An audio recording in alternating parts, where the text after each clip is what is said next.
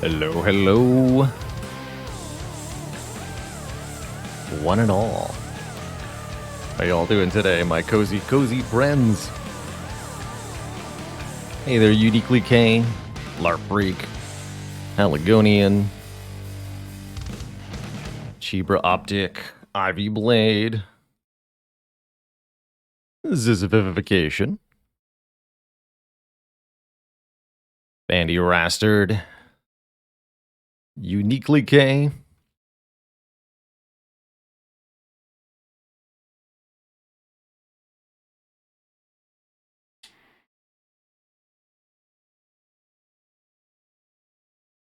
do you like the idea of having some sort of spreadsheet to keep track of the Spire? However, ultimately, problem with a meticulously updated spreadsheet is that somebody has to meticulously update it. And Spire does conveniently collect all the run histories together for me. At the very end of it, 400 runs later, I will have 400 run history files that I can compile and aggregate for folks. So I'm letting that be the intended record keeper here. Hey there, Fire Drawn. Planning on doing maybe 3-4 hours of Dark Souls today, followed by some deck builder. Might be Monster Train, might be Spire.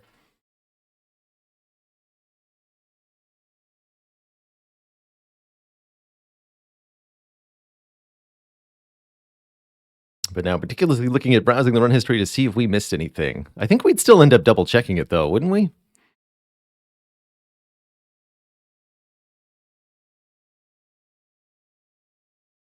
It may well be that a spreadsheet could help.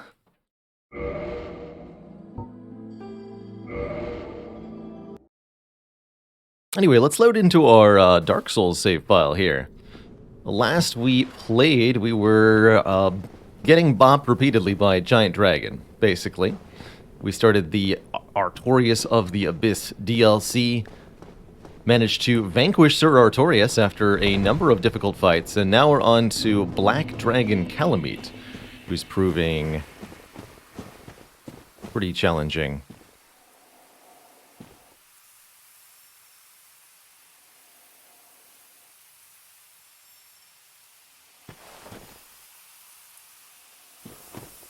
The run histories are stored in a convenient file. What would be possible for somebody who knew how to script better than I did would be some sort of basic script or program that looked at run history files and automatically populated a spreadsheet based on that information. That would be the simplest and most easy way to do it in terms of automating it.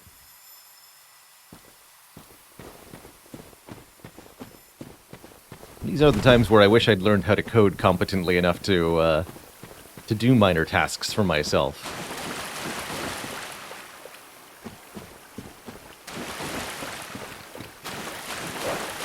Hello, doggos. Get bonks. No worries, Uniquely K. We've got other folks who may or may not be able to death count for us during the Dark Souls today. I know Zizzy is, at the very minimum, partially around.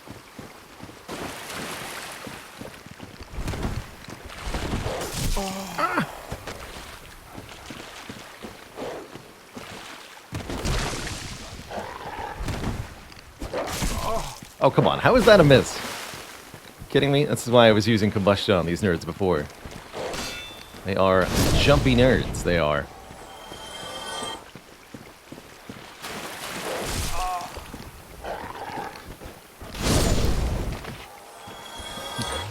Feature from Seinfeld. It's a deliberate fashion statement that we make with this character. Very much a deliberate fashion statement. Alright, first attempt of the day, gonna be kind of a refresher on what it is that Calamite offers as a fight.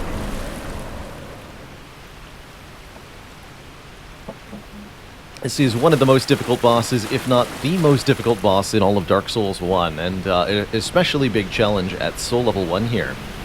There's a reminder, this playthrough is done without any level ups. This character is soul level 1.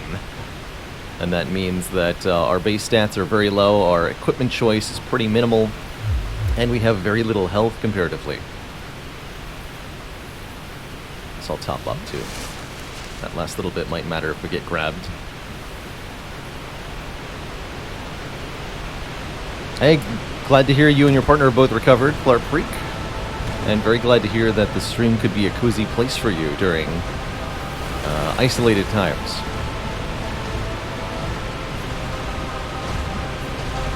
A big dragon. Fair enough.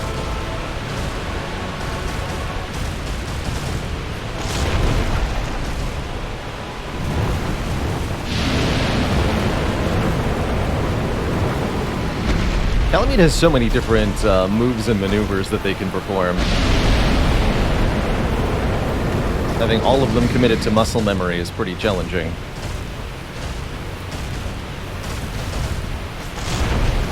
It's that lunge attack that really gives me the most trouble.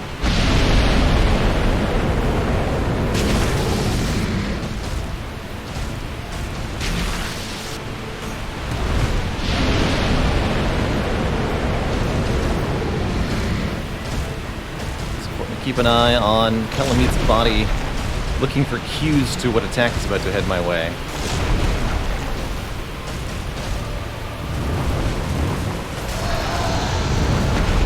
And having a good memory of which one provides me openings for attacks.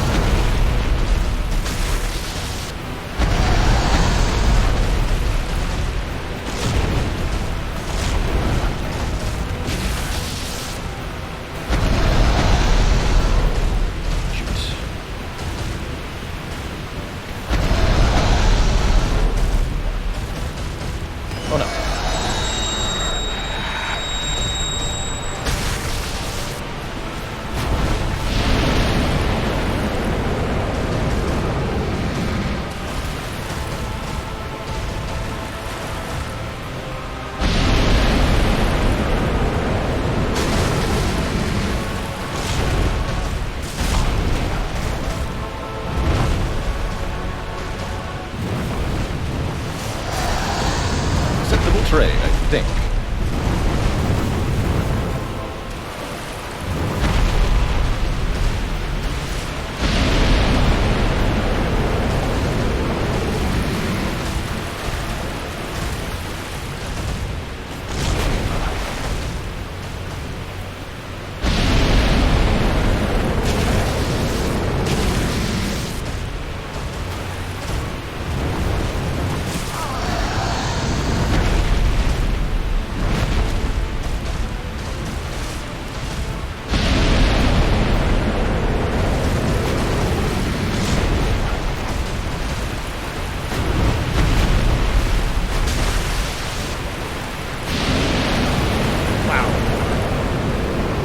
Good hit, sir.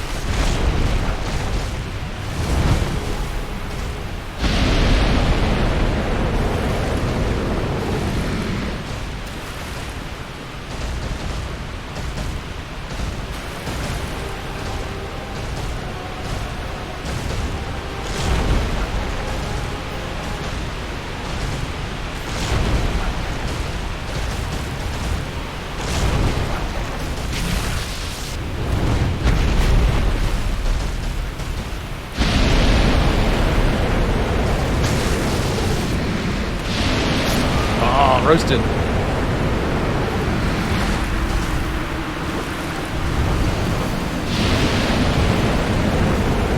Okay, that was a really encouraging first attempt, though. I feel like we really internalized a lot from our last session. And deliberately playing Dark Souls here at the start of stream so that I'm fresh and alert for what should be, well, the most difficult fight of the whole run, probably. Zagasu, thank you so much for 22 months of support.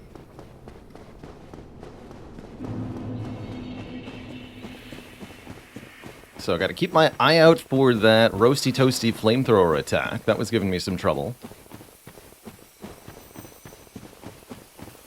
Otherwise, I'm feeling really confident based on my performance there. I'm sure we'll have a few embarrassing deaths shortly, but...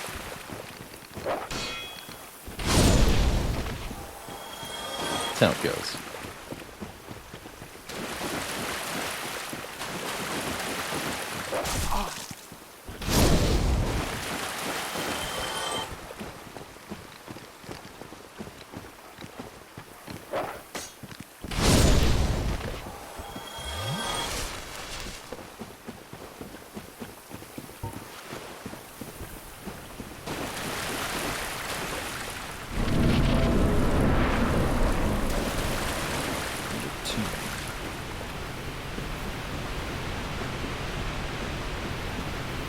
How much damage I can get Great Combustion to be if I were to, like, damage boost the crap out of it. This could definitely be a potential fight for power within. Food for thought.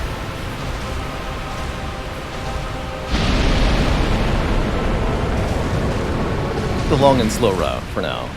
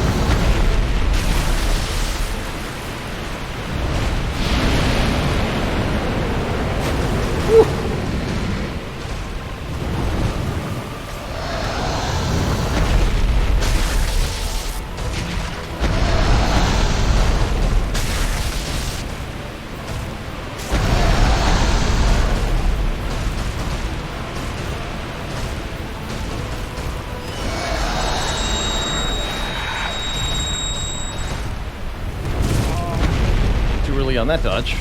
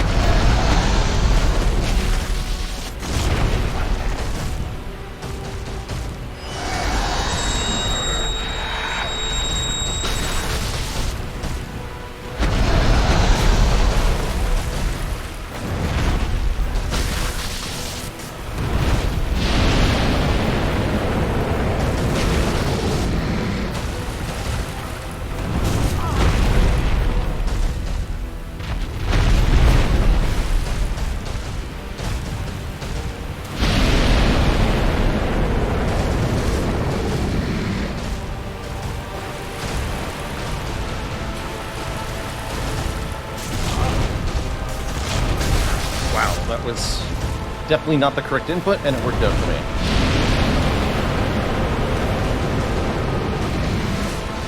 Should not be alive right now.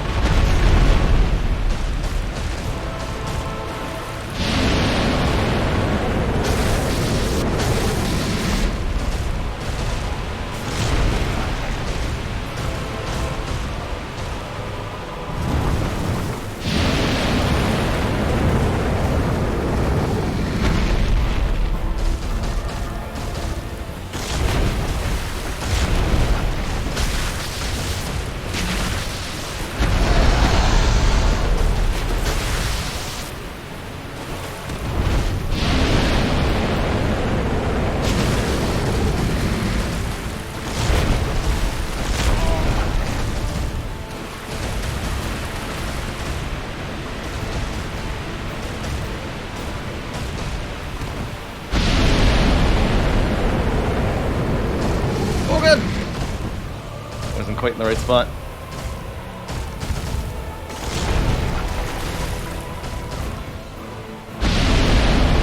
Clear and then yeah.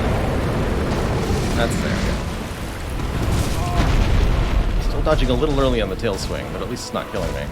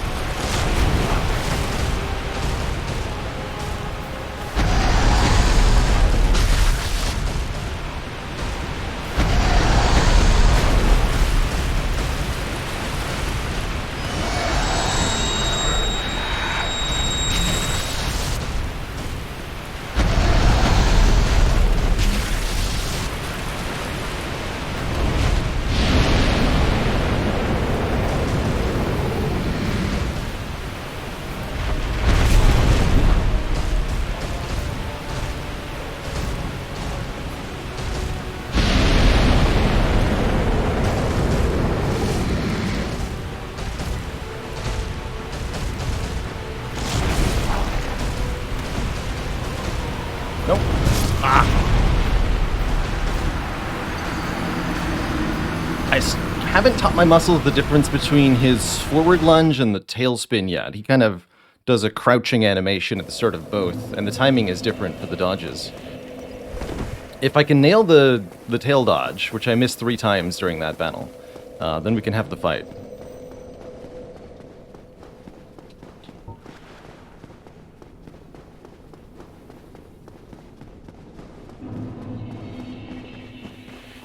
A dramatic reenactment of me trying to clip my cat's claws. Yeah. They're very leapy creatures.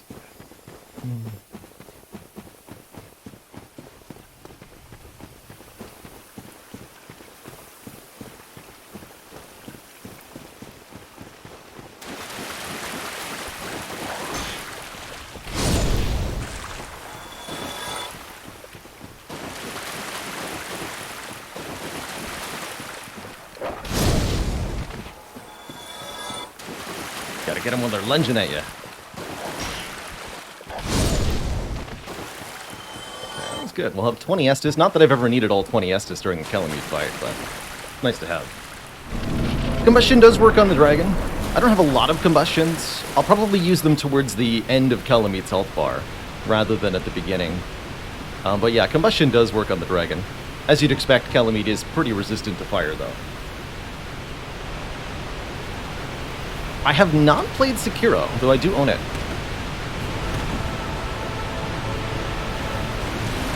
Kind of forever on the backlog, that one.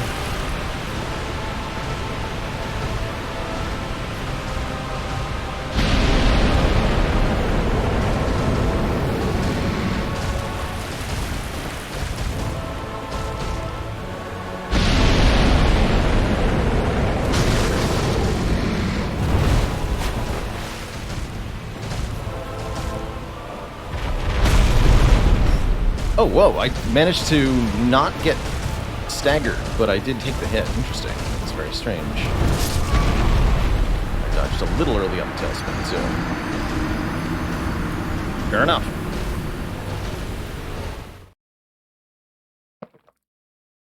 I'm really surprised I got hit by that first attack, though. Did I do research on Soul Level 1 before starting? Not exactly. Though I'm well familiar with Soul Level 1 as a concept in Dark Souls, and I was familiar with the gear that I was going to need.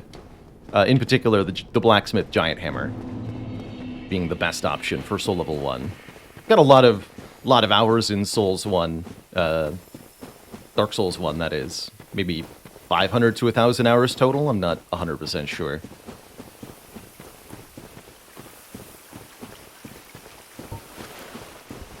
But I've never done a Soul Level 1 playthrough.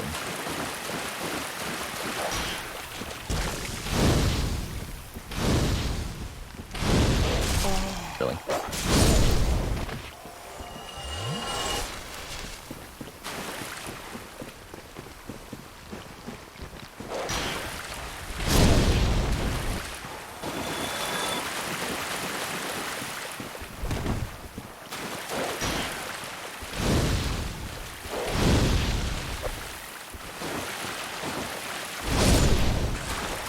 That's one way to do it.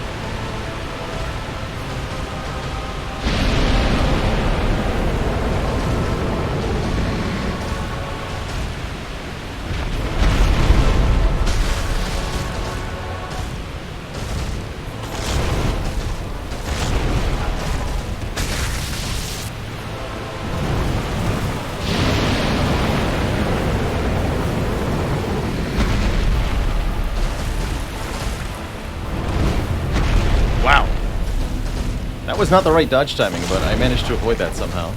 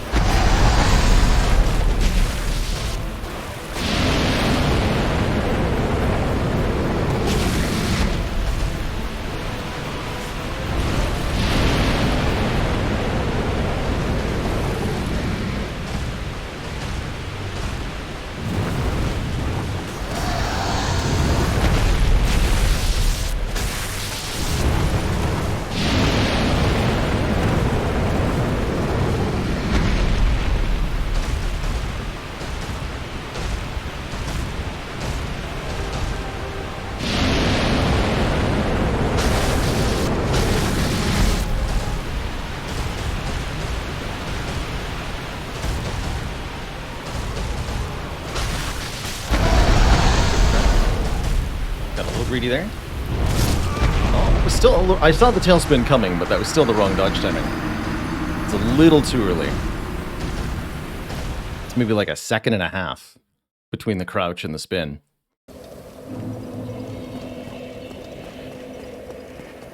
We'll get there.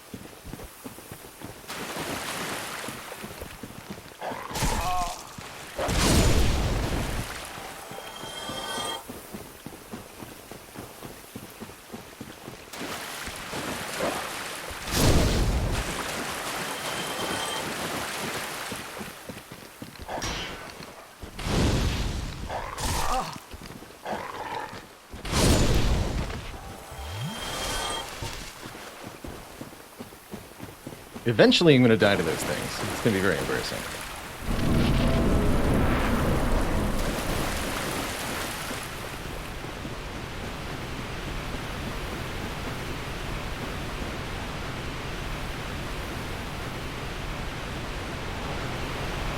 Hey, there's Iz.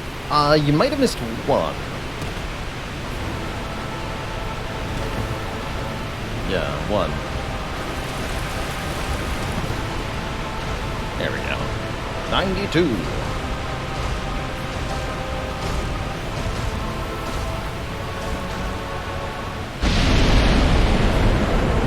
Dodge up for the crowd. Why did they give this boss so much health? It makes the fight drag on and on and on. Oh no. That pun was so bad I had to die.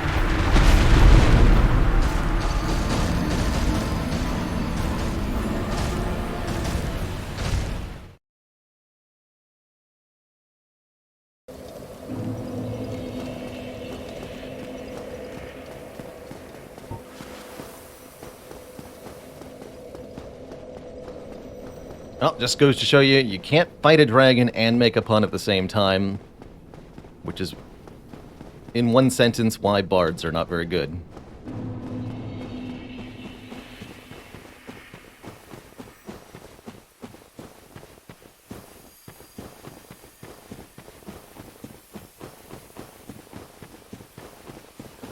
No lie, Redshift, the easiest and best way to do this might be to go no healing, bring my character down to a sliver of health with the red tearstone ring, and then kill Calamite before we take a single hit.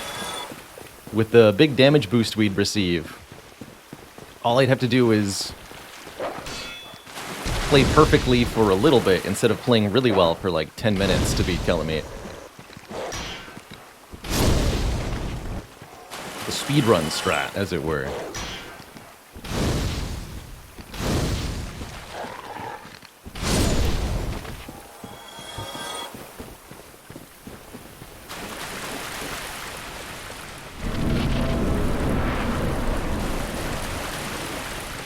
Hey there, Centeneer.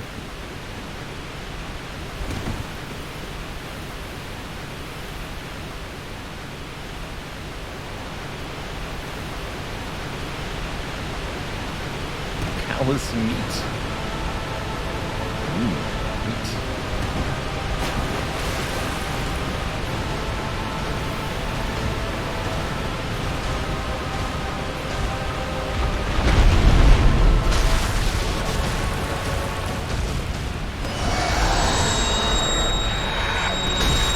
Oh, I got the wing hit. Nice.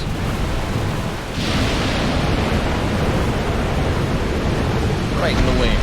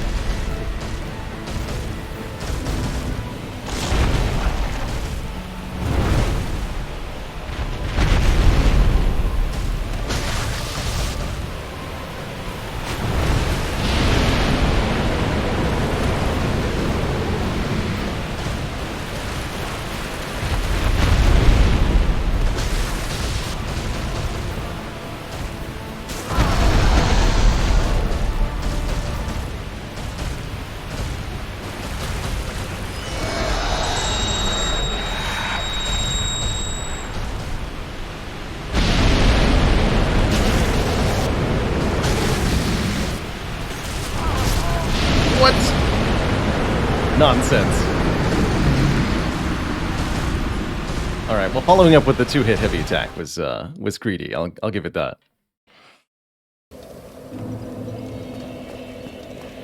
But to be flattened in such a way, very rude.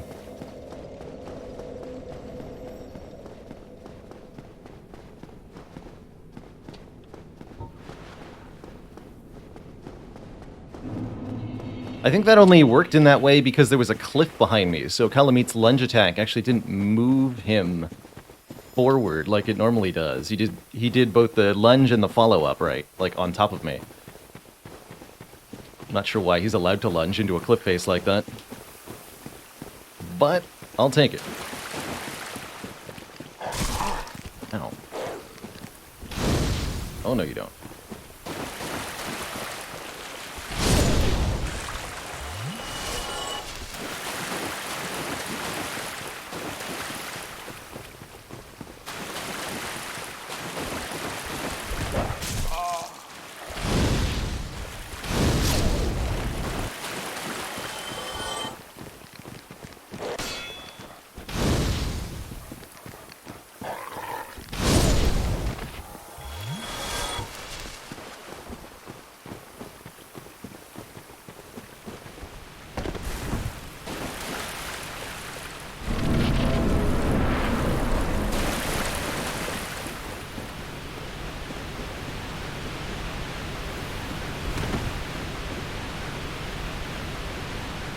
The fire attacks from our Great Combustion spell. Spells don't take stamina. You might note that they're not depleting our green bar in the same way.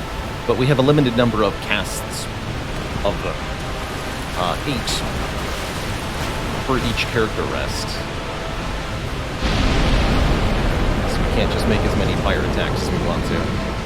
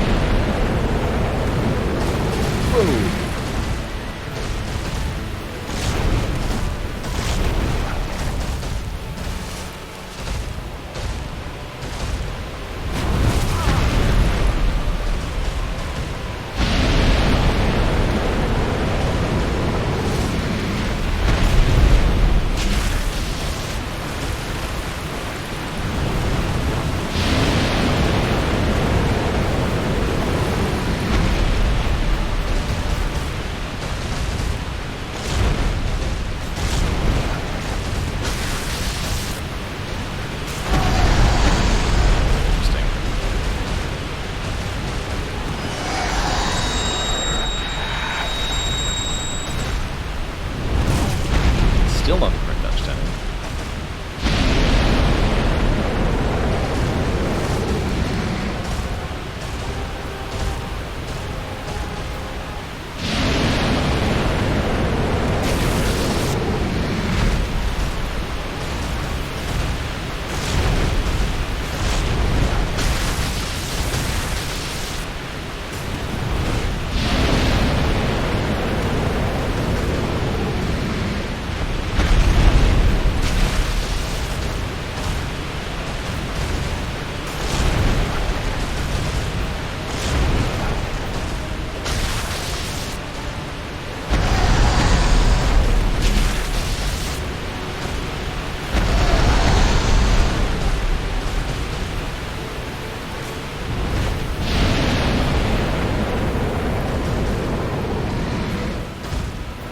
Bring it, big boy.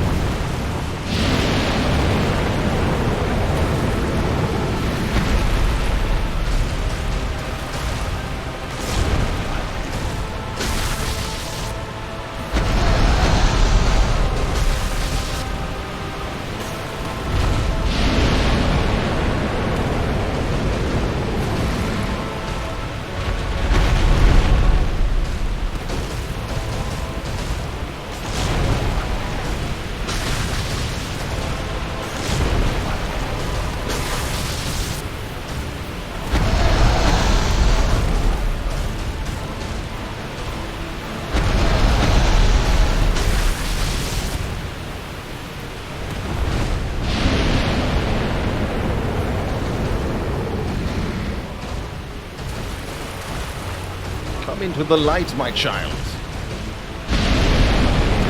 That's why we see you better.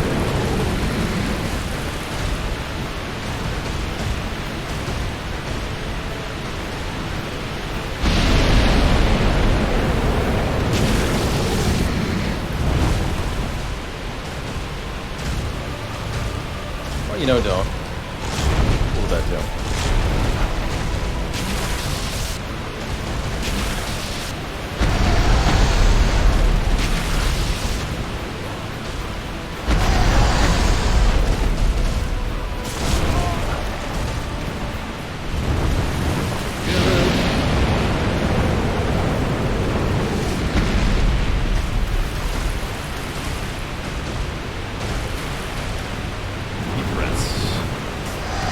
Stay on target.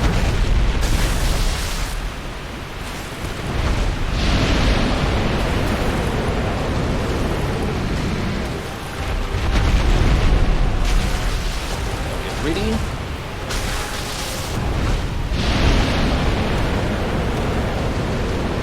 Stay focused.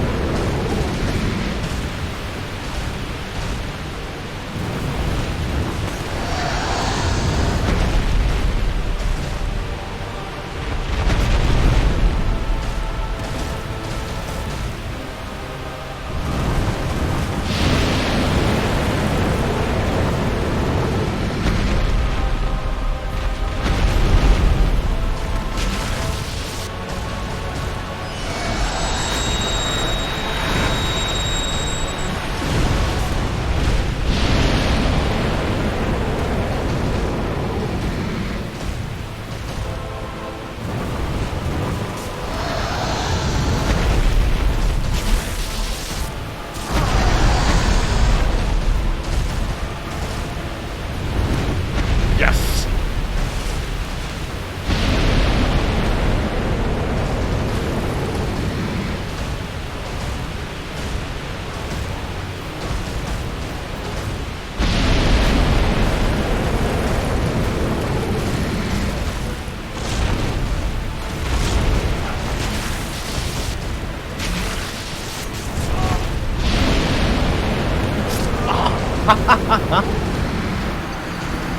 So close.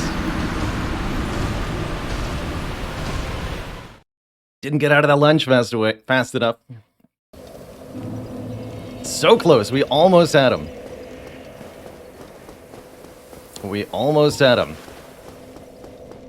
Should be less than 10 attempts from here, though. That felt so good.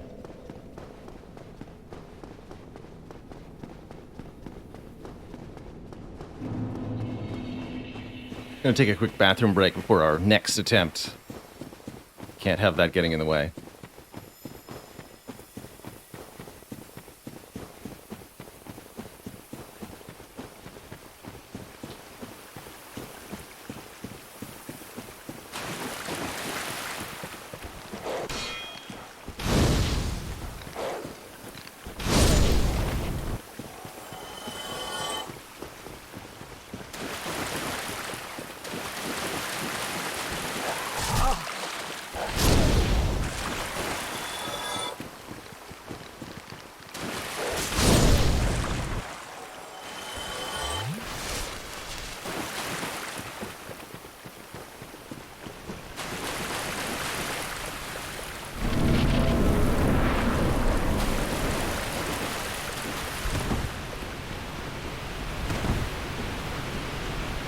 Okay, I will be right back.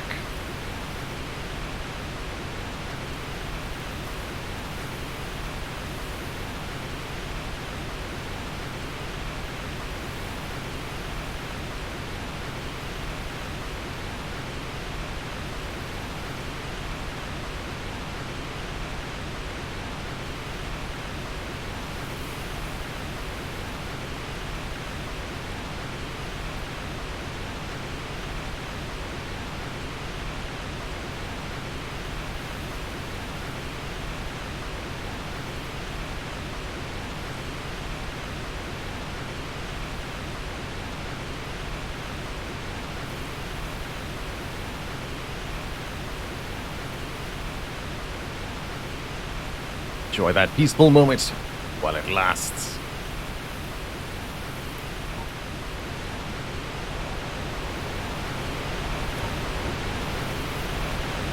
We're back.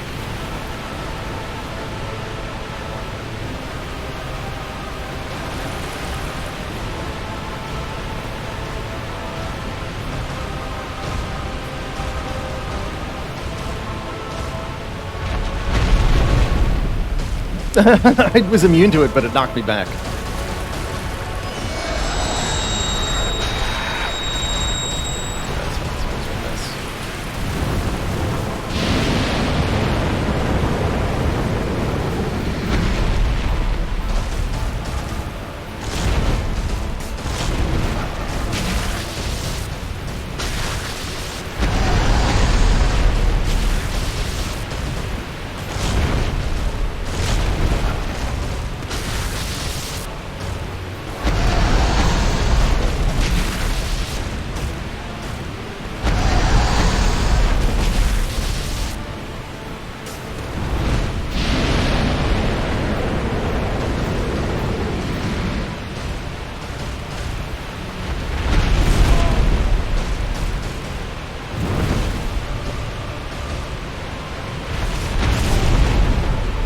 That.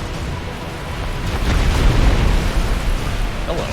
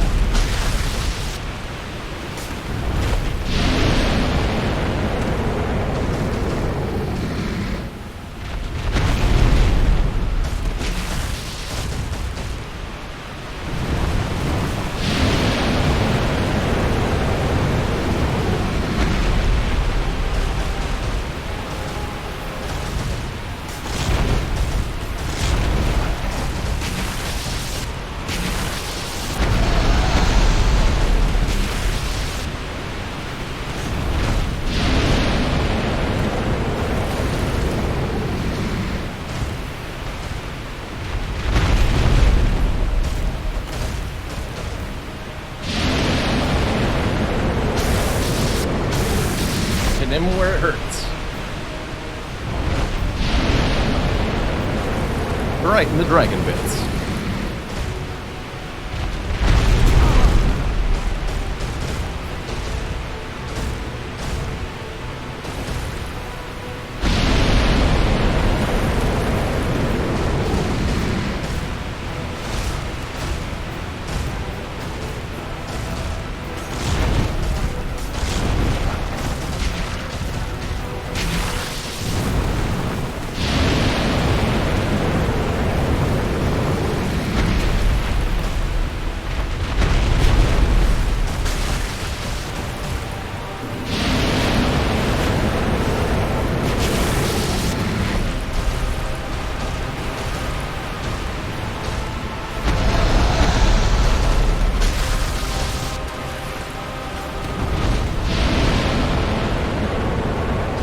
I think a big part of the success of this fight is staying close to Kalamit's flank to bait some of his close-range, easier-to-dodge attacks. Oh, dear.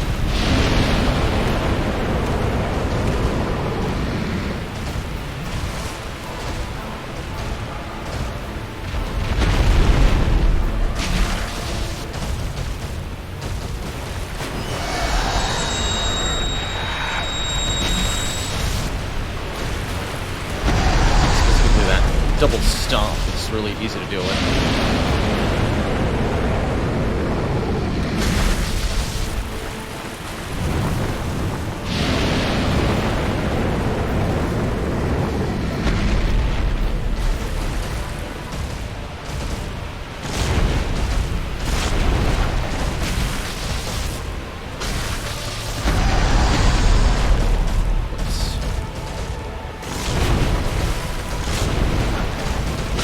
Lunge attack was getting me all day the previous stream, but now that I know how to dodge it, I'm having a much easier time overall.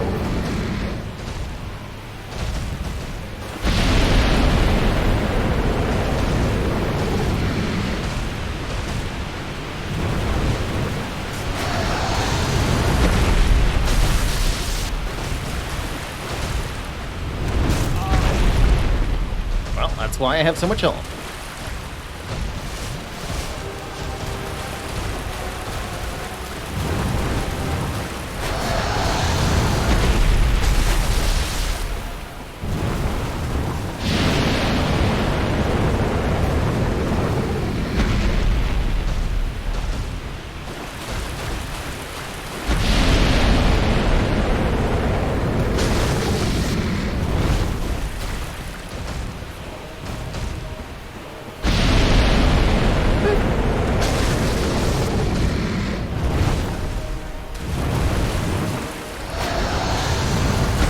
Oh, jeez.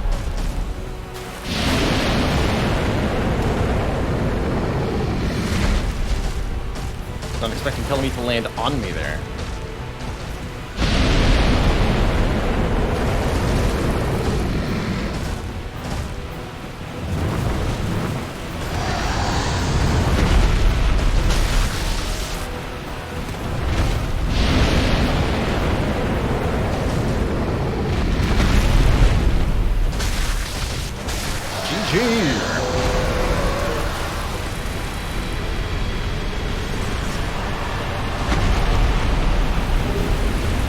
First try.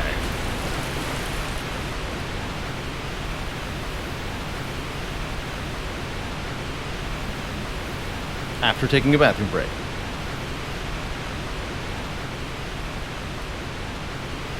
GG. Oh, Dark Monster, thank you so much for those 100 bits. And thanks for bearing with me through the struggles of that battle. Calamite down. That means there's only one DLC boss left. And with plenty of time to spare, I guess that's where I'll head. I suppose I can take the... get that from here. See you later, Ziz.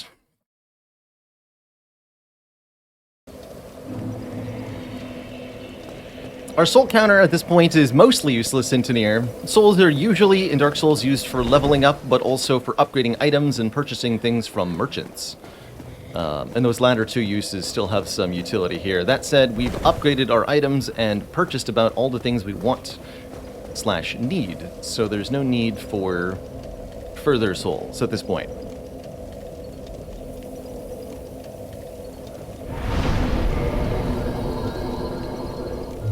Oh yeah, and now that we've dealt with Calamite, I do want to go check out a cool little bit of dialogue from our dear friend Gaw.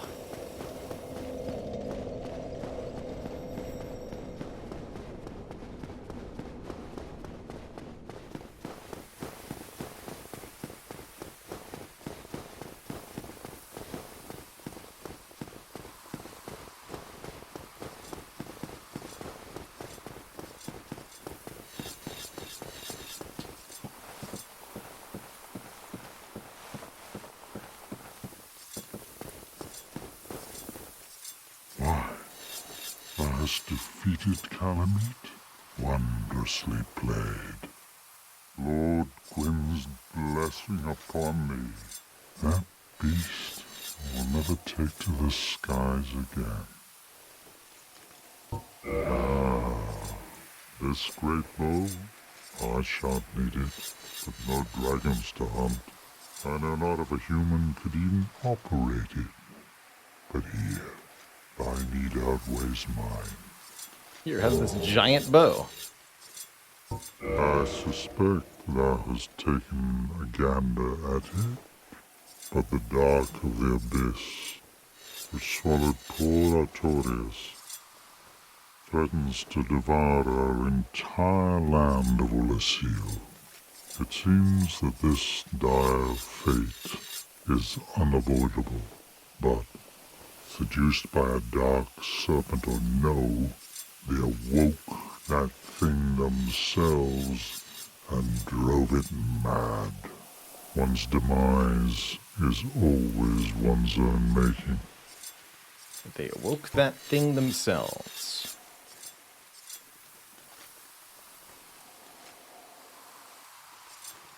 If thine wish is to succeed poor Artorias and challenge the spread of the dark, then thou must face Manus, father of the abyss. The dark emanates from Manus himself. Even if this land shall expire, thou may be able to prevent further corrosion.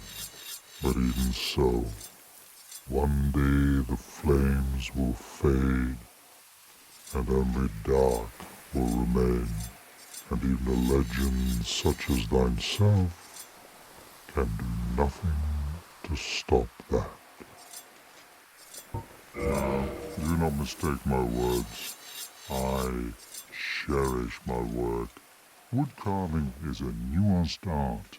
I would have much to talk about with that blacksmith. In truth, how is the old chap, I wonder? Still hammering away, I should hope. Yeah. Now, do not mistake my words. That's all he's got for us.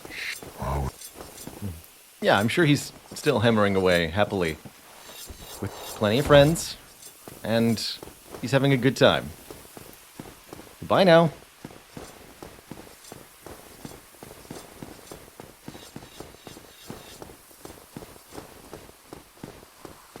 On a completely unrelated note, Centennier asks, why are we using this weapon, the Blacksmith Giant Hammer, which you get from undisclosed location in-game?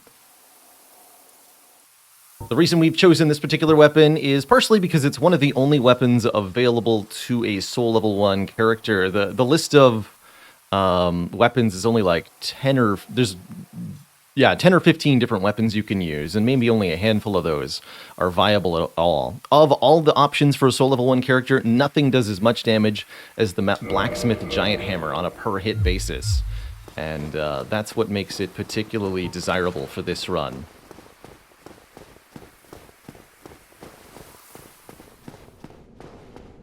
Our other best option would be a Chaos-infused club of some kind, and that would be substantially less damaging than the Blacksmith Hammer.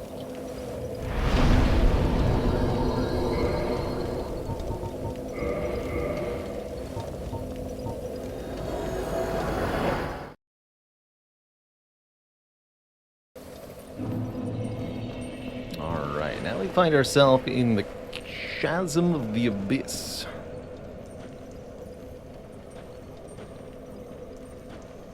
It's a spooky place.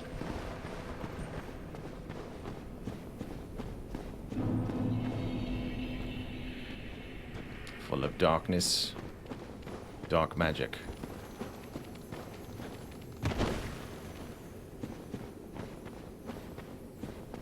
Gonna be avoiding most of the area, as there's a lot of different hazardous enemies here.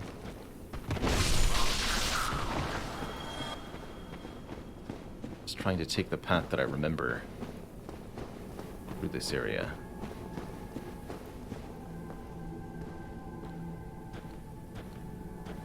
Humanity sprites. Good place to farm for humanity items, if you wish it, is against these enemies. They are assuredly creepy.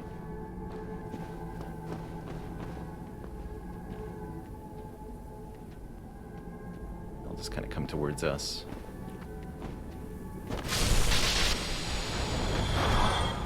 Ow.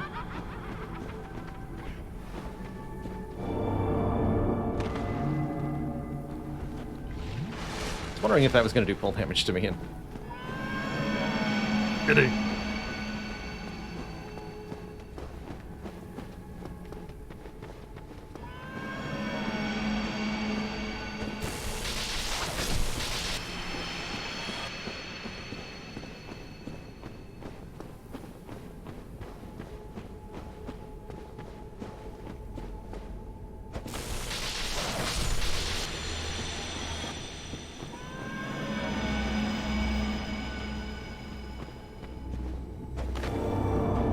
Actually unlock this shortcut too.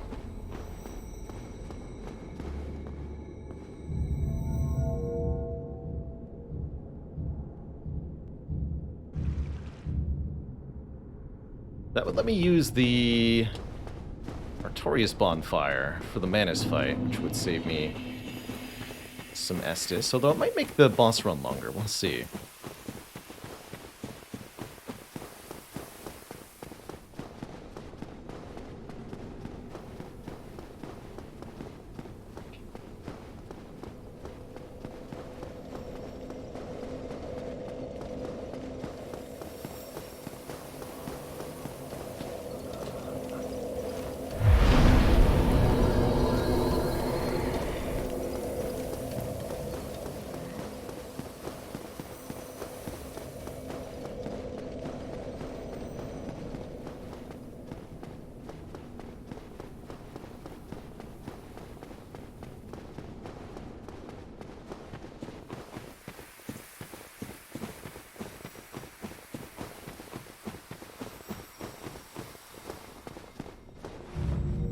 Not this one. The other one.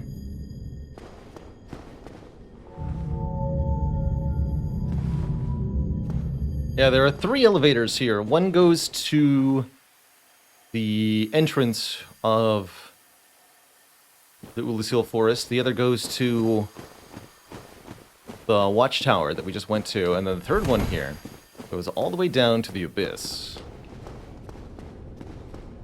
Through a very long, very fast elevator. Look at that thing zoom.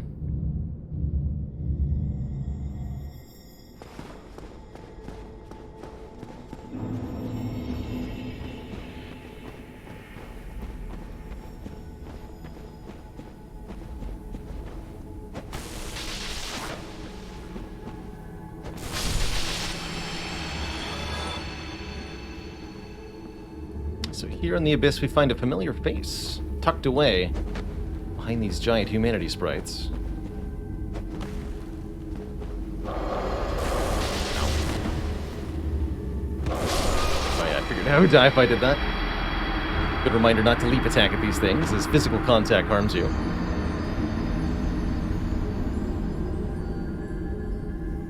But that's what we got the shortcut for.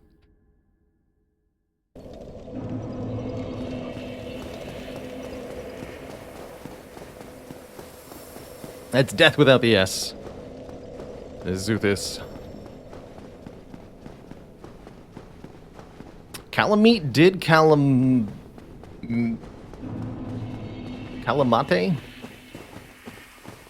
Caladead. Dragon is dead. And will be forever. Dead.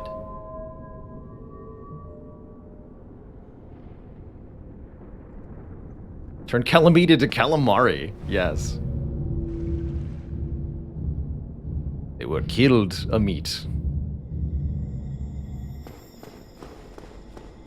Turn them into Cala mincemeat. Oh.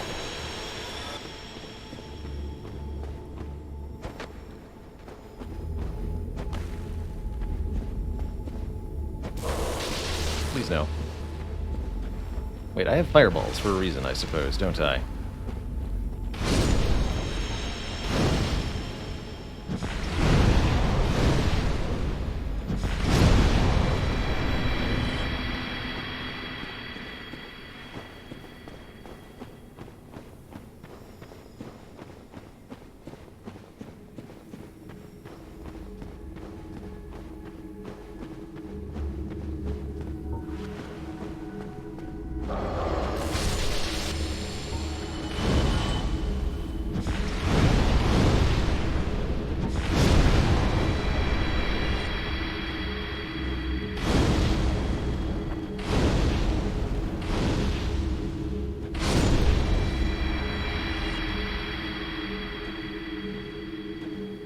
wolf. Notably smaller than last time we saw it.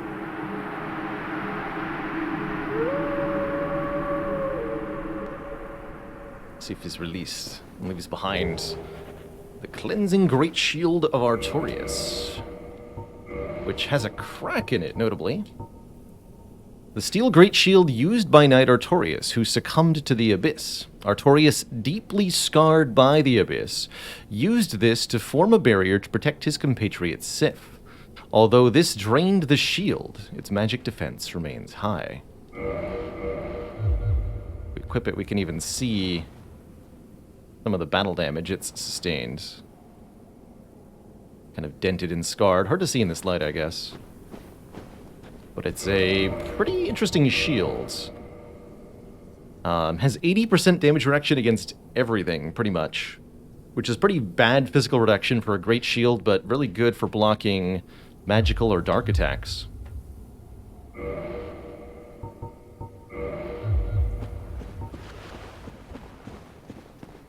With Siftreed, we can recruit them as an ally to help us against the boss of this area, Manus, but I'll be doing that fight without assistance of any kind. Alright, now I have to remember which way to the boss from here. Gorgeous view. Yeah. Indeed. Look at all these things.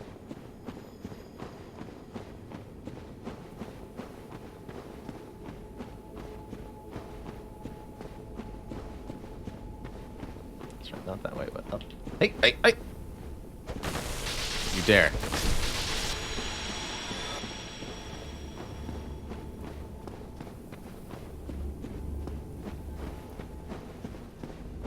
You're here.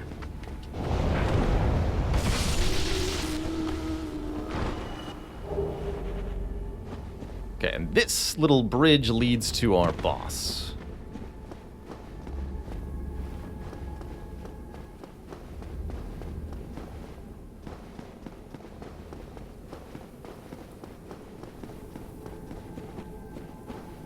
Not a slip and slide door, though. There's a few little things tucked away in this last little sub area. A few more humanity sprites.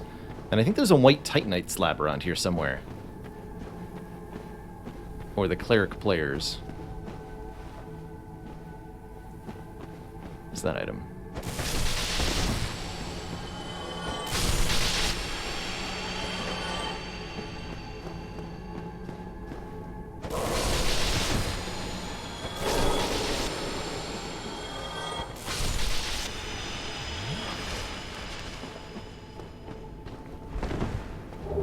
Soul of a Hero. Is that in my inventory? Alright. Oh, that reminds me.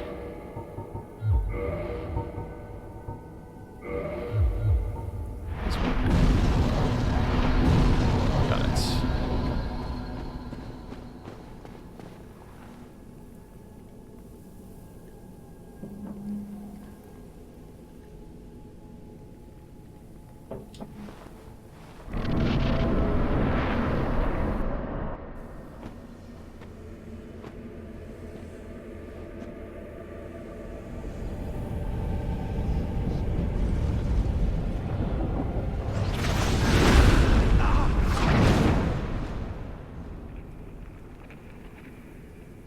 They called him Manus,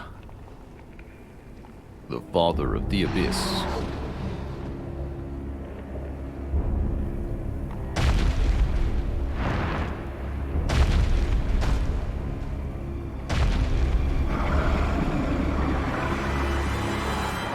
And lo, he was very angry.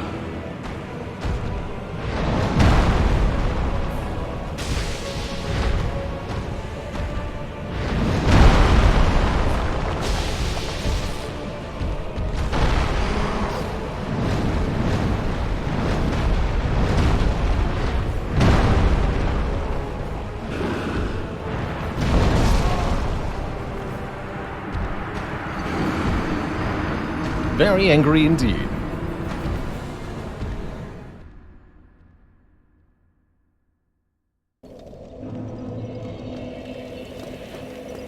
I think that killed me in one hit because I mistimed my dodge roll and took bonus damage. I should be able to survive most of Manus's hits with this much health.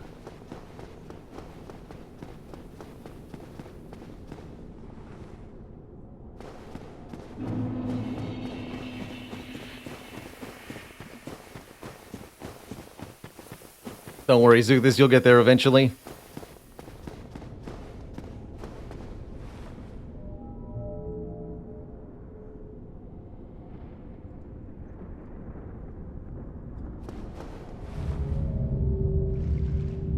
Let's see how painless this... This should be a relatively painless boss run, actually. Takes a little bit of time, but there's really no enemies in the way at all.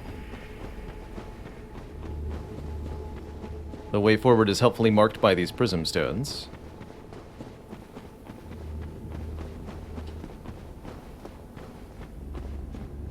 And we get the jump on this enemy.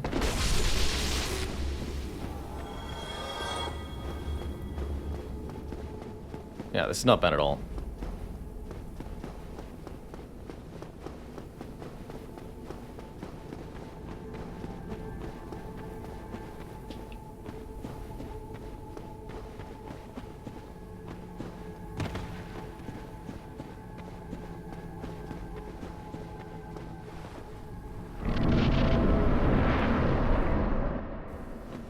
Okay, we don't need to see that cutscene every time.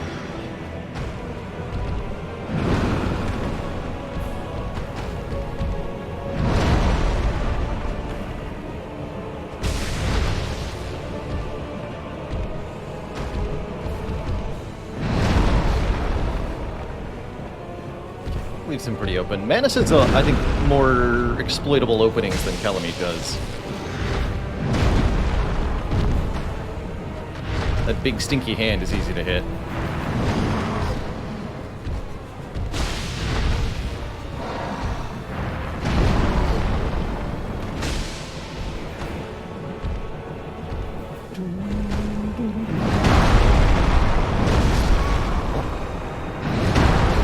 Too slow on the dodges there. We'll have to learn some of these timings the hard way.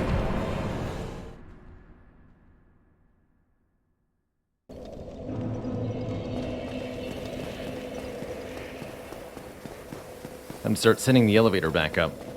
Save a few seconds.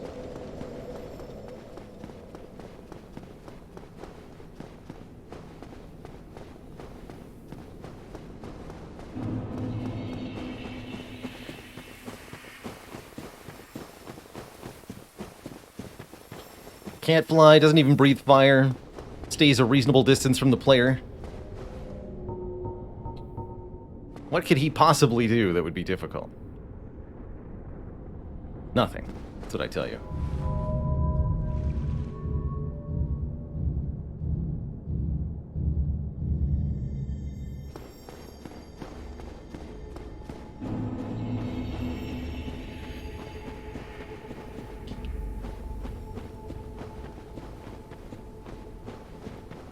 I think you might be right, Maniac and Amask, that the other bonfire is slightly faster. However, you have to run by a couple of enemies that can hit you.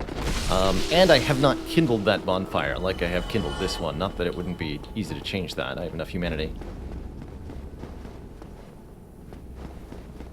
But I think you're right. The other bonfire is slightly faster, if slightly riskier.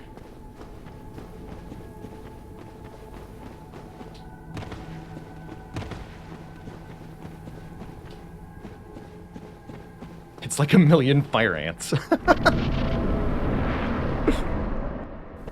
a new way to phrase that. I like that.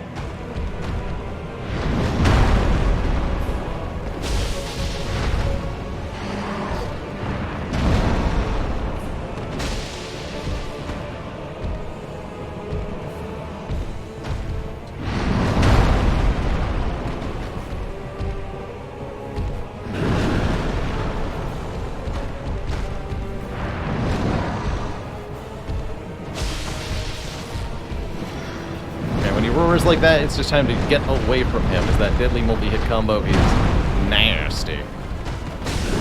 Oh no. You can do it twice in a row? Apparently.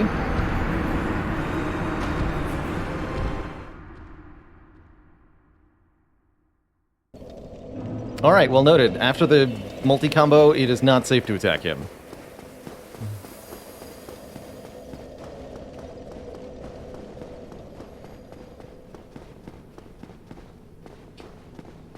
Yikes.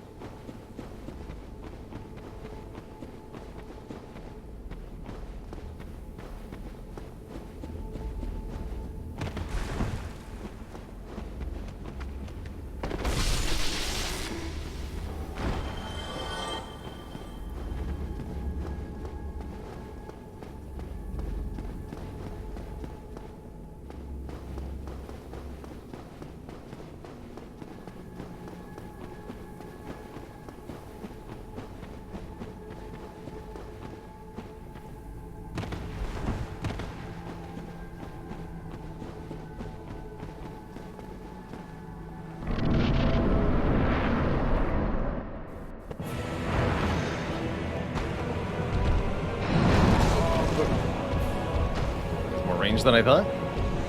Good stuff, sir.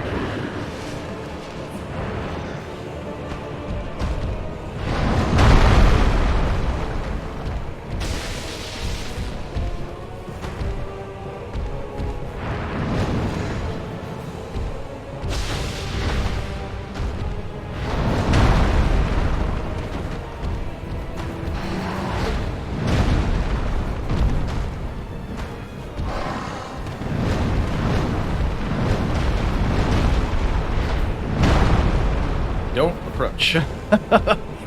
He is very angry.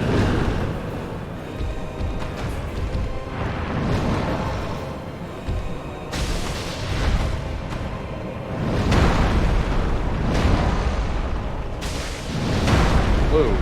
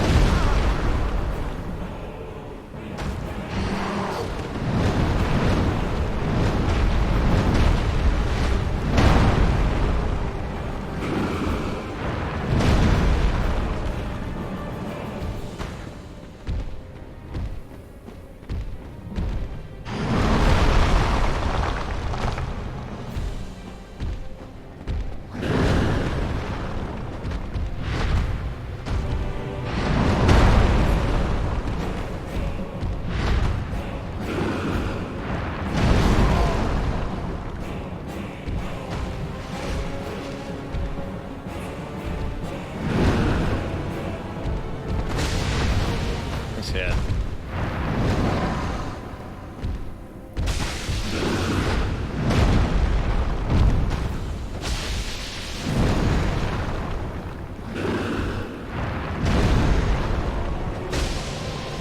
Just one heavy hit when he does that.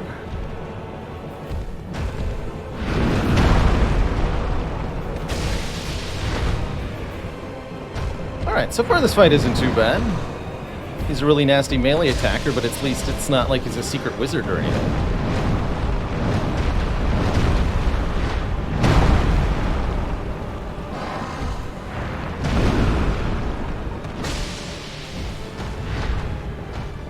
Oh shit. He's a bigger wizard.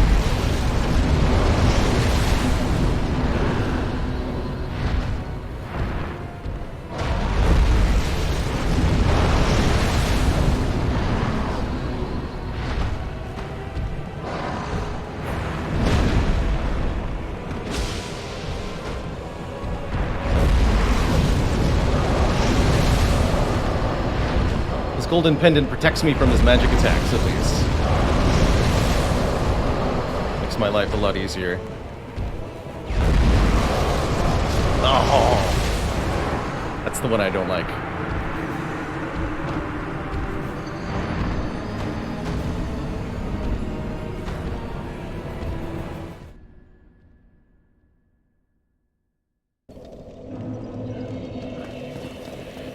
That's death number 100.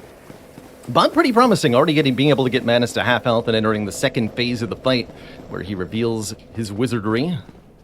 Dark wizardry. Dark overpowered wizardry that does way too much damage.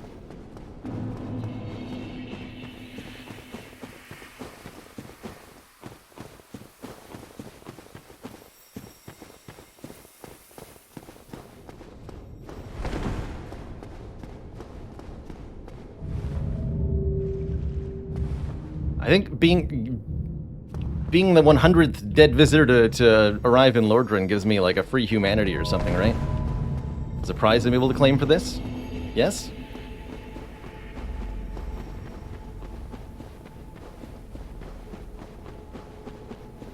You won a free trip to the catacombs. Visit Bone Wheel Island.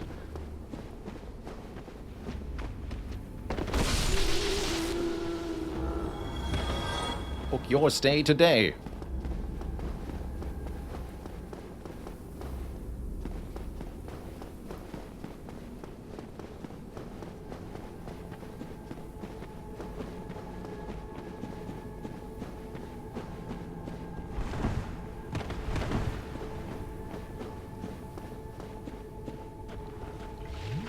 Death so far 10. Wait. You're right. There we go.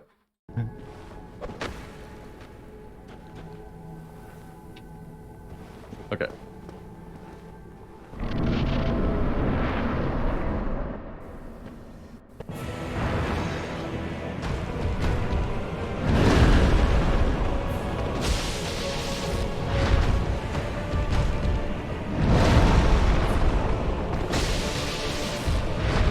Na secret wizard.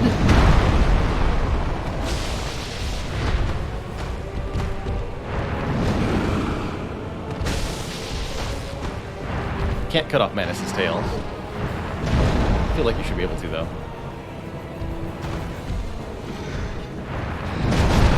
Whoa. I got pancake there. Interesting, that was right at the start of my dodge? Must have been a fraction of a second too late.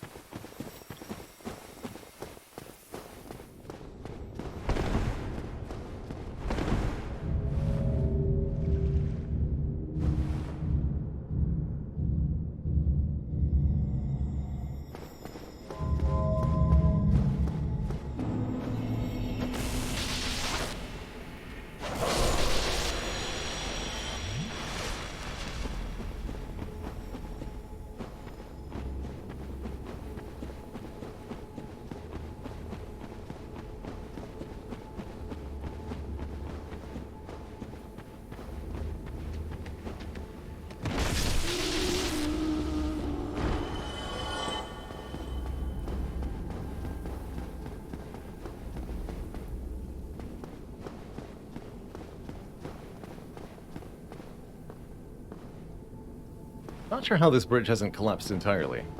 This column be wedged.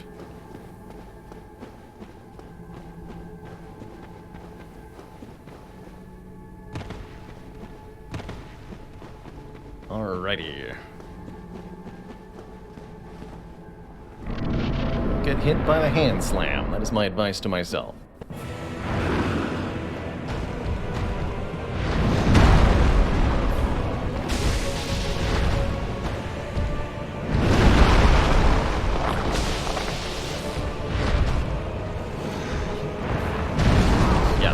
get hit by that.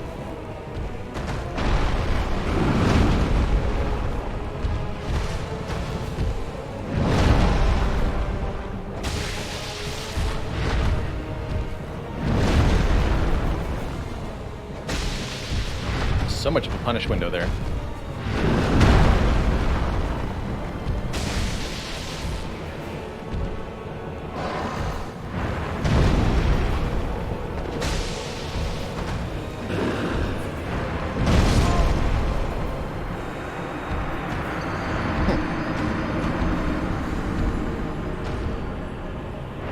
Can he extend his arm to variable lengths?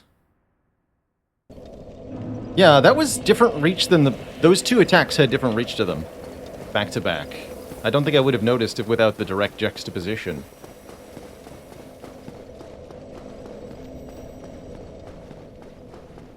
I can't tell if those are two different attacks or one attack with some amount of variability to it.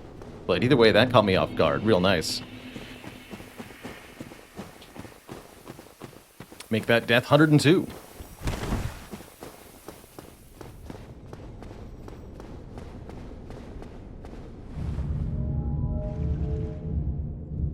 Howdy, FBI's most unwanted.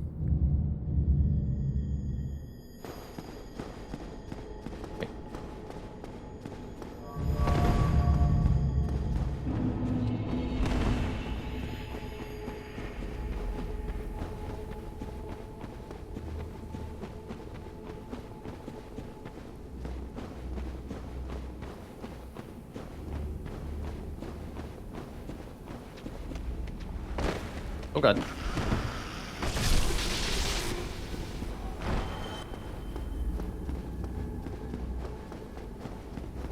Please no whiff the hammer.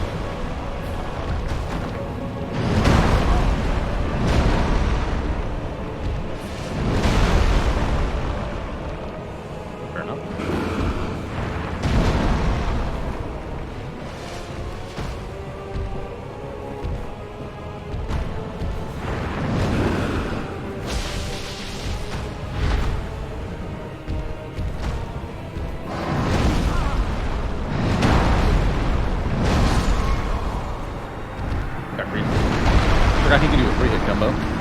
I think he can even go to 4 hits, actually. Dang. Hey there, Dogeman Pie. No worries about asking. I don't usually set out a schedule or plan ahead of time what games I'm going to play on what days. I do expect we'll play some Spire after the Dark Souls today. Which I'm only going to play for maybe another hour and a half before I get exhausted. So we'll make like an hour and a half of attempts at Manus here. If we get it, good. If not, it'll be next time. Only 103 so far. Honestly, given that we're including the DLC with this Soul Level 1 challenge, I'm pretty happy with anything under 200 deaths total. DLC is real hard, man.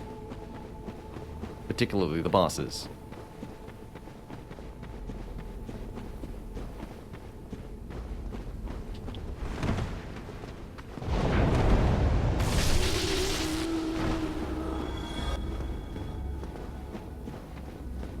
Please no.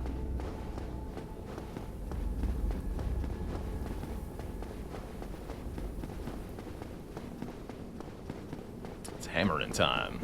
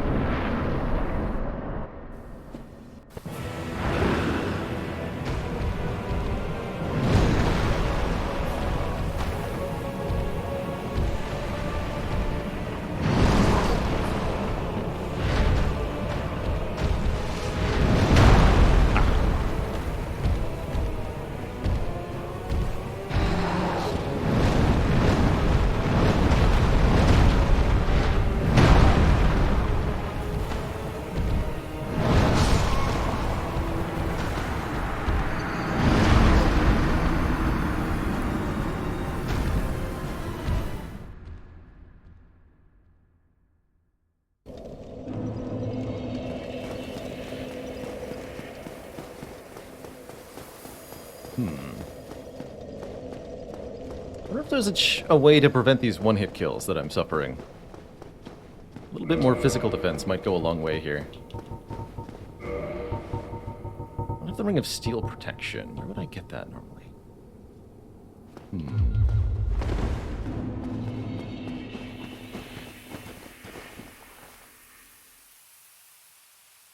Somewhere in Sens. Is it on top of Sens? Or is that the Flamestone plate ring?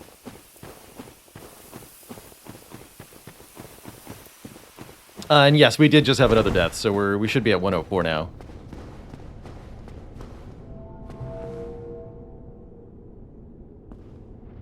Other option might be slightly better armor. I could actually upgrade some of this, perhaps. That could make a difference here. A key difference.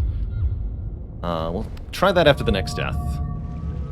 Evaluate upgrading our armor a little bit. Actually, hold on. We're at 13.4 out of 61.2. I could weigh a little bit. I could wear a little bit heavier armor here. Oh yeah, this might help. Yeah, that'll be somewhat better physical defense, and it might make the difference in terms of living a hit.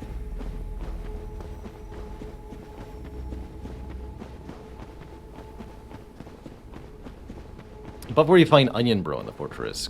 Got it. Oh, yes, yes, in that chest. Okay. I'll consider going to get that.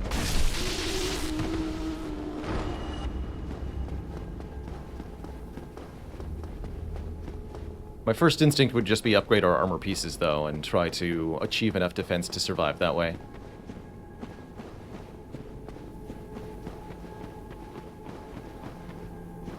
Ninja Flip ring, yeah, Ninja Flip would be pretty good. Think of what other rings I could use in the other slot that might be useful. I'm not actually going to use the red tier stone ring. We can probably do better.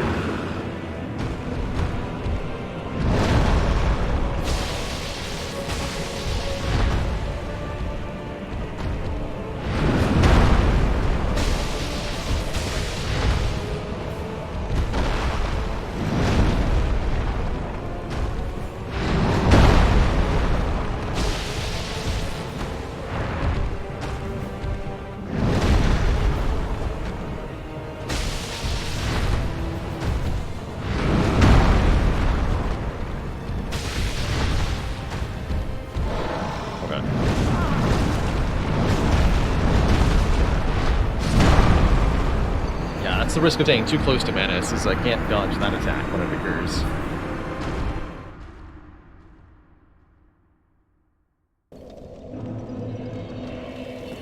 $105.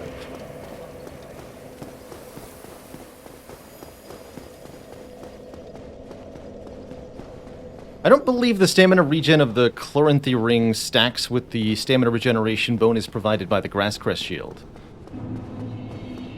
Right?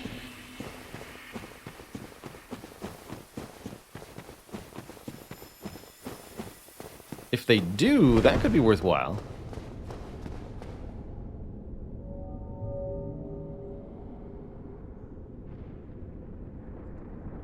Well, that's also very far away, in the Great Hollow. Food for thought. But yeah, if they do stack, that's pretty hype. How close are we to completing the main game? Extremely close. All we have to do is defeat Lord Gwyn in the Kiln of the First Flame. Realistically, if I'm able to defeat Manus, then I should be able to finish the rest of the game very shortly thereafter. So Manus is really the last big obstacle.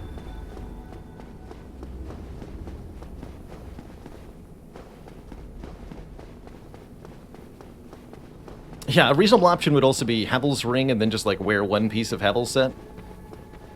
Get some defense that way. And some poise that way. Nothing wrong with that, quite frankly.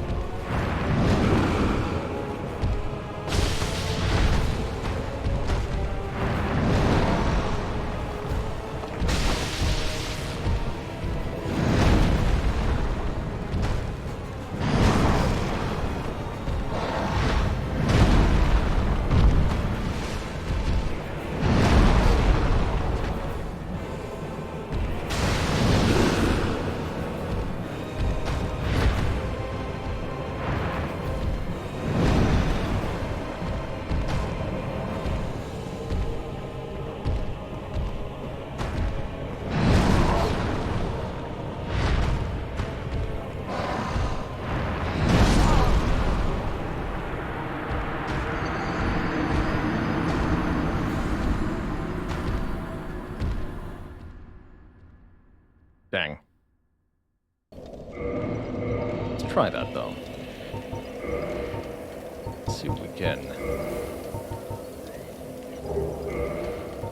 It's like 22. Can I wear Havel's gloves? For 11.5. No. Gloves are going to be the lightest part of his set. Could I wear? Could go medium roll. Seems unlikely to work out well for me.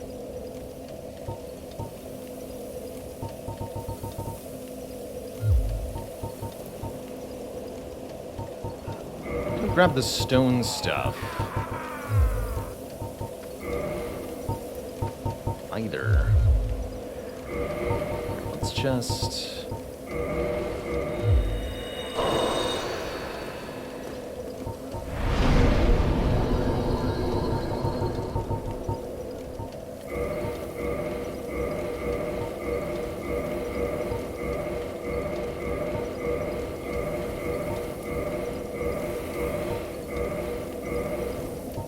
there. Here I'm missing Titanite shards.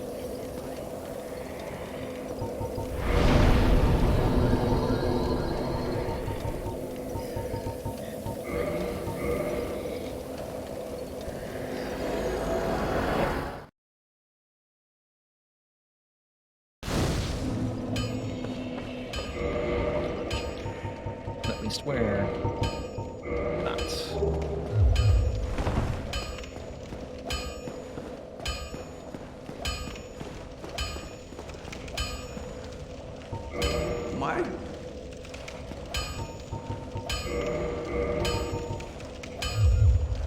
Nobody's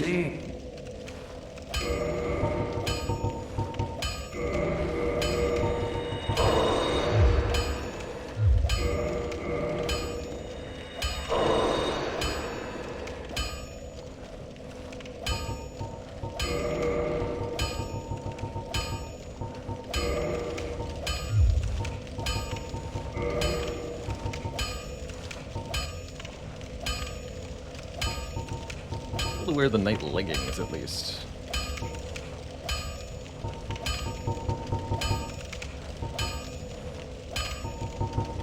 Wanderer set's pretty good too.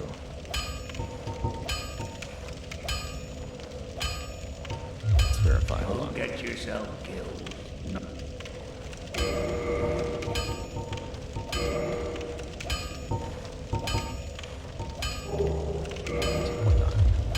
Yes, I can still fast roll with these on. Perfect. The gloves.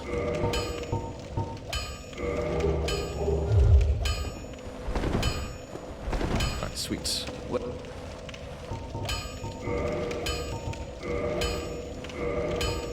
It's a really good physical defense. Nothing else, though. Good.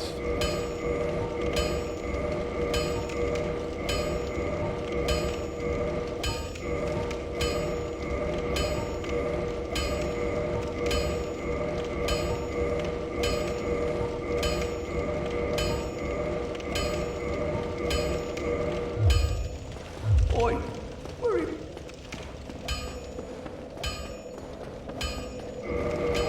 Yeah, 138 physical defense. Not a huge amount, but hopefully enough to help.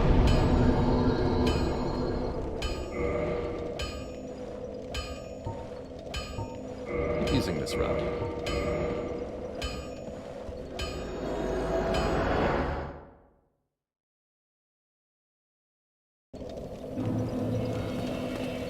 Okay, and the idea is that with a little bit more defense, we are hopefully able to survive one overhead slam or one combo attack. I'm not sure it'll be enough of a difference to actually achieve that, but best of luck to us. Hey there, Ragno. Catching us just in time to see us attempt Manus of the Abyss. That's soul level 1 here. Big yikes.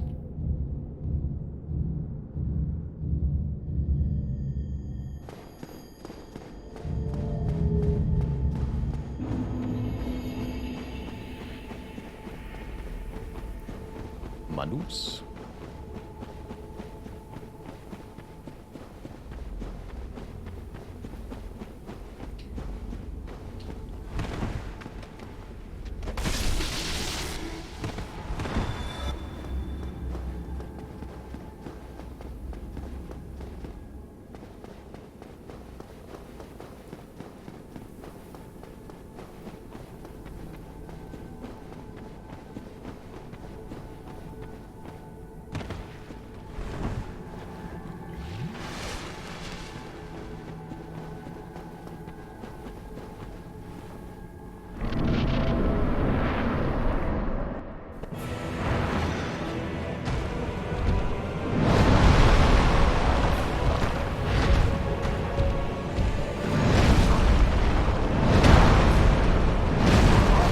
killed me last time I made that mistake.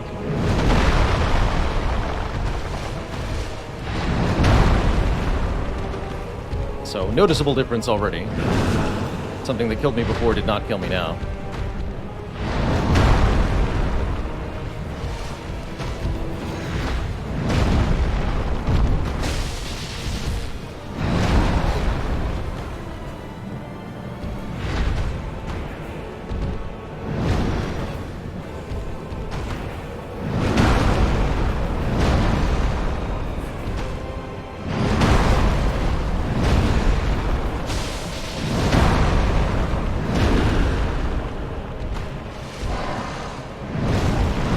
So even dodging directly away was not enough there.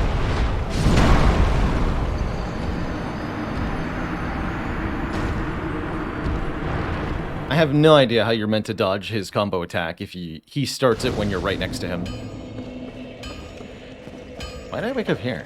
Alright.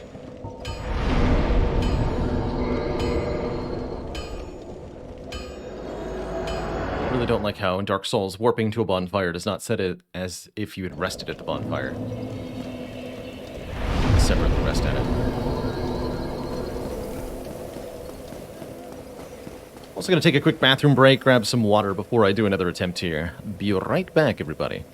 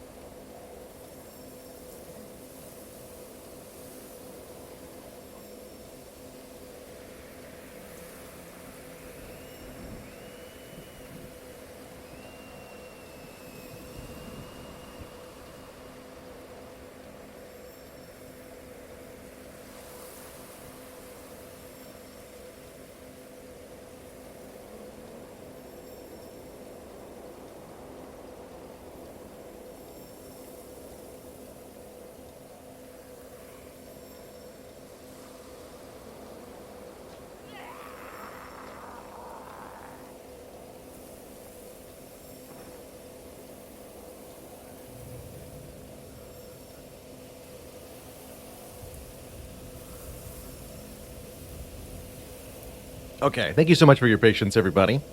I left the stream room and it turned out a sandwich had been procured for me, so I just spent a couple minutes wolfing down the most delicious kebab sandwich. Now I'm much happier and ready to lose to a boss some more. Gotta say, there's nothing that helps take a frustrated, upset Baylor into a good place faster than food.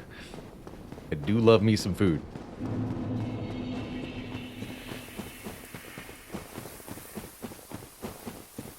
Delicious, delicious food.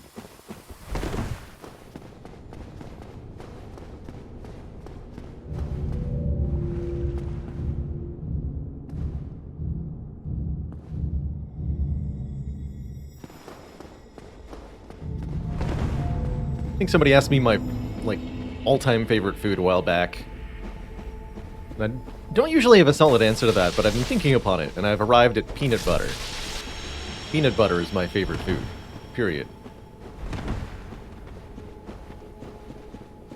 I eat so much of it. Extra chunky.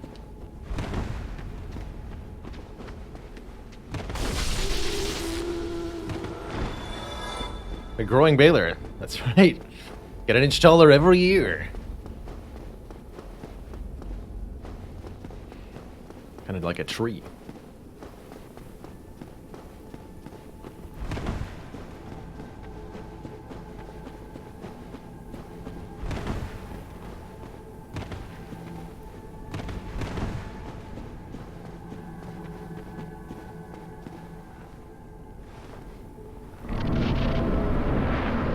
Alright, Mr. Big Hands. But yeah. It's a solid opening salvo.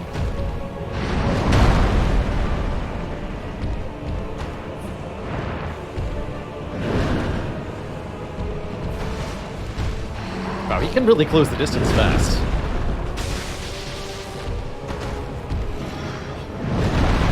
Okay. I have successfully dodged the combo after starting next to Manus. That's a good sign.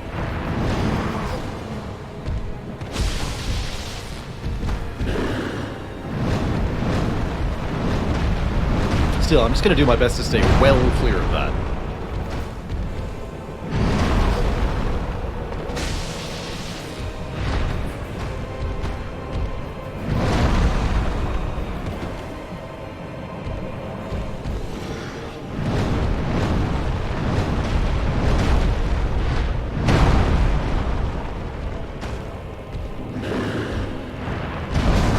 Aha! I can live that now. Good.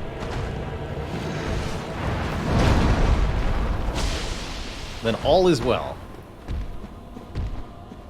Upgrading the armor made a really big difference here. I think armor upgrades in Dark Souls are very underrated by many players.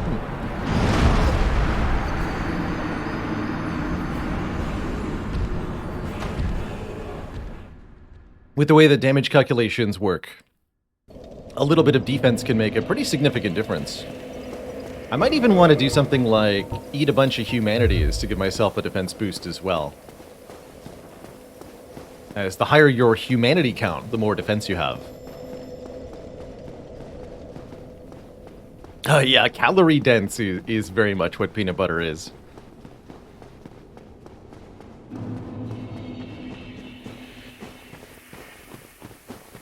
Ten humanity would be a nice persistent, as long as I can reliably get my bloodstain. 10 humanity would be a nice persistent to buff.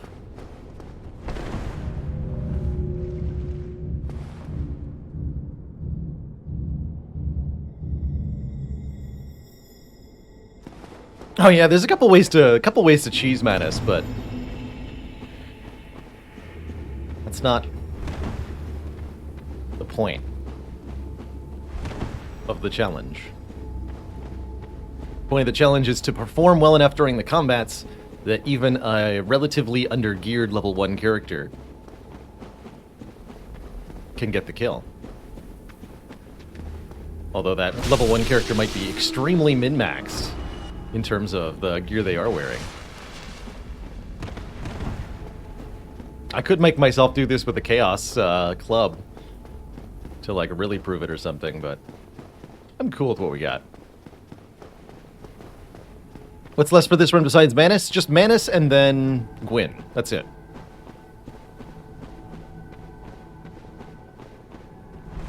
Two bosses remain. Of those two, Manus will be by far the harder.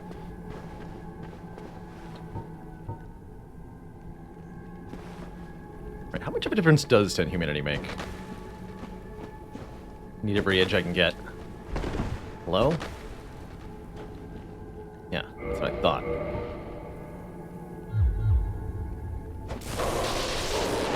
Oh no.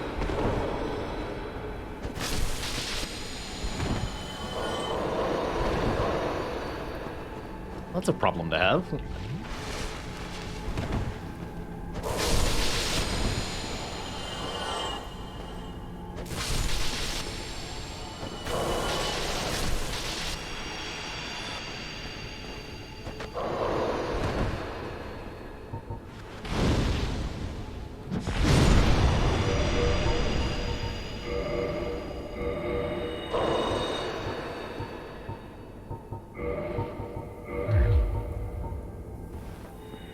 In the remastered version, you can use multiple humanities at once, but OG Dark Souls, you had to do it one at a time.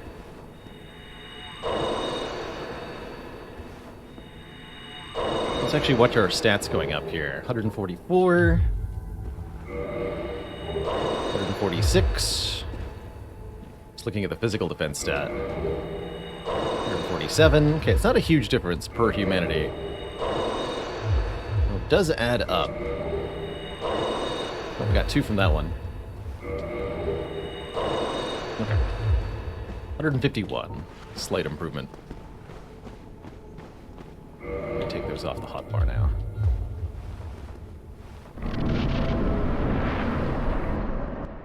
I'm not actually sure 10 is a meaningful diminishing return threshold on the humanity. Not gonna worry about it.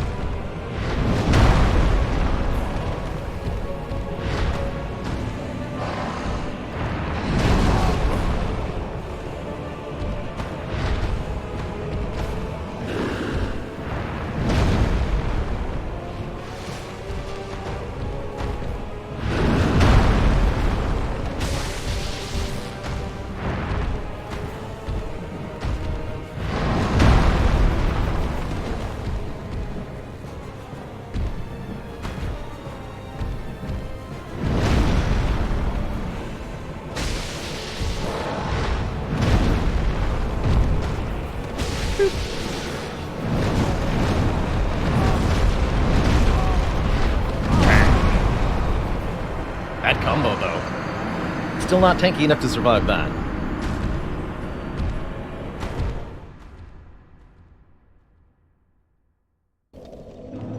Add 1 to the death count.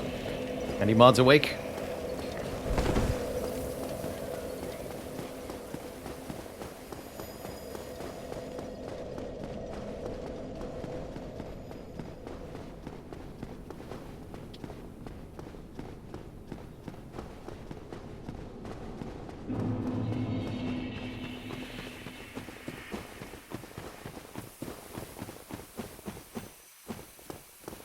Maybe I would have had an easier time with Calamite if I'd done these armor tweaks for that fight. Oh well. No sense wondering about what ifs, the dragon's dead. After all.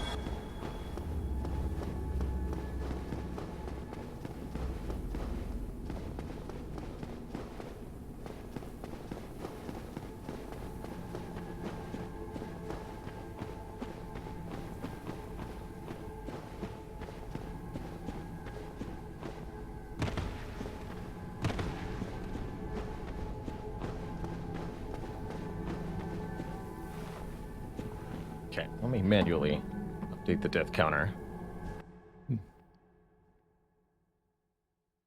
Exclamation point, death plus. There we go. And for those who are here, may I have a volunteer? If anyone's around and interested in helping keep track of the, I'm sure, many more deaths that Manus is about to hand to me. Heh, get it? Hand to me. I'd love to have a little help in keeping that counter updated.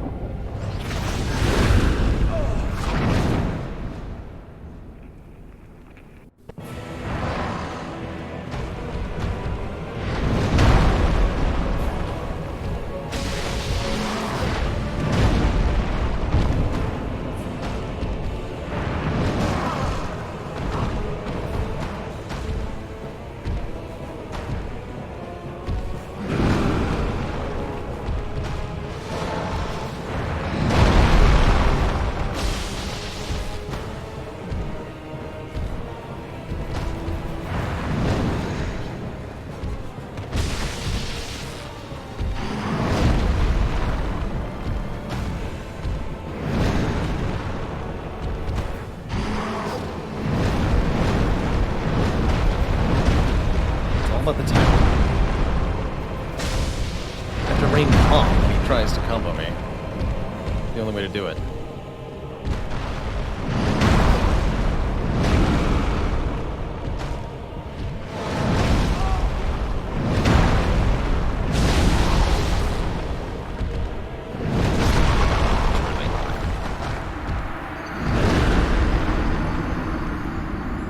Too early. All right, Wicked Agent volunteers. Let's see if this works.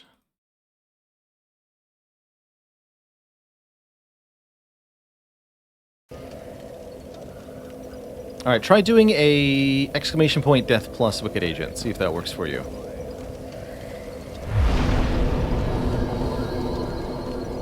Perfect.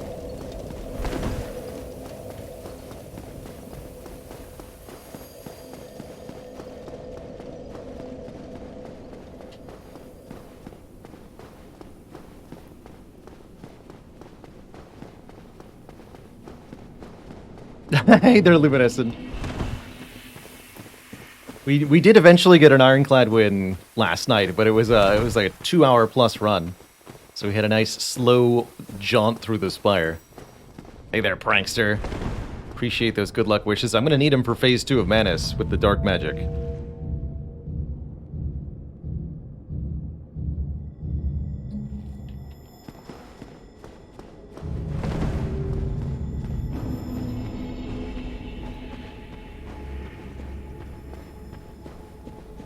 That 2-minute silent run was so cool. All of the speed runs were really, really... What? The snipe from downtown. Hello? Well played.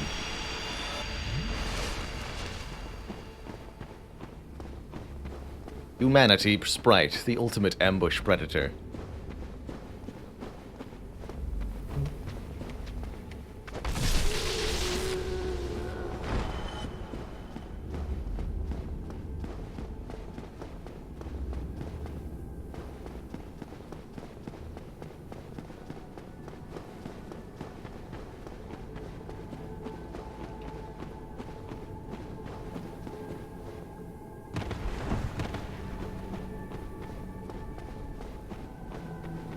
Okay, anything I'm missing here? No.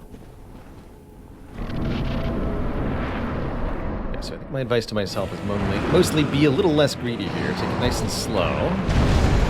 But I don't get pancaked instantly.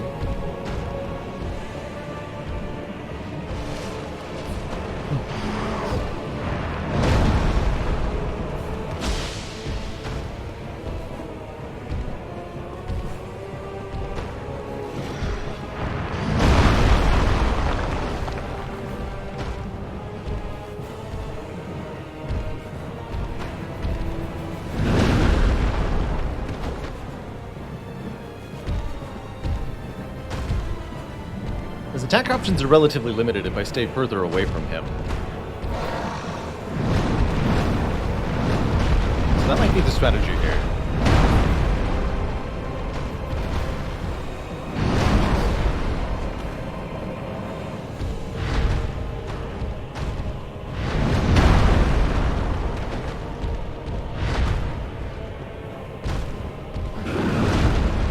The DLC bosses in particular, it's really difficult to get more than one good hit in after each of their openings. Especially if you're using a heavier or slower weapon. So just kind of a tap once and fall back, tap once and fall back can be a really reliable strategy.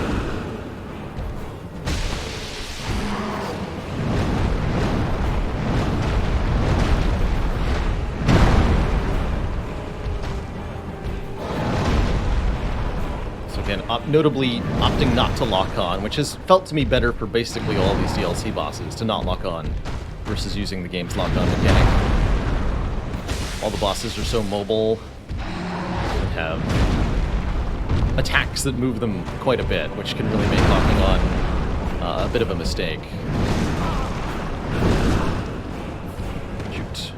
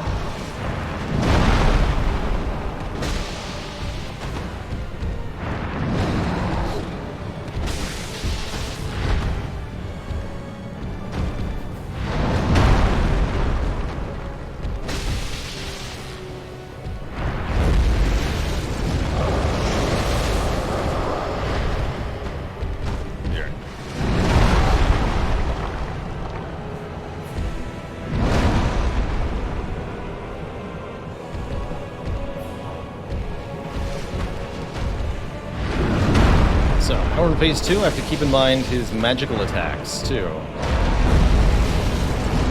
Big thing with the spells for Manus is to keep an eye on his catalyst stick. It's in his hands.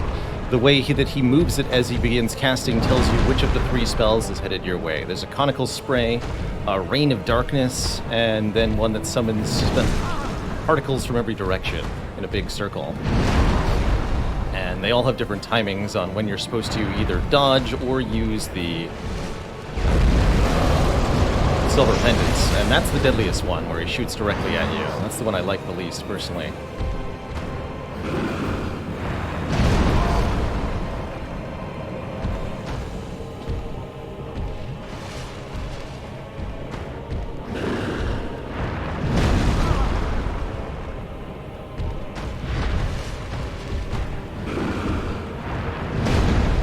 On that attack, at least.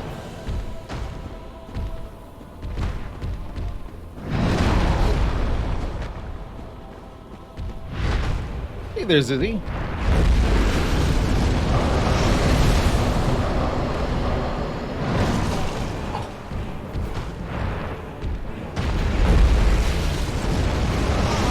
Oh, I can't believe I survived that.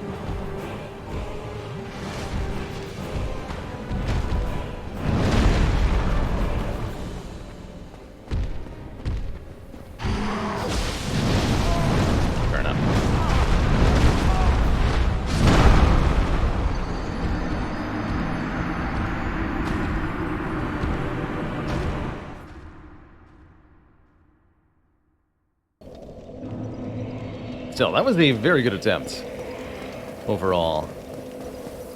I got a lot of practice with the magic there. I think the power of the sandwich courses through me.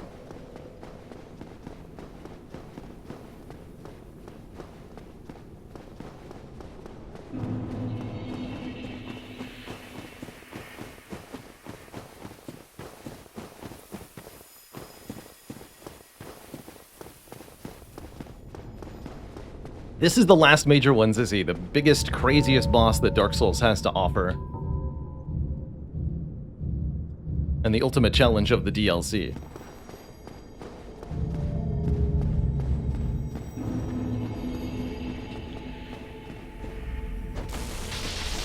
There's a couple optional bosses that I never encountered that we could theoretically go back and fight. Crossbreed Priscilla and...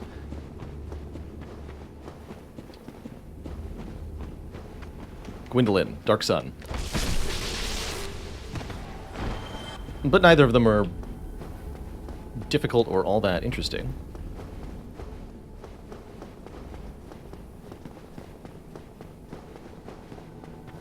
Mechanically speaking. Priscilla's got floofy toes. That's interesting.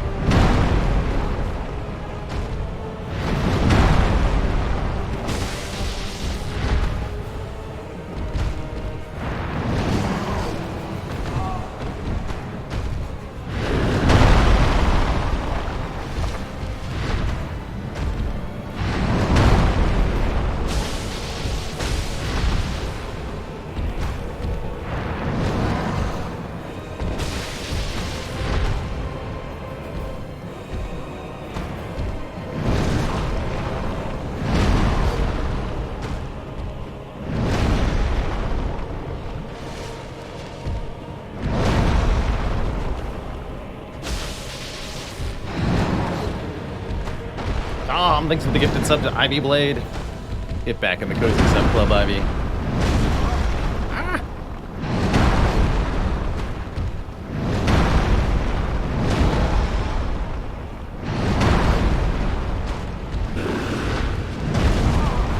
Ooh, the ground punch. Well played.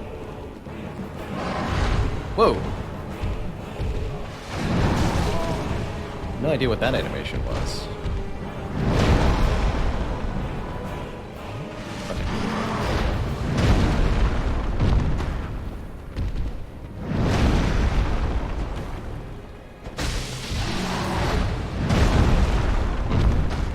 Understood.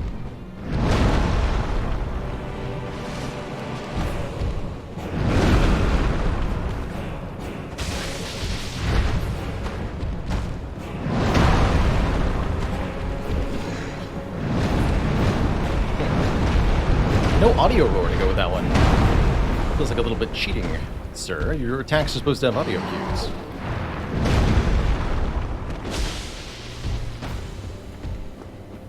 How dare you?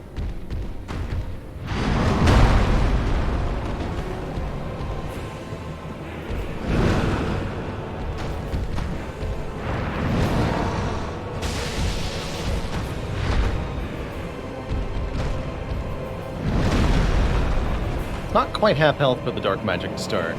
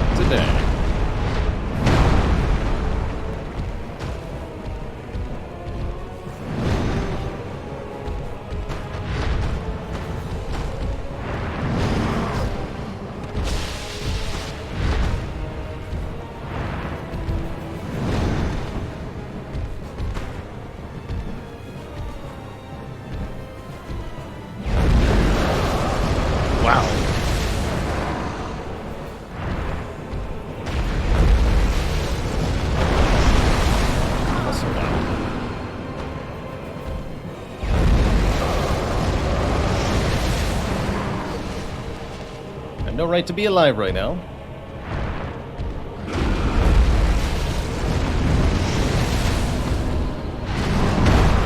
Oh, right.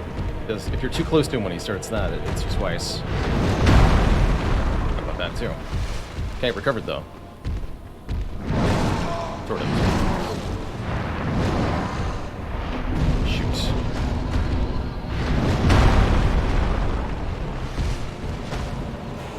Okay, keep it together.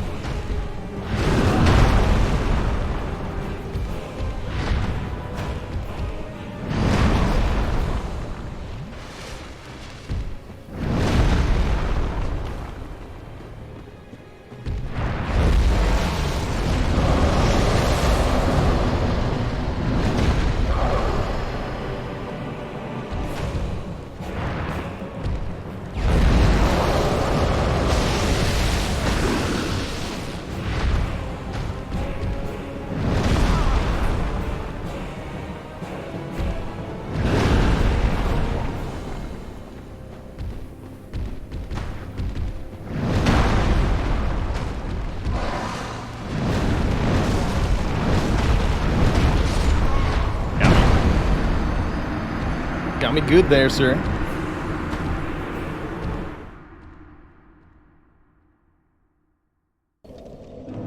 Whew. Getting closer, though. This is the final and most difficult boss of the DLC for Dark Souls 1. I think still one of the hardest bosses in all the Dark Souls games. He's a toughie.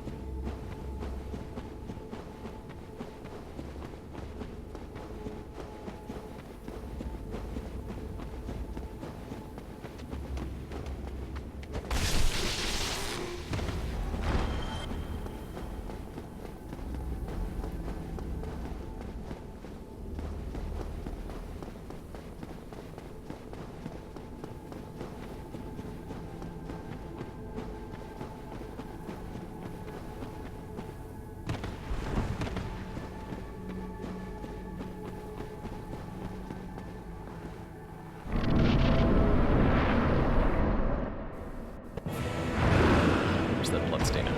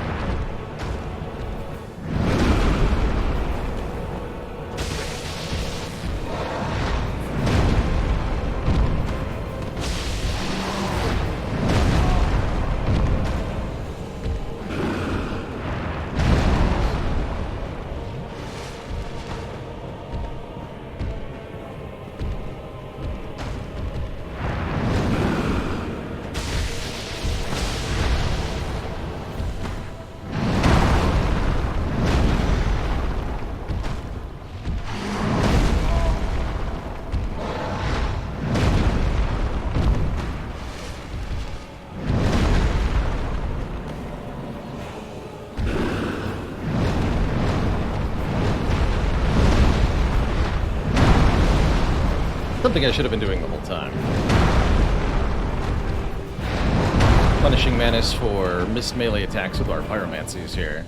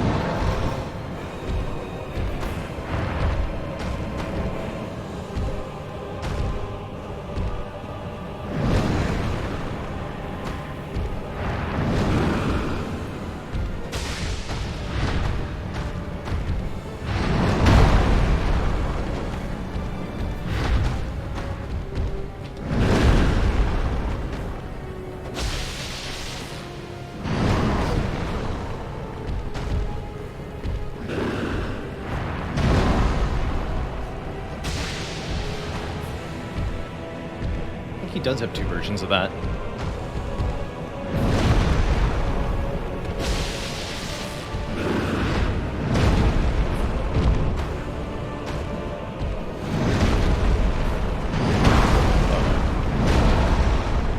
Pretty. Got away with it though. Ah. I had a chance to dodge that, but I failed.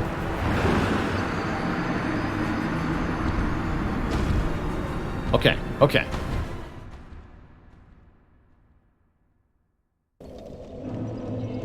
$111, it's the magic number. This is gonna be the one. I'm also gonna question mark change my magic. What if I can get away with a well-timed firestorm in this fight?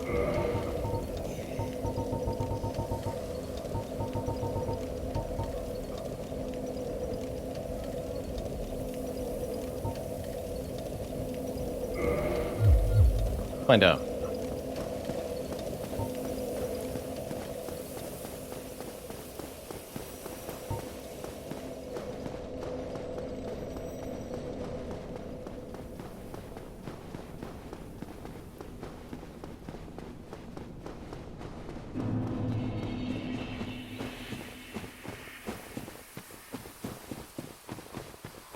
Ronaldo says, didn't know there was a silver pen at my run, and now I feel cheated. It's certainly possible to dodge all of his spells conventionally, but it is a lot harder than it is to use the silver pendant wisely.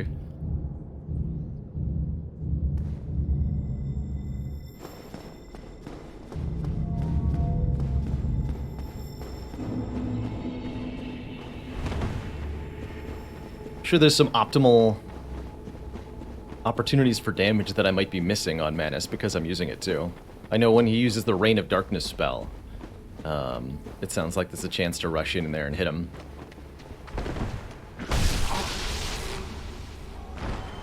Which I will not be taking, generally speaking. Please, sir. Thank you. Good old Dark Souls ragdolls. Okay, so I think my opportune time to use Fire Tempest is... what, after a missed leap attack? I'm unsure.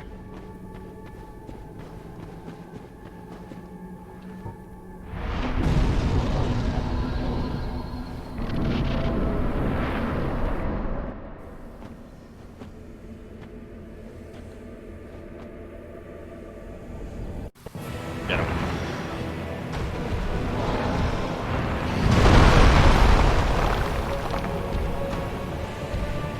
Not our ideal start.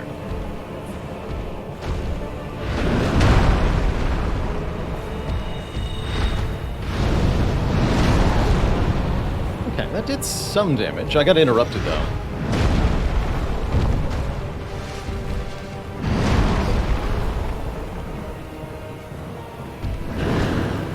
That was only a partial hit, so that's pretty rewarding actually.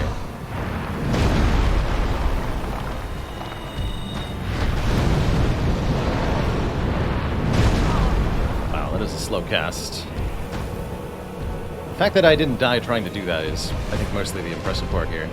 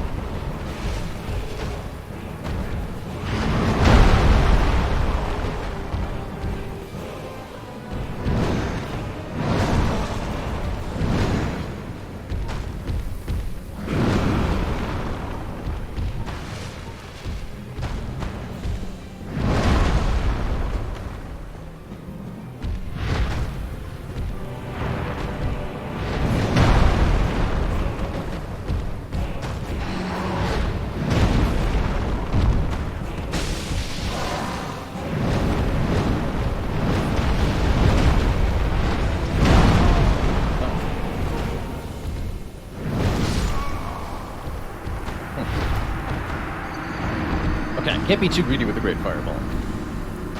Because he actually does have some reach on that final slam.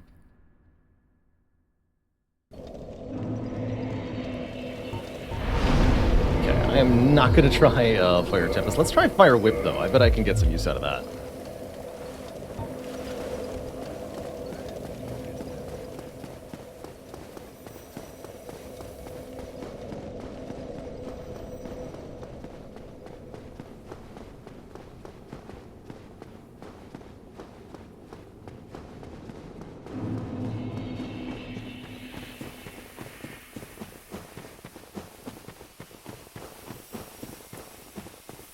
Hey there, Sad Shaves. You did miss Kalameet. Kalameet is dead and buried.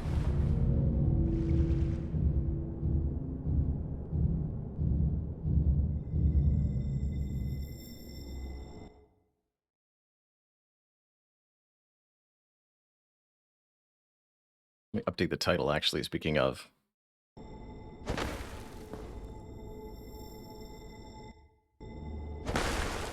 Okay.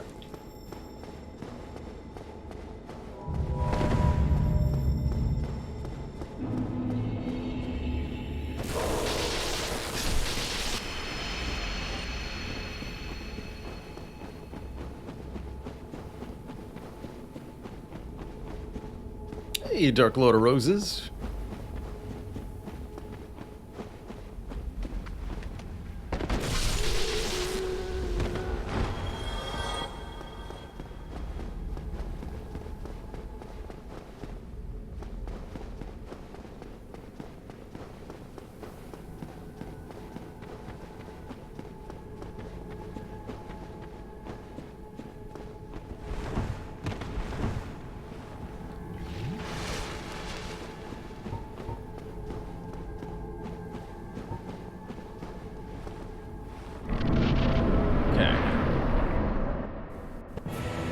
See how much damage Fire Whip does.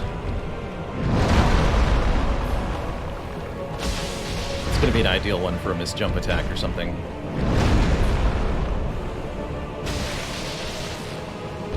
Prediction is live. Will we get there? Asks the mods.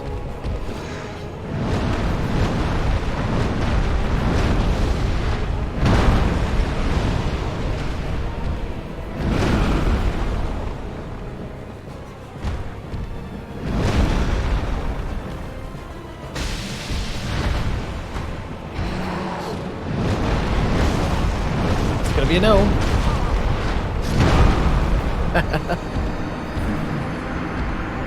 At least not on this attempt. Looks like the prediction's within the next 5, so that's a good choice. I even dodged the first hit of that combo and it still didn't save me. Brutal. Brutal.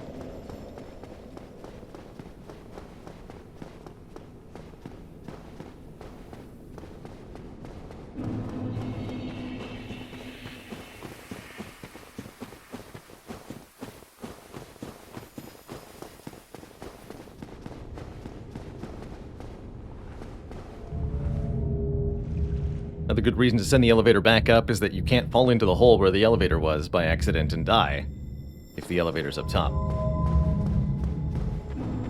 Pro strats.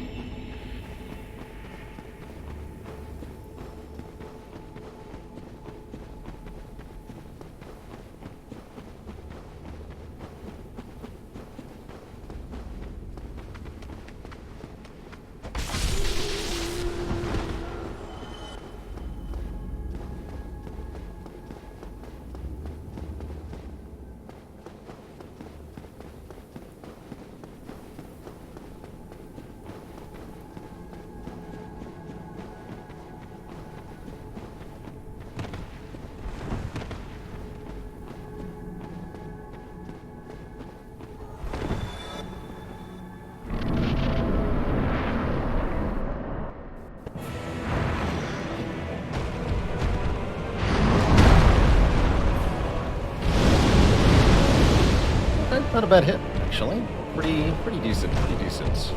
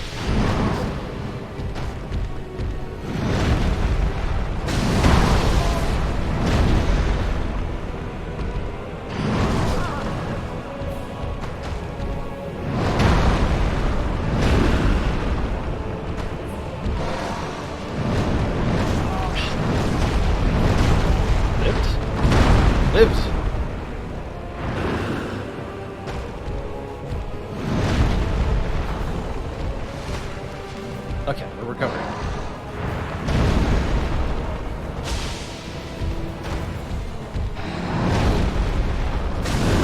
Oh, I keep missing turtle. What's happening? Oh no.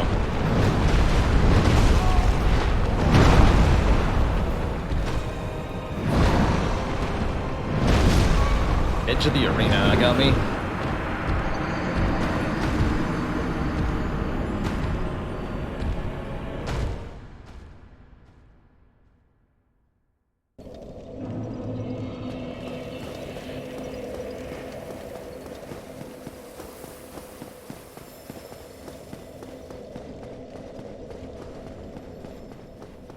Sad Shaves, thank you so much for the 5 months. Getting close to that half year of coziness.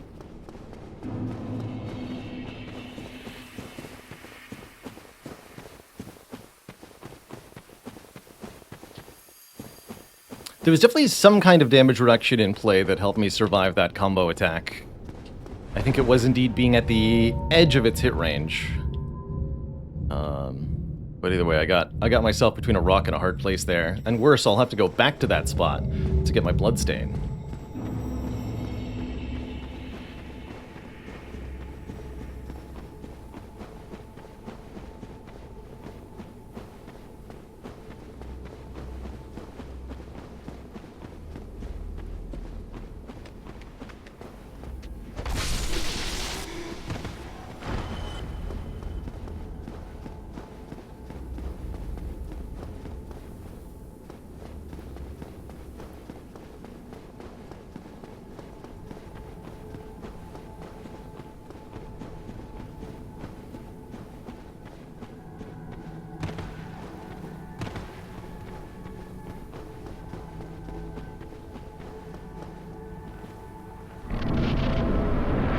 Dodge and roll. That's a good answer.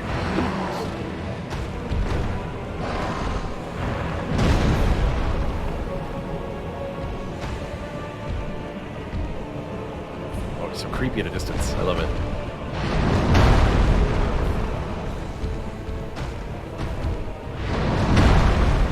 I now have to get back closer to the center of the arena. Excuse you. Absolutely press the dodge button.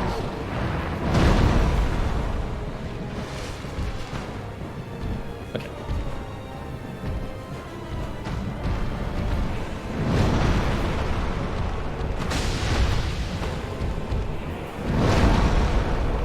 I can get some good hits on him by knowing that his hand always returns to the same spot. I can like time it so that he puts his hand back just in time to get hit by the hammer.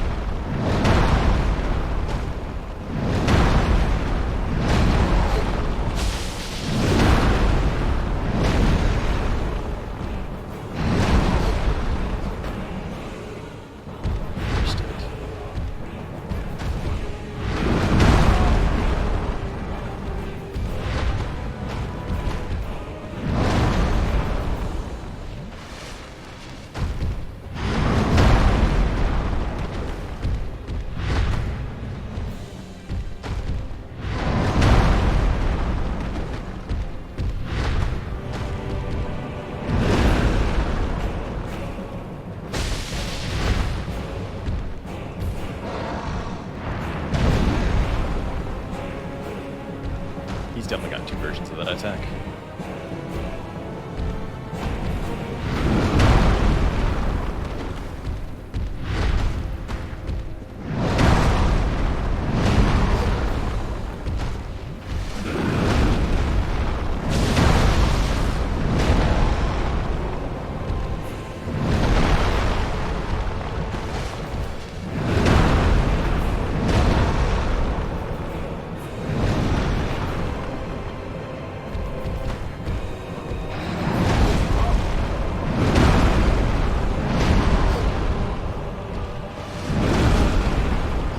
this.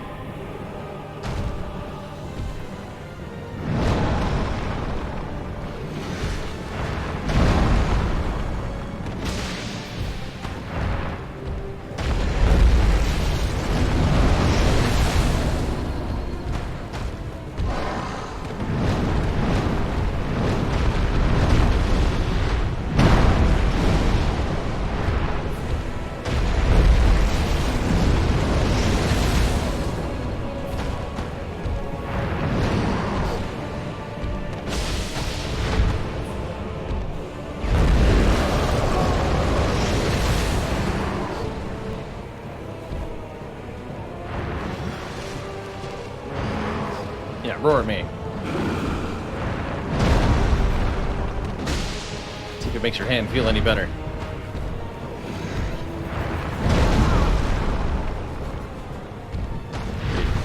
Got it.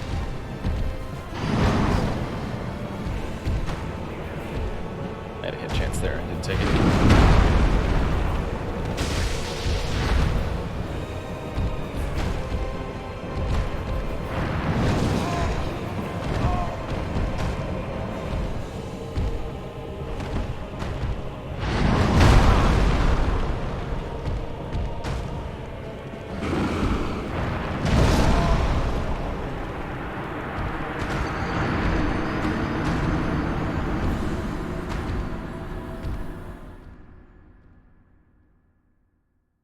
GG.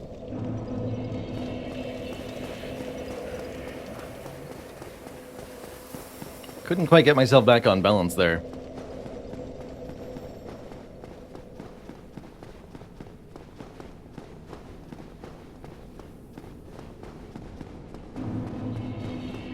Two more attempts before the doubters get a payout. Have to make them count.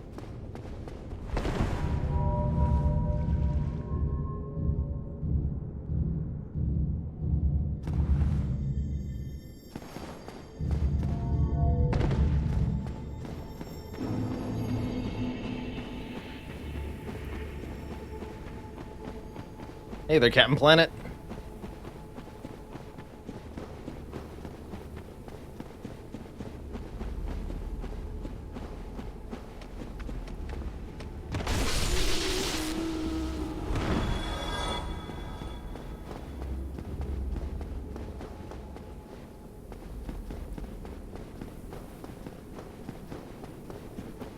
Bruno Santos asks, how am I getting so much life at soul level 1? We have 2 items that are boosting our health total. Mask of the Mother gives plus 15%, and the Ring of Favor and Protection gives plus 20%. That combines to give us a total of 756 hit points, which is quite a bit more than you have by default at soul level 1. And it's allowing us to survive a hit or two from Manus here.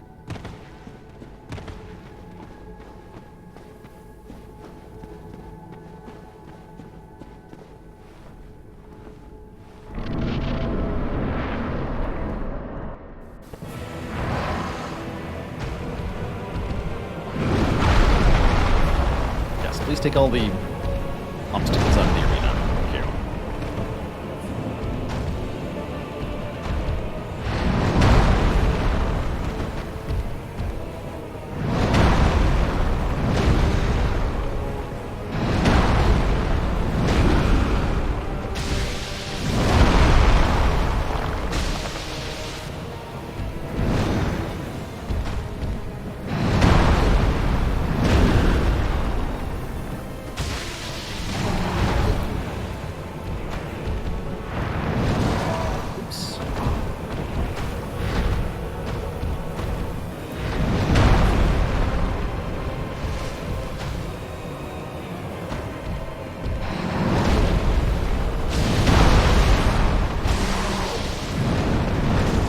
Whoa, what? What? Okay. Why did that do so much damage? Very strange.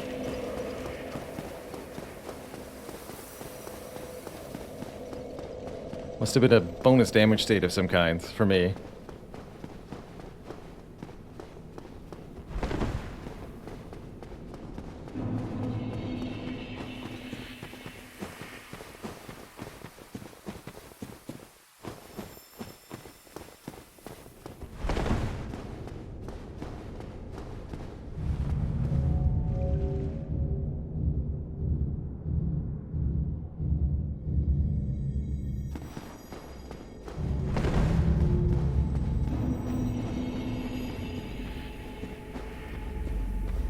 116.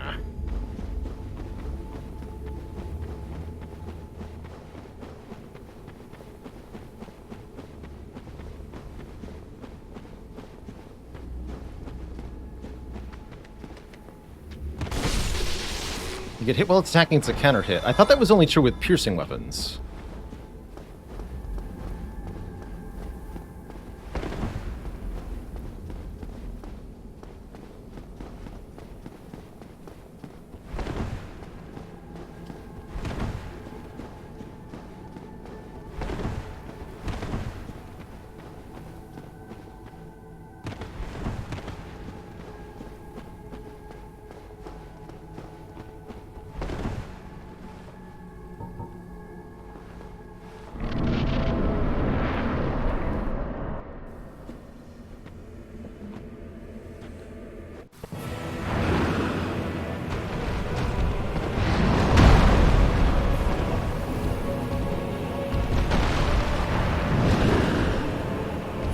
With a really good reason not to overextend with your attacks.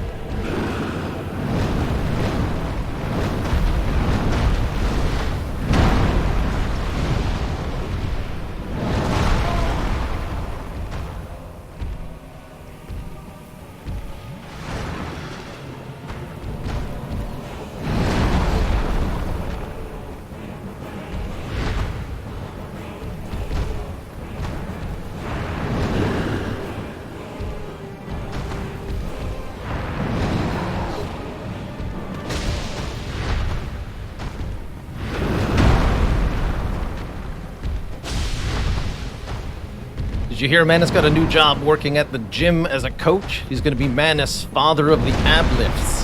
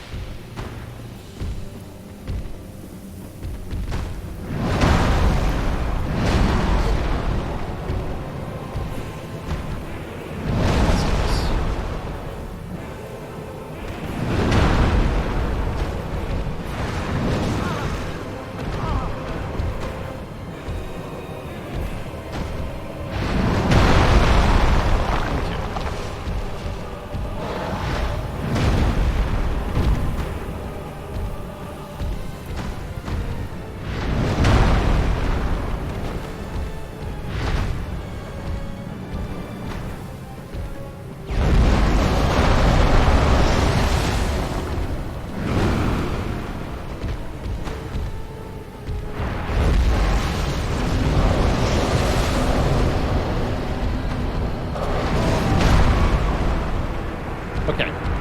3 times on the pendant for the range effect.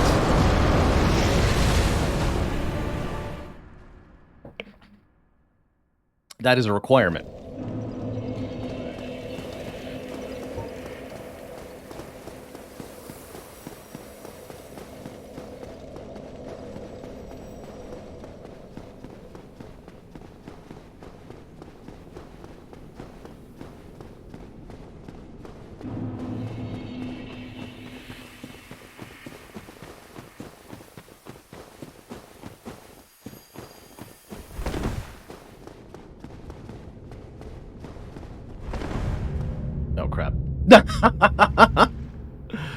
Well, wait. Oh no. Well, that'll be a win for the doubters then. And a win for the elevator. And a win for anybody who wants to see Spire content. Because I think that's a very appropriate time to end our Souls play for today. We'll be back to challenge Manus again next time on Dark Souls Soul Level 1. However, for today, we're going to slay.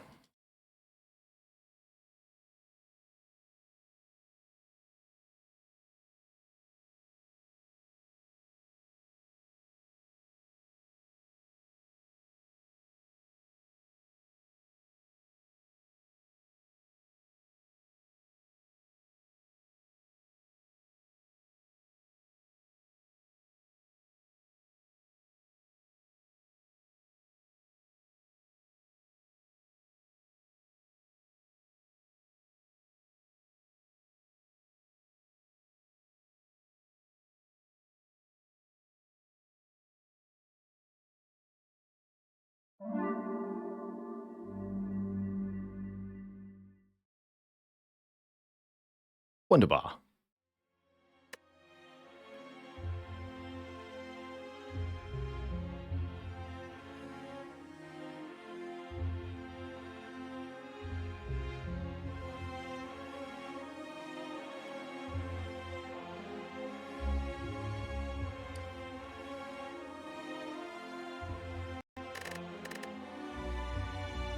Alrighty. So we were finally able to get our 19th win of the challenge with the Ironclad yesterday. Make sure that kills counter's up to date. Perfect. That means Silent is up to bat. We'll be playing A20 Silent runs until we get a victory, and then Defect, and then Watcher. Hopefully one attempt on each, but, well, you never know. And I'm definitely in a mood, in a mind, in a mode to be creative with my picks. We are going for 100 wins with every character this year. It's a lot of Spires slain, but I think something we can reasonably well achieve if we put in regular progress. Curse Start, not thrilled.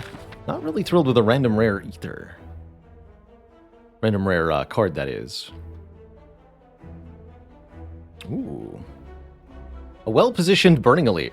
You're going to fight a Burning Elite in Act 1. This is the kind of pathing that you want to see. Lots of fires and elites in the second half here, with potentially one elite or even a shop and an elite beforehand. Normally not a fan of Curse for a Random Rare Relic. Puts you one behind on your card removes, essentially. But Rare Relics are strong. Rare Relics can be very, very strong. And what if we got a Duvu doll? Can you imagine? I guess there's nothing really wrong with taking 6 max health here. But I'm not gonna. Let's take the Curse for the Rare Relic, see what we get. A Tungsten Rod. All damage reduced by 1, and the starting Curse, an injury, not too bad. Definitely manageable.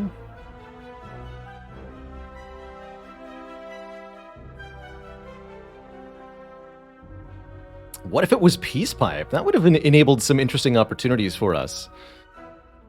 I think Tungsten Rod will be quite useful against Hexaghost at a minimum. Probably going to go to this shop so that I can remove the curse, though. Particularly before we end up in a hardpool fight. Some people will go 2 events here. Not sure we'll be able to fight this or this elite. But we should be in shape to maybe fight the Burning Elite. Let's start here. Immediately failing to draw 1 damage card because of the curse. That's okay. We'll let Tungsten Rod put in some work here against the cultist. Keeping the Ascender's Bane. We have to play all 3 of these strikes when we see them. Hopefully 1 on this turn, 2 next turn. No. 2 on this turn. 1 next turn. Ouch. Take 10. That's the price of starting with a curse.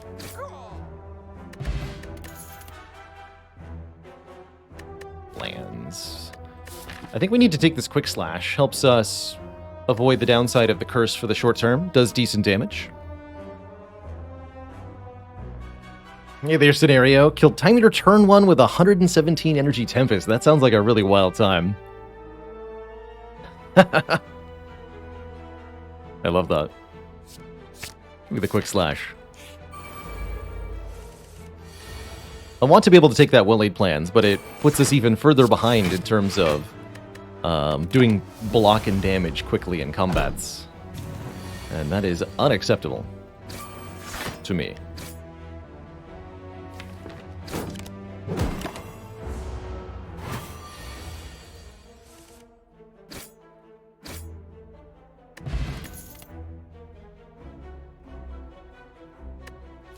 These don't do damage. I suppose in a vacuum I'll take a Piercing Wail happily. I'm not going to take a Catalyst with no poison cards. Generally speaking, I don't really think very highly of Cloak and Dagger. Wail will be useful against Hexaghost, but now we're really looking for some damage somewhere.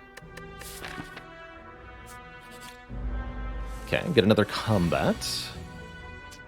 Good? Question mark?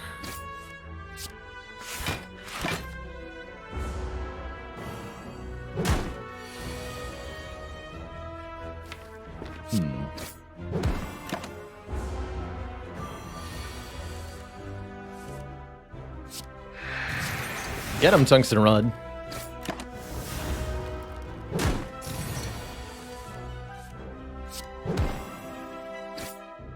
17. Should be able to full block here with these cards in the draw pile. Yeah. Okay.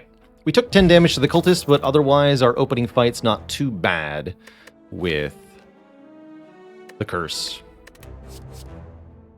Dagger Spray is the first AoE card. First card that does damage to all enemies that were offered. I think we should strongly consider taking and upgrading it because of that. Gives us a lot of what you'd call front load.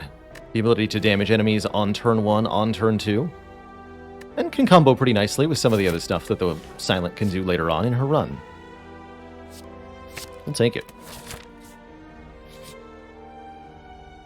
Slime Goop offering us more money right before the store is the perfect time to get more cash. That would allow us to buy a relic. Well, actually not quite enough for relic and a card removal, but we could buy a card removal and a couple of potions, for example, to help us get better prepared for our elites.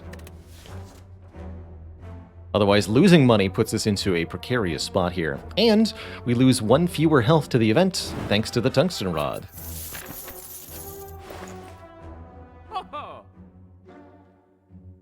Relic on sale here is Twisted Funnel, applying 4 poison to all enemies on turn 1, which is pretty dang potent.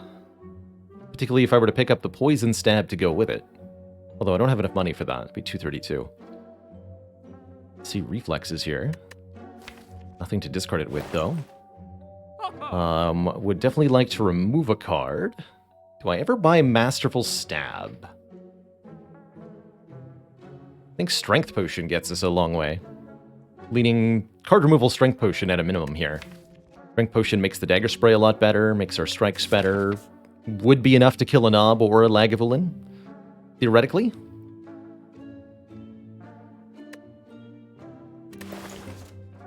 $222, excuse me. Oh, I could buy them. Yes, you're right, $222. So I could buy Funnel, Poison Stab, but that means not removing the curse, which sounds less than ideal. And it also means no potion.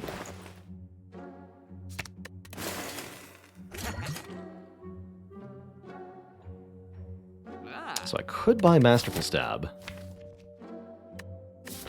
Fighting Hexaghost, though? Don't really like the idea of Masterful Stab versus Hexaghost, but it could be correct here. It's very good against the Knob and against Lagavulin. 84 gold, though. A necessary evil. We will be a lot better if I take it. Alright. Why couldn't you be a backstab? This has got to be our best upgrade, the Dagger Spray. Helping us out against sentries significantly. And we'll go one more combat, try to find a second potion before we stride into our elite fight. Piercing Whale really good here, letting me just full block these nerds. Got lucky with 2 mushrooms. This is definitely one of the easier fights of the act. Only 50 total health here to kill. Pretty easy to do. We do get another potion. And we get offered a Predator or a Dagger Spray, or a Backflip. Think of the 3, the Predator's my favorite. It's big damage and bonus draw, shoring us up against the Lagavulin in particular, but also very good against the Knob, helping us draw towards the Masterful Stab. Just a good physical attack on Silent in general. From here, I'm quite confident we can handle this elite, and from there we can then rest and evaluate about the Burning Elite, or we can opt out of the Burning Elite and just go straight up towards this elite, depending on how this goes. Lagavulin is one of the tougher options. Definitely want to open with Predator being played. Or at least with Masterful Stab being played. Good, we'll get them both. Quick Slash, Masterful Stab, Predator. And I'm going to strongly consider the Strength Potion.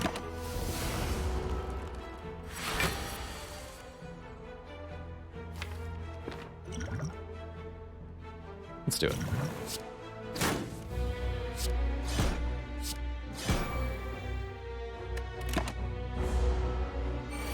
We redraw the Masterful Stab? No. Unfortunate. So 1 defend, 2 defends, or 0 defends becomes the question. Don't think I'm going to use the Poison Potion.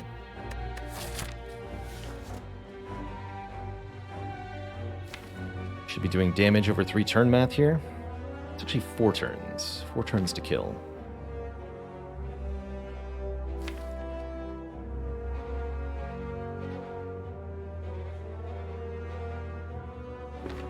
I should play 2 defends. Save as much health as possible. We should pretty cleanly kill. Yeah, it also lets me Dagger Spray Predator this turn, which might be necessary. Will be necessary.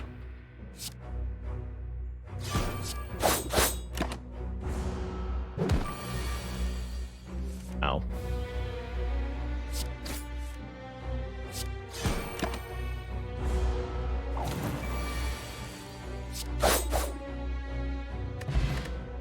Okay, Orichalcum's very comfortable, giving us a guaranteed 6 block at the start of our turn, if we didn't block at all. Footwork could make our block cards blockier, or we could take another damage card, getting a little bit of poison with this Poison Stab. Orichalcum and Tungsten Rod make me very confident against whatever elite is here. If it's Sentries, we take a maximum of 3 damage per turn, and if it's Gremlin Knob, we have significant reduction against his attacks too.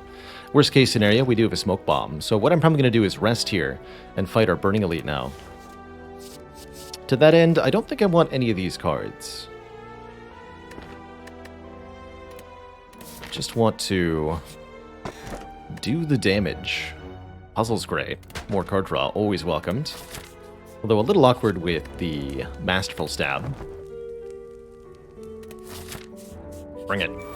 Okay, it is sentries. They're metallicizing sentries, but oh well. Main priority is to kill one of them ASAP. Which we will do pretty easily here with our bonus draw.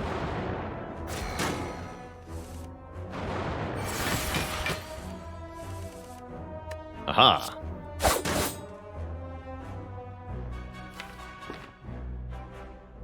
I could full block, or I could just do more damage. I think that's just correct to do more damage here. Take the 3 each turn.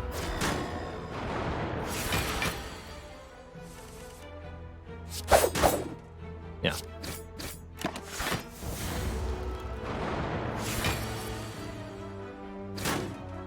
Don't play the defend. It would actually hurt me to do so.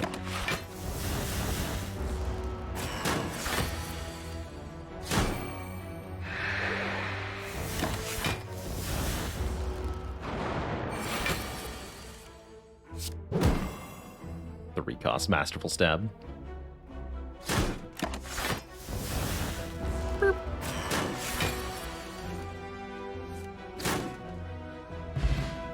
Alright, a Molten Egg means any attacks we add from here on out are upgraded. We added a few already, but if we're finding upgraded ones, I might add those. Sheaves? Cloak and Dagger, Storm of Steel, Accuracy. At least there's a weak potion here. Weak potion's good. I think I'll upgrade our Predator going into this elite fight. That gives it +5 damage. Very substantial. What's the difference between that elite fight and somebody attempting to smell tasty chocolate cups?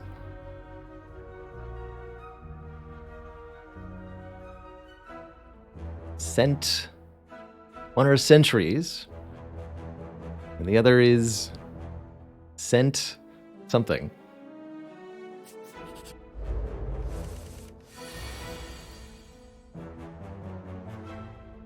You can't ban mods, but I can.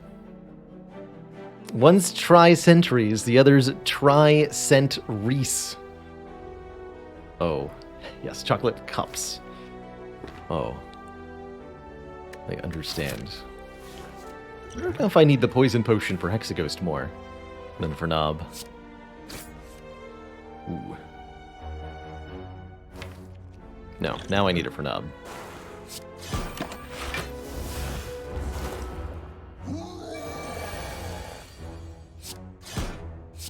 Actually, full block with the Orichalcum, very beautiful. Although that means that I don't get bonus draw. Maybe I was supposed to short the neutralize there, so I get +3. I'm gonna go with I was supposed to do that. Dang. It's okay, though.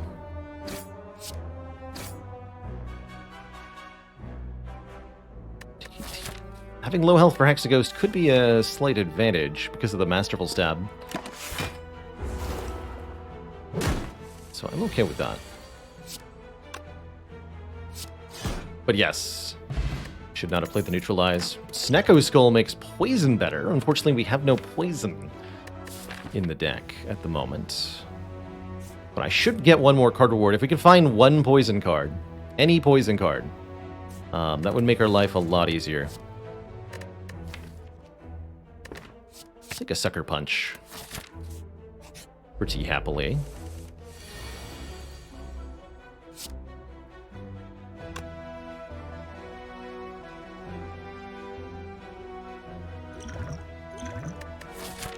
Let's see here.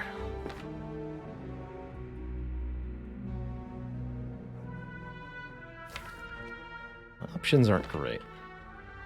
Let's just try blocking turn 1.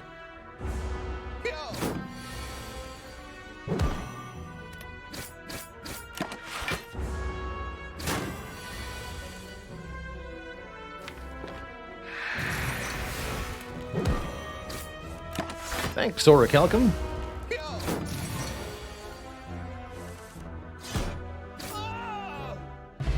Okay, no problem there. Aha! Noxious Fumes with Snecko Skull. That'll kill Hexaghost dead. Especially if I upgrade the fumes. Good. Now, I'm actually not that worried about Hexaghost with only 9 health, because we have guaranteed block from the Orichalcum, and because we have damage reduction from the Tungsten Rod. And I have a potion to bail myself out, if need be also. Hexaghost deals damage on turn 2 based on your current health, which means that if you have very low health, this attack deals very low damage. Get him.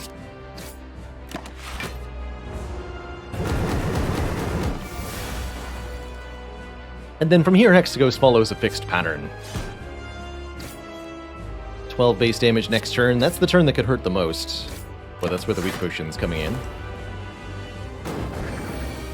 6x2. Aha. Yes. That's where we need the weak potion. Still do take a little bit of damage here.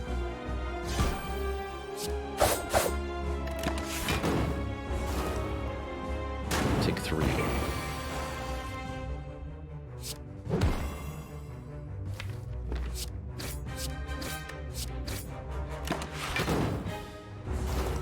The next multi-attack a couple turns from now is the one I'm worried about next turn. It's most concerning to me.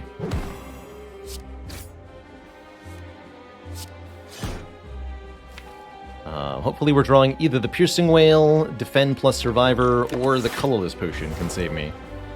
But otherwise we'll potentially die here. Let's see. 14 incoming damage, 12 from the attack, 2 from the burn. I can defend for 10. I'll survive. Okay, so I'm surviving. There's currently no need to use the potion. Just to the weakness.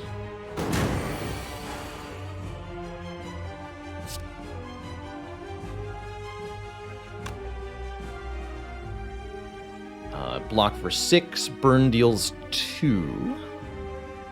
So I have 4 block, I'll take 1 damage.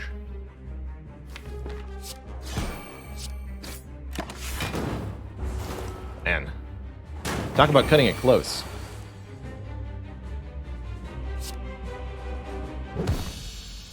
GG. Trahitima, thank you so much for the 4 months and the Prime sub. Thanks for keeping it cozy. And I like my options here. Probably Corpse Explosion is the best of the bunch. Not only is this empowered by our Snecko Skull, but it also helps give us AoE damage by virtue of killing all the enemies when any one of them dies. Alchemize could also be pretty good, letting us regenerate potions. Although currently our potion belt is nice and full. Doppelganger is the hardest to use, and I think would be the lowest impact here. Doppelganger really wants an upgrade. I'm happily taking this Corpse Explosion, though.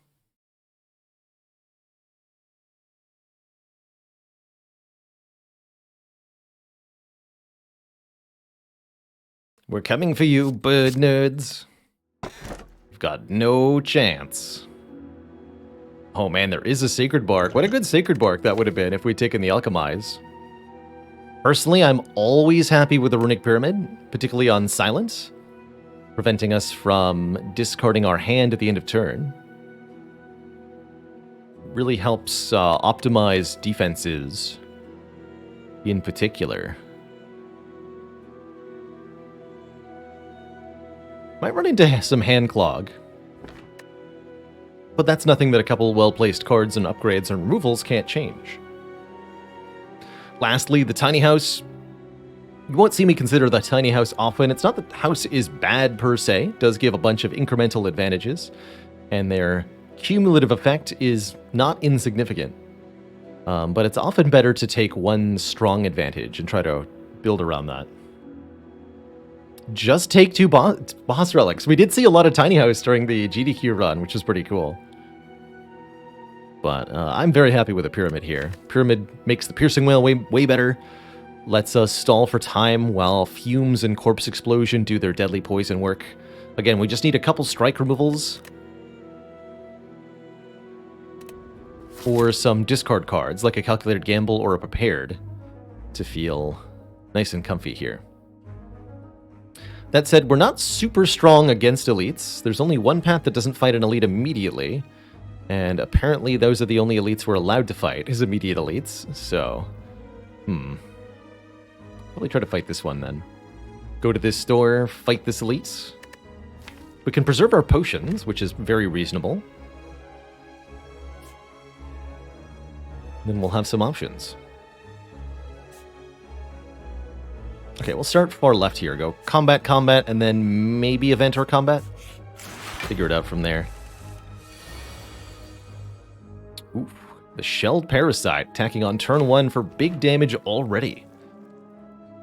I think I'll employ the Colorless Potion right now. Greed is nice. Panacea would block the Frailty. Let's take this Hand of Greed. That's big damage. Thank you very much. So do I use this now, or do I just try to block? I think I'll use this right now. Aha!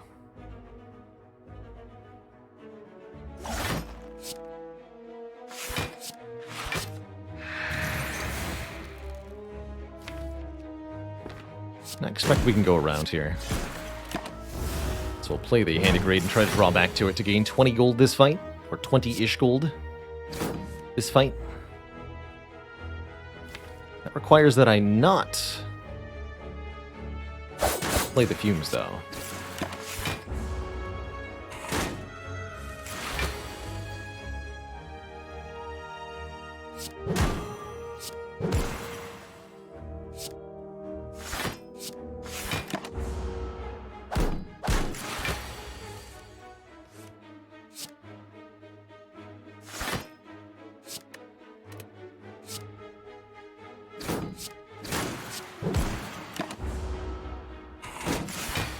Trying to strip plated armor off this foe and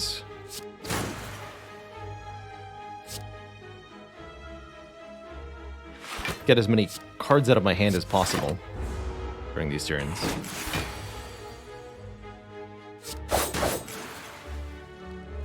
Fun fact, you can actually stun the avocado if you can remove every point of plated armor from it.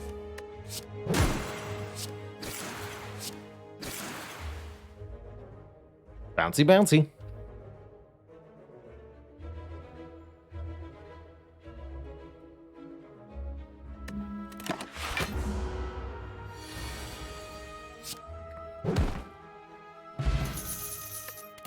And we do get a potion back. That is not an achievement, but it feels like it should be. You know, this heal hook's actually pretty good. If the enemy has weak, gain an energy, draw a card at just 8 damage for free against any weak target. And because we have Runic Pyramid, we can hold this in our hand until we have a weak target. Very reasonable. I like it. Decent turn for the speed potion.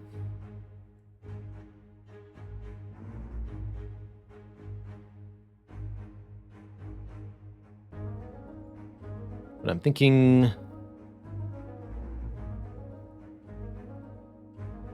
Survivor and then Corpse Explosion in the front one. I have Dagger Spray.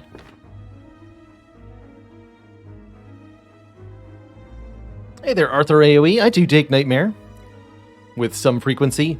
Really good targets for Nightmare include any power, Catalyst, which lets you multiply poison, any zero cost card, be it an attack or a defensive card.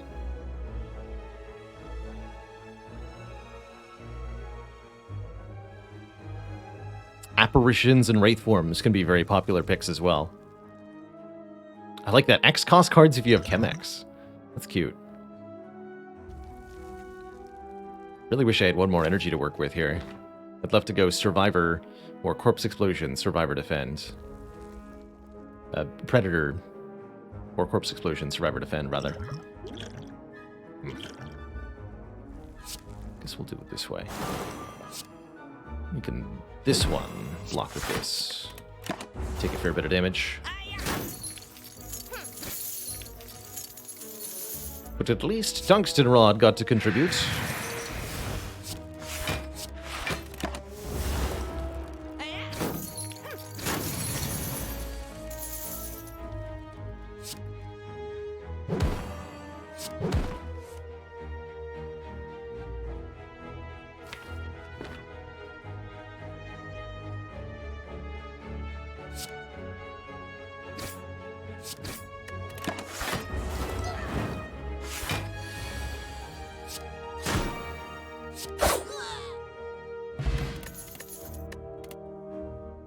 Choke plus Bane plus. Bane plus is not bad. But I think that puts us in danger of having too many attacks in the deck. And we're not that quick on the draw for the poison either.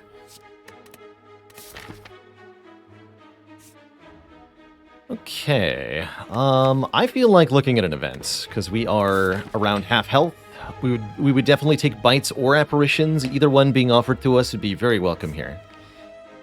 And we have 2 potions. 75 gold for a card removal. I'll take the deal. Smell you later, Strike.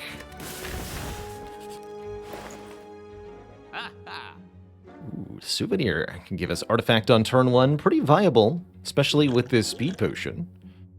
Definitely down to just remove a second strike card, though. Less strikes we have, the better everything will be. Everything. What about the well-laid plans? We wanted a potion. I think Blessing the Forge would be very good, letting us upgrade everything in hand. Although the Molten Egg makes that a little bit less interesting. Just keep dunking the strikes. Okay. Now we're going to go combat, rest, try to fight this elite. We could even end up going shop, rest again, depending on how badly this fight goes. Other option is event, rest.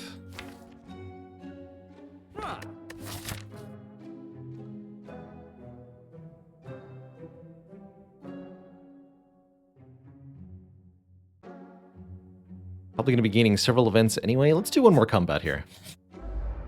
These 2 shouldn't be too bad.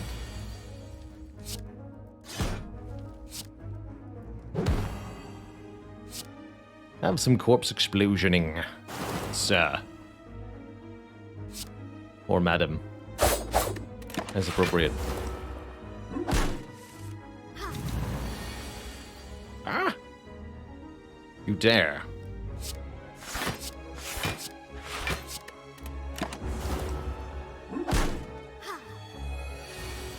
You dare? Even worse.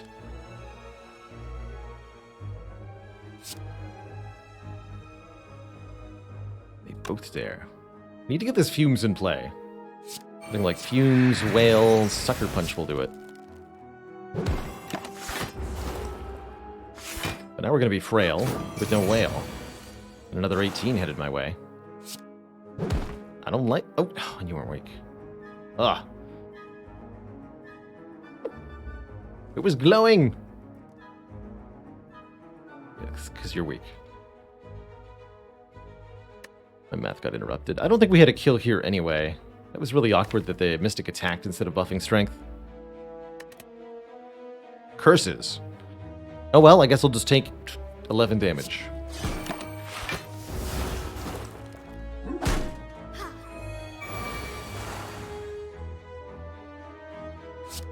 You have to stop now. 23. Urgh. Gross.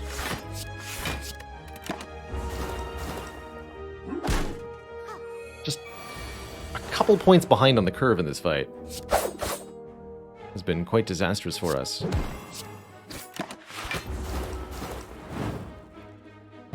Frustrating. There's the gamble I wanted. Outmaneuver is also very spicy with the pyramid, allowing me to have one really big turn. Particularly useful given that that it comes with a free upgrade. I think I'll give Outmaneuver a chance here. Free upgrade counts for a lot in my book. Counts for a lot. Okay, for better or for worse, I'm now entering this elite fight. It is not slavers, thankfully.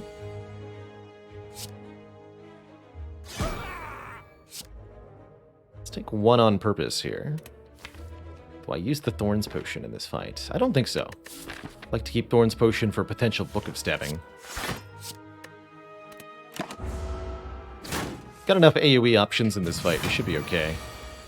Yeah. Although... 20 health this turn is actually pretty challenging to deal with.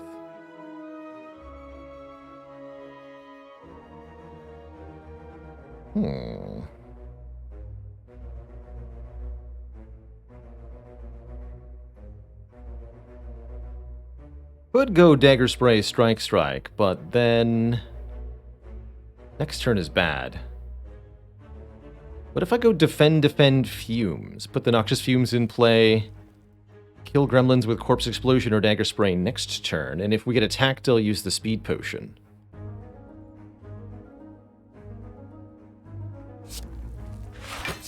This only takes 4. The sneaky army is here, my god. Sneakiest gremlins alive.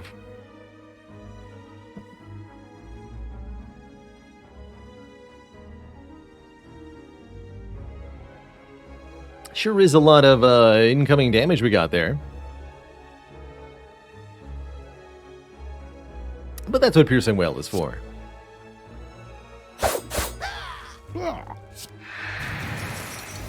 5x3, easy.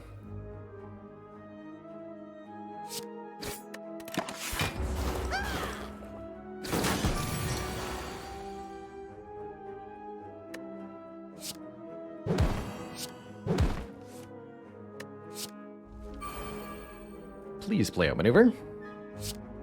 Thank you. Have a good day. 6 energy on this turn.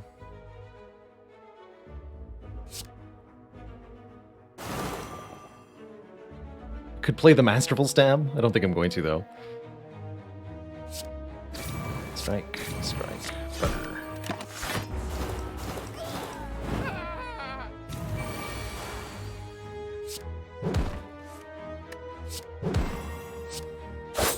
Okay, not the easiest elite fight in the world, but we are alive and victorious. And now we have a letter opener doing AoE damage if we play 3 skills on our turn, which I think is quite good.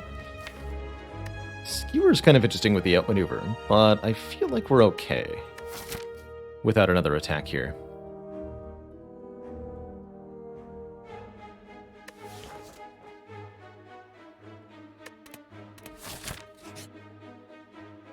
Would love to get the Red Mask from the Red Mask gang. Not only do these guys drop a whole bunch of gold, but the Red Mask will make all enemies weak on turn 1, which is assuredly to our advantage here.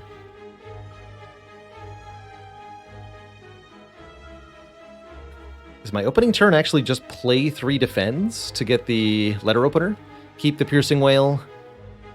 Keep the Quick Slash. 3 defense does 15 damage. Be a good fight for the Thorns Pot. Dying to them also an option here, not one I'm looking to take. Corpse Explosion should make life easy. Pasta asks, how do you decide which member of the gang to kill first? Here's my usual advice. If you can kill Bear on turn 1 and prevent this debuff, do so. If you can't kill Bear on turn 1, put your damage onto Romeo first, to prevent Romeo from weakening you on turn 2. You may need to kill Pointy first if the immediate damage Pointy does threatens you. But otherwise, don't do that.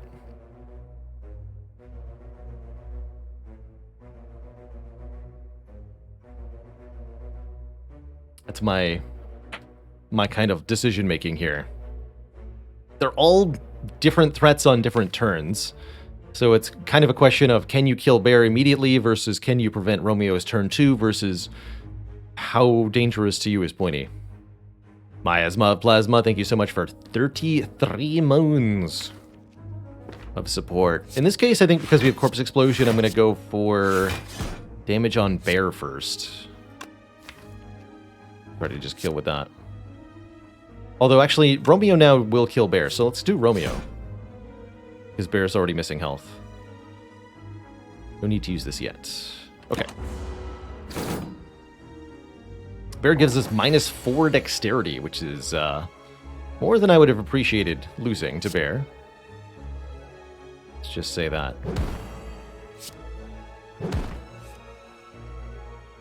Okay, we could kill Romeo here. I'm evaluating.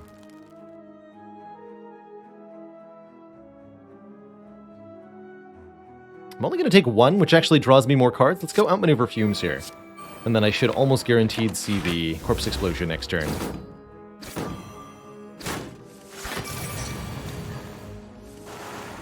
Beautiful.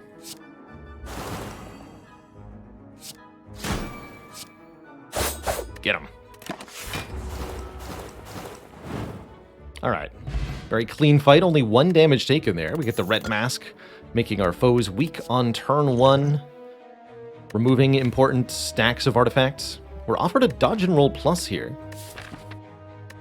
It's not bad. Not great with the Orichalcum, but definitely not bad. Might go to this shop now and remove another strike, since that's so valuable to us.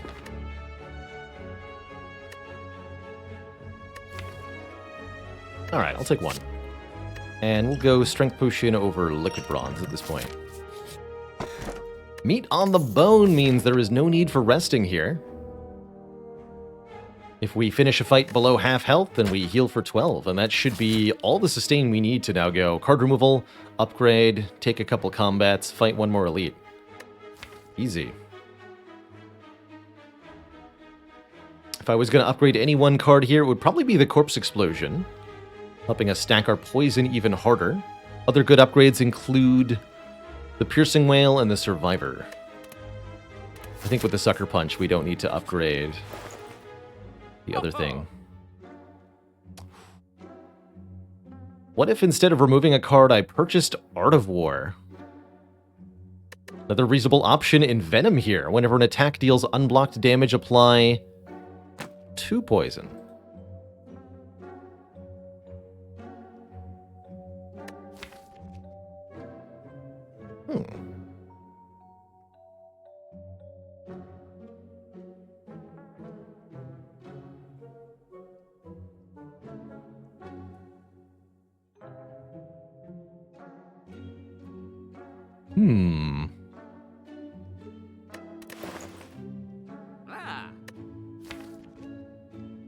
Really hard to go wrong with Art of War here.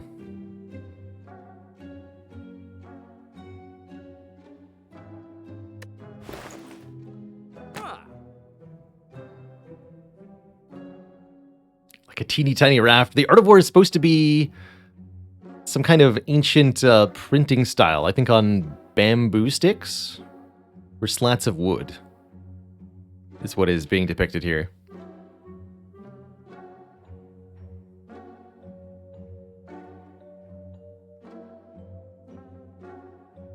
Hypotonic, did you hear that Sun Tzu also made a book about sleeping? It's called The Art of Snore.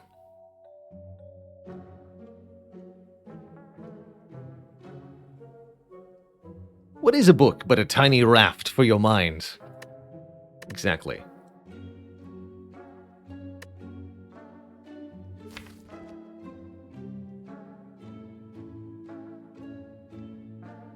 That was my sun snooze.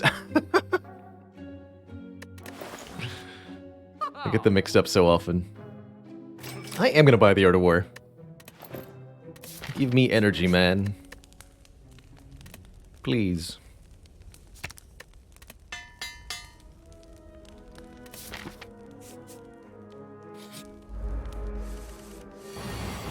Turn 1 fumes? Good. Targeting the strongest one? Well, again, we do have enough AoE. Okay, targeting the weakest one. To try to corpse explode them. Yes. Perished. Cool. 52 plus 4, that's a kill.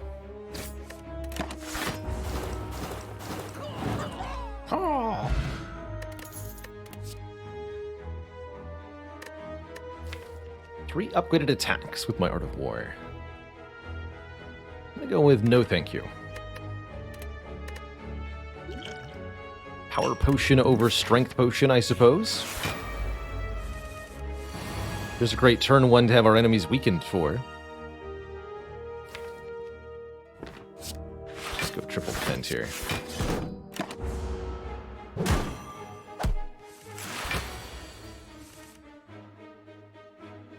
Take relatively large damage.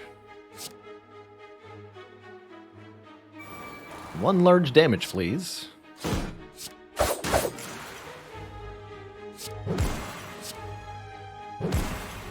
Could kill the fungi beast, but that would make me immediately vulnerable here.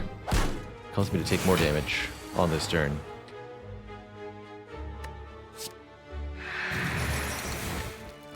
9, you say? You got it.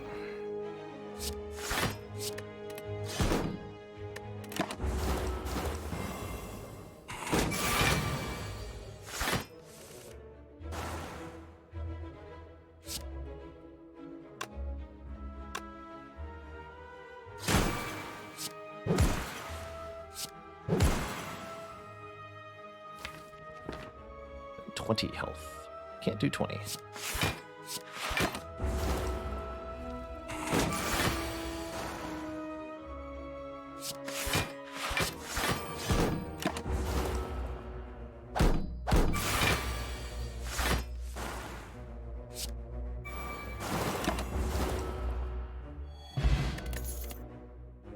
Another outmaneuver plus.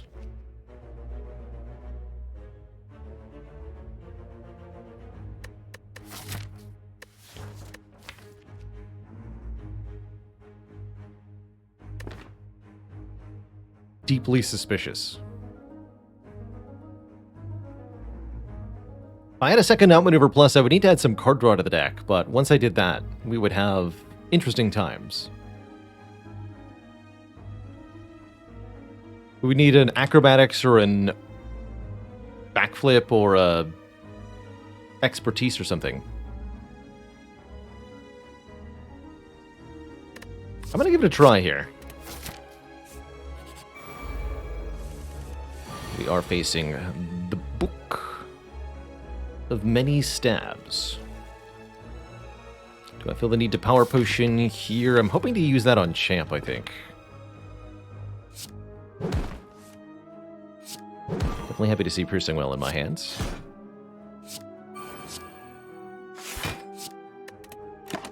Take 1. 1,000,000 energy. Good.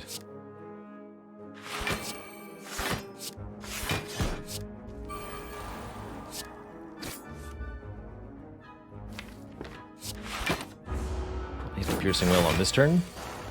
No, next turn.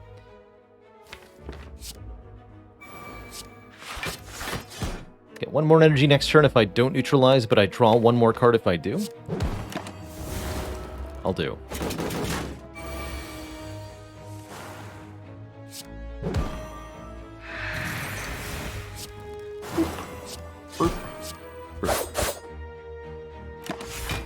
And then ideally we take a little bit of damage on this turn so that the meat on the bone is active. Half health is 33, so I want to take 7, if possible, which would be blocking for exactly 10. Easy.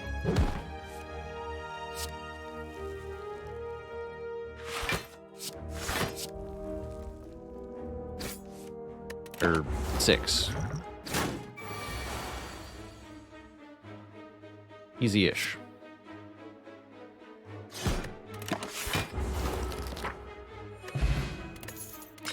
Kunai is here, giving us dexterity if we play 3 attacks. Now I'm feeling great about this dodge and roll.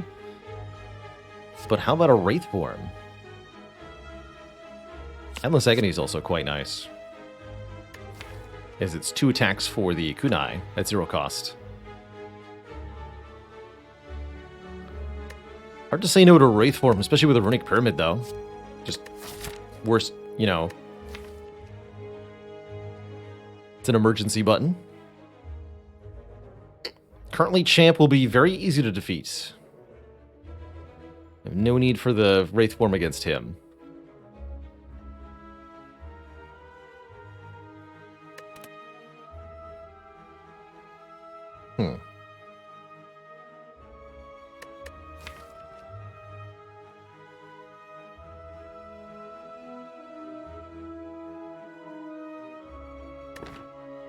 Tough call here.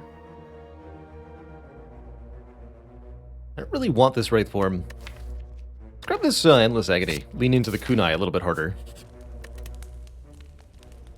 And I want more card draw, which I'm apparently not currently allowed to have. We'll figure it out.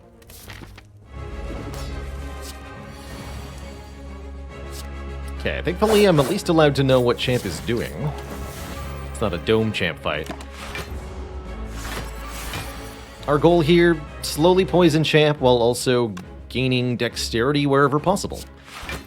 fairly straightforward objective that I think we can pretty easily achieve. I'll refrain from playing attacks unless I know I've got 3 of them to play.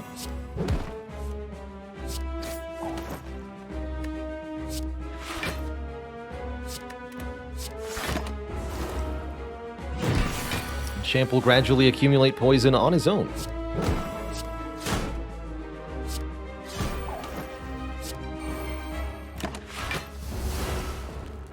Actually, quite rapidly, as it turns out. Double kunai proc. 5 dexterity already, and counting.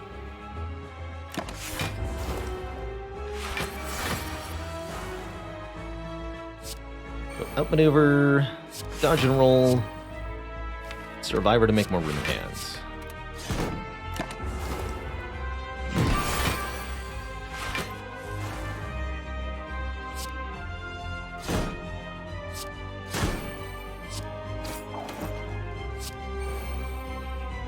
Okay, this will bring him below half, so that means it's time.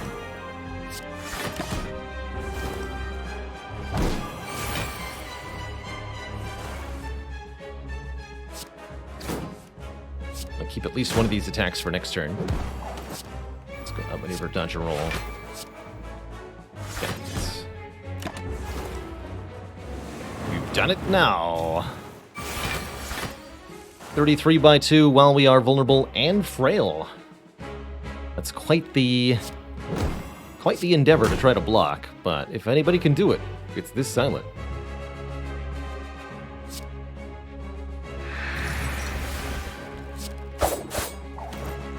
18 by 2. So I could full block, but let's get some more energy here. We are going to get Centennial Puzzle value. Wasn't that supposed to reset strength? Sadly, this is reset strength for Champ. You can't get him lower than this.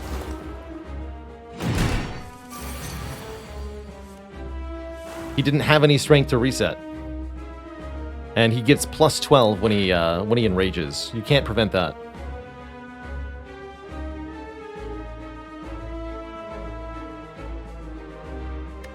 You just can't.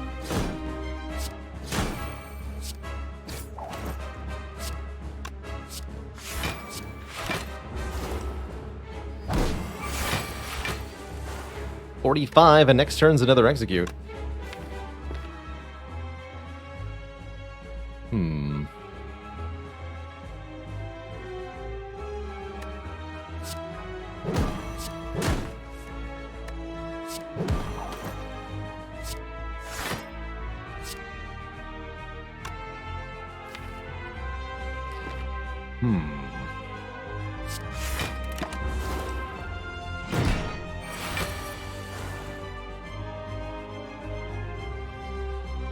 This is not that bad.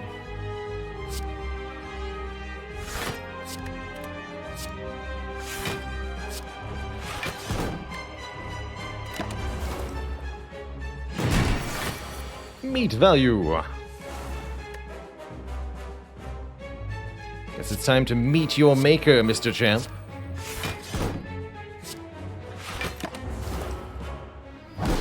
Now, I've got 10 energy with your name on it. GG, sir.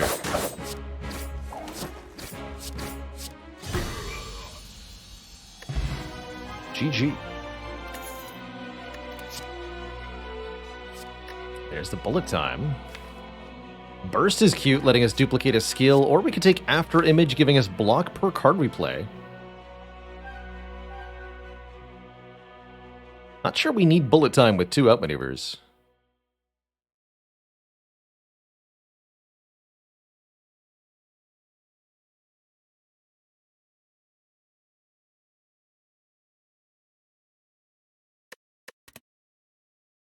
I like Burst to double Corpse Explosion or Piercing Wail or really anything. After Image is okay. Actually, especially with Tungsten Rod, one After Image is very reasonable for the heart fight. Let's take 1 After Image. Give me the block. Doesn't scale with our decks, it's true. But it does let us play our attacks kind of willy-nilly here. And I was just thinking about card removals. Get an interesting choice. Either remove 2 of our choosing, 2 strikes with the P-Box, letting us keep our defense, or, with the Empty Cage, or transform 8 cards with the Pandora's Box, gaining all sorts of new stuff. Any attacks we get would be upgraded. But we would notably lose the defend cards, which are actually not bad right now.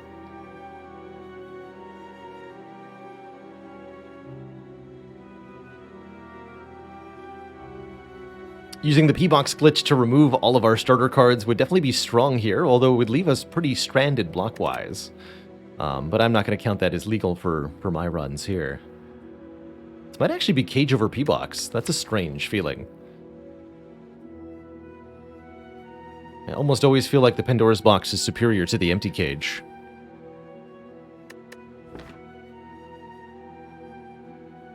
Expected ratio of block cards you get, very low. Silent has, in terms of quantity of cards, relatively few block cards. You might be surprised to learn. And it means that a random card has a very low chance of being a block card for Silent. It's really the Art of War that makes me not want to take the Pandora's Box here.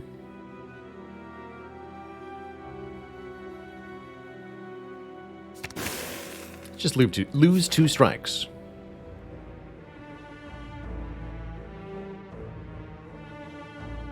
Okay, I can do 4 elites this act, and I think I'd like to. We are going to be very, very, very, very, very strong against any fight this act. Although Giant Head could be a bit of a problem, since I don't have extra energy. That's what the 2 outmaneuvers are for, I suppose. Let's hit a shop, get rid of our last strike, maybe try to find a card draw card, because that would really go a long way here. Other option, try to get 999 gold. Go to this store. Take a bunch of events early. Would I consider an upgrade all? It's fine. Okay, start here then.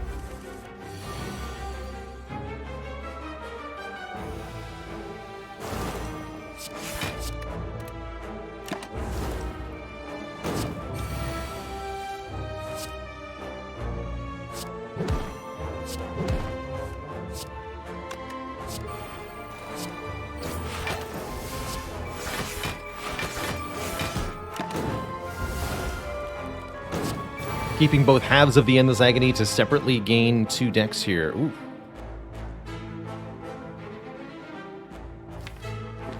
I needed to take damage for the draw. Our freaking fights is going to be hard.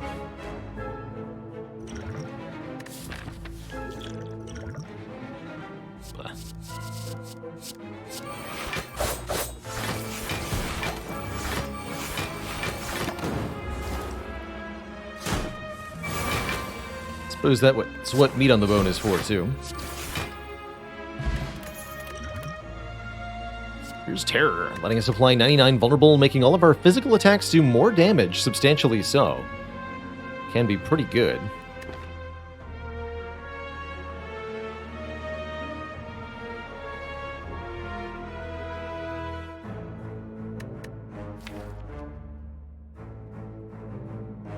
But I think with all the attacks we've removed, it really won't have that much of an impact. Repaired is okay. It's an upgrade. I'm going to take none of these. Alright, see you later, Endless Agony. Not losing Corpse Explosion or Fumes, you'd have to be kidding me. Madness is... Now, those are actually interesting in a deck this small. Madness is very much a way to make 3 energy Silent do serious work. And Madness on any of the cards in this stack, even just on Defends, would really, really help. I think I might take them.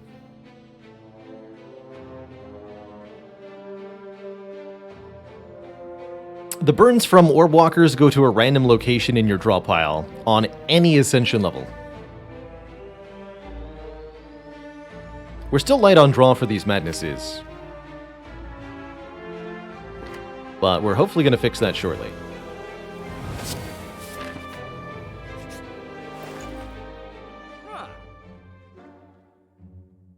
Calculated Gamble could help with that.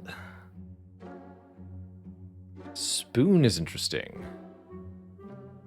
Cards that exhaust when played sometimes don't. Saves the Madnesses and the Piercing Whale. Panacea could be interesting. Goes with this Speed Potion.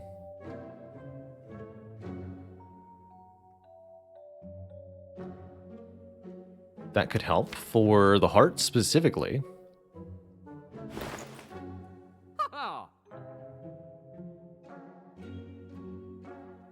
Apotheosis upgrading all of our strikes and defense. Well, all of our defend cards, excuse me, not the strikes, because there are no strikes. Does help quite a bit. But it's yet another card we have to draw through. I don't think I like it much.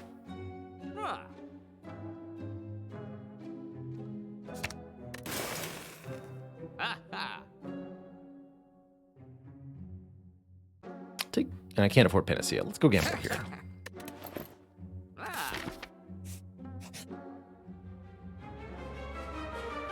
Have my Cultist Potion. What do you got, Ranmid? Akabeko. Makes our first attack each combat do more damage. Okay, okay. I can get on board with that. Definitely so.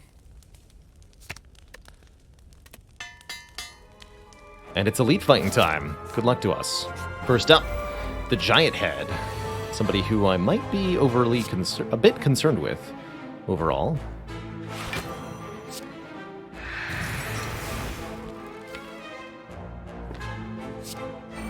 Let's see what I can make free here.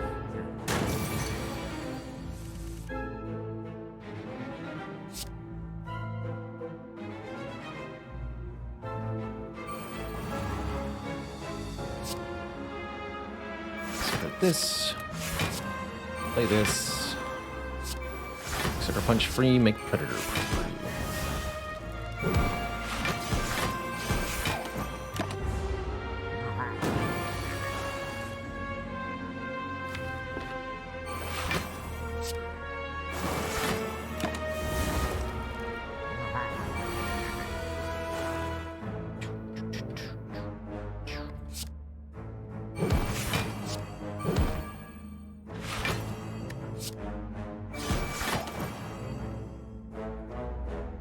Okay. I'd like to get an outmaneuver played this turn if possible.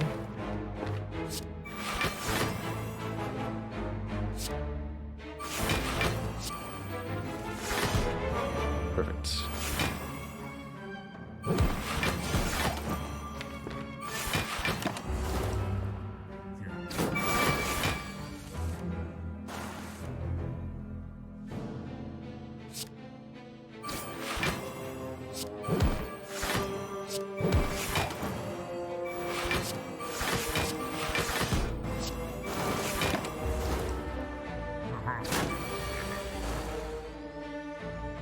Okay, next turn's gonna be rough.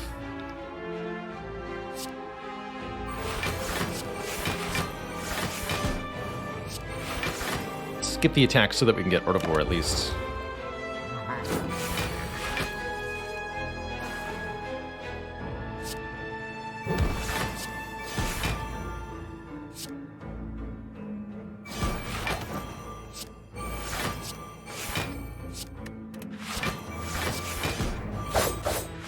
Somehow this is working? Like, really well working.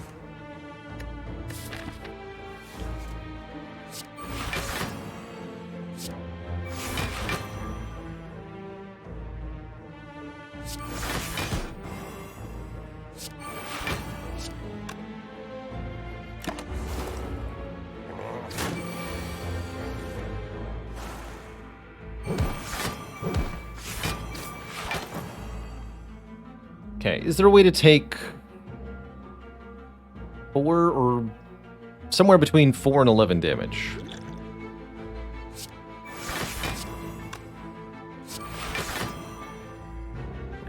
This is 18, 27 plus 18. It's too much. 27 plus 12. 39. That's better. I can block one at a time doing this. Okay, that'll do.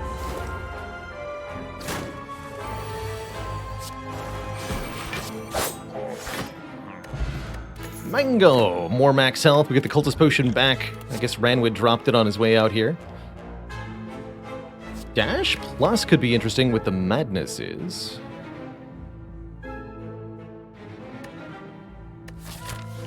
Otherwise, I'm thinking about deflect here. Let's go with the dash. That's a really good madness target, mainly. And I'm going to upgrade one of the madnesses so that they cannot affect one another. Also helps out our energy a little bit. Gotta take the blue key over the preserved insect, which does sting a little bit, considering these upcoming elite nodes, but what can you do? Alright, corpse explode. Here goes.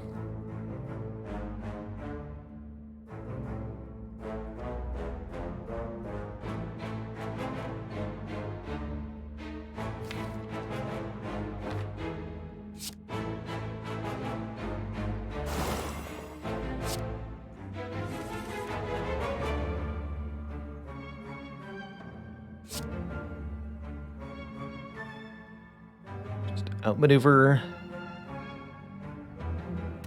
This does 11. It won't kill.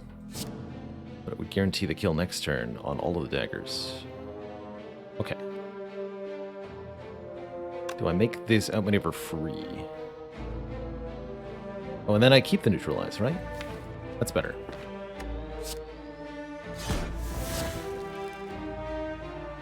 I want to take this damage so that I get more card draw.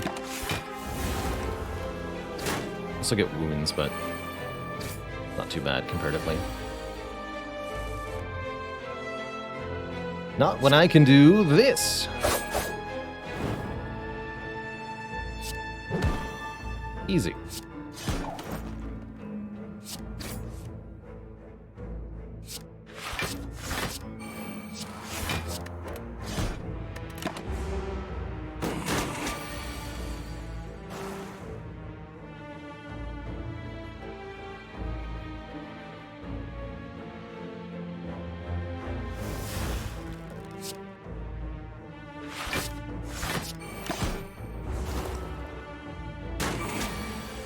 Almost perfect meat range. I'll take it. Delicious, delicious meat.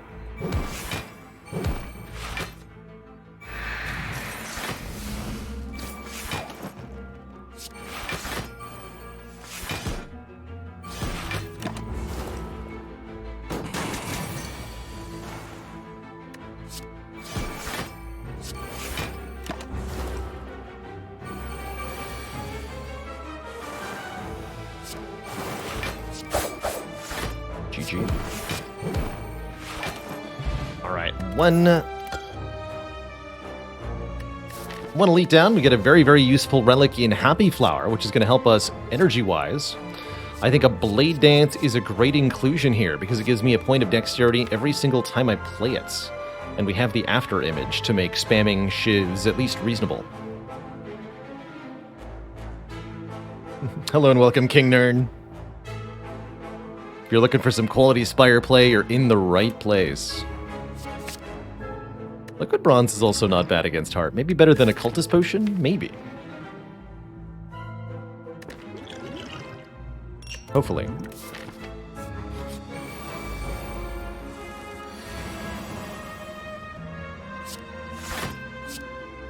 Could have also not played either defend, let the Orichalcum block here. But let's let Letter Opener do some work here.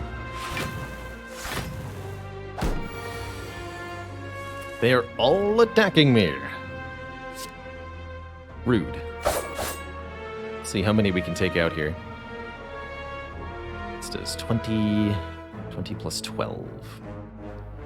20 plus 8.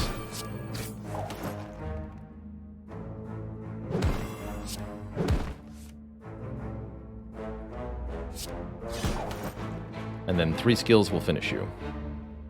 1, 2, 3.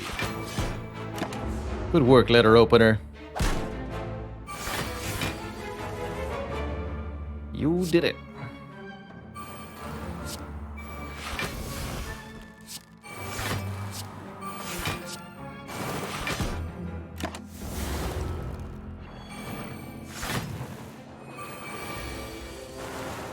How about no?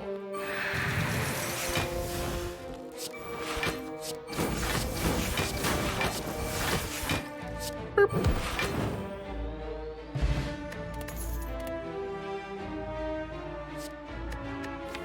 Acrobatics is the card we've been looking for. More card draw, helping us cycle the whatever the zero cost cards from Madness are, and helping us get back to the outmaneuvers more quickly. Setting up the Happy Flower should be something I do for at the very least the final battles. Not too worried about it right now. Yeah, like one more energy on this turn does what exactly? Not much. Don't want to double outmaneuver, that's overkill.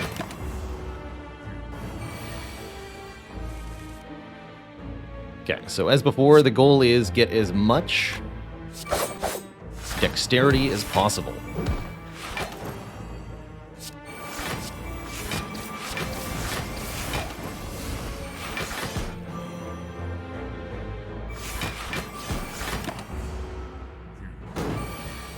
And as much card draw as possible.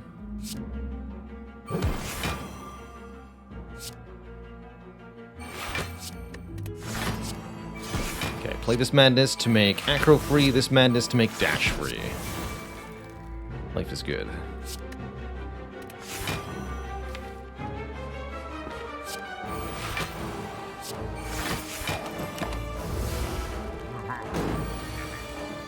We should have kept the dash for next turn, actually. We're good. We're really good.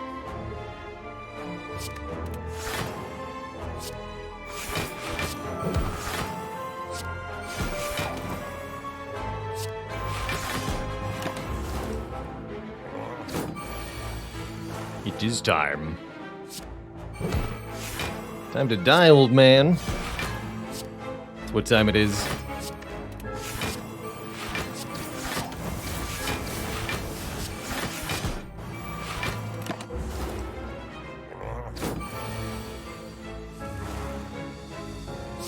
Almost shocked at how good these outmaneuvers have been.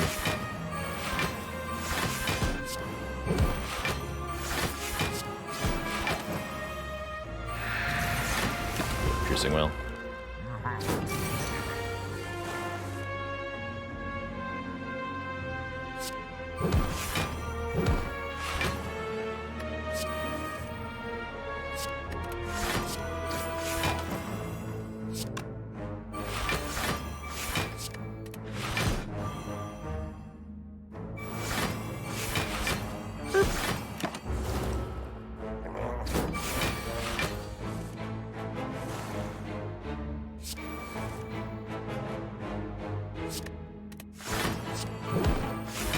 Time when the sun is over, old man.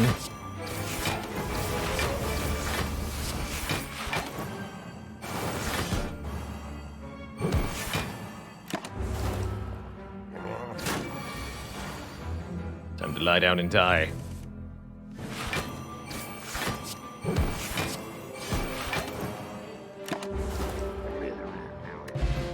Hey, more dexterity. Oddly Smooth Stone starts us out with 1 dex each combat, a little bit of a head start on the kunai.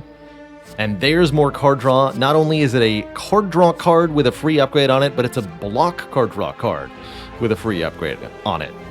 That is perhaps one of the best things we could have found. Escape plan's not bad either, but this backflip is for sure the reliable take here. Beautiful. It's all coming together, chat. Not the world's worst cloak and dagger either.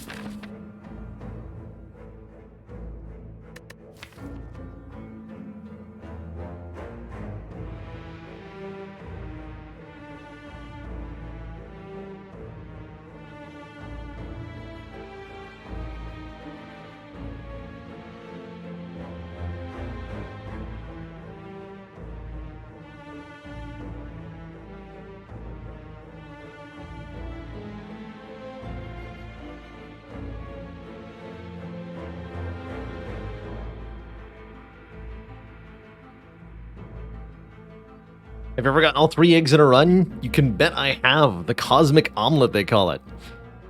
And it is a really fun place to be. with all cards being upgraded.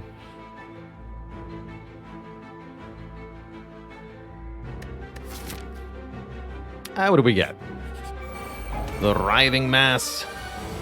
Oh dear. Oh dear. This big stinker will change their attack intent every time we boop them with an attack, which can be a good thing, but can also be very much a bad thing. It totally depends, not Jose. We do as many Spire runs as I want to do on a given day. Sometimes that's 1, sometimes it's 20. Never really know ahead of time. I just go outmaneuver defend here. And I owe the chat a dad joke, I realize.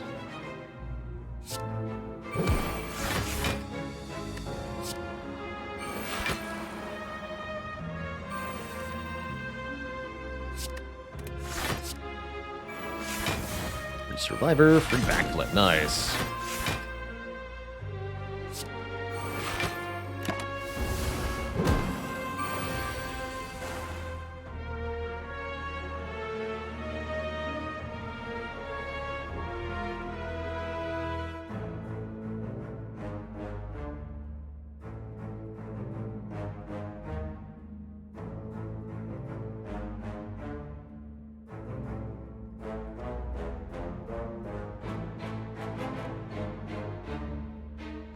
Which boss fight in Slay the Spire takes the longest time to beat? Donu and Decade.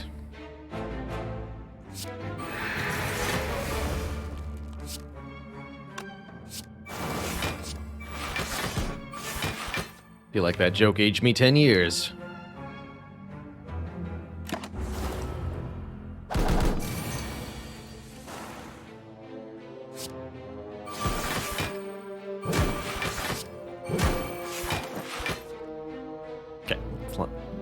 Let the rotation stop.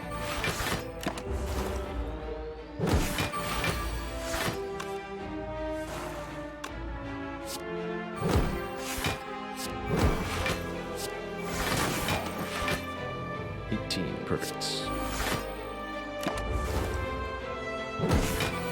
often ending our turn prematurely. Once we've got an attack that we can block, like this one, there's no need to hit the Writhing Mass. Just accept what's given. Don't get ambitious.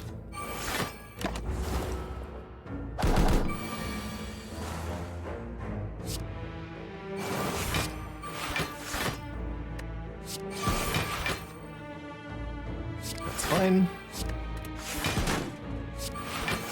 You dead, son?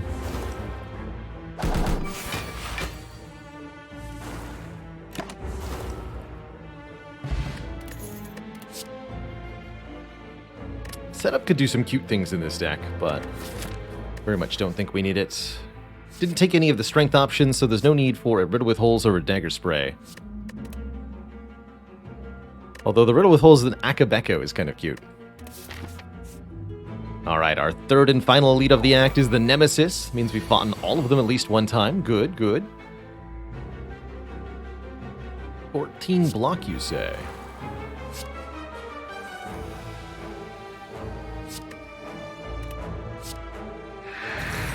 What do you got? Throw cost Blade Dance forever. I accept.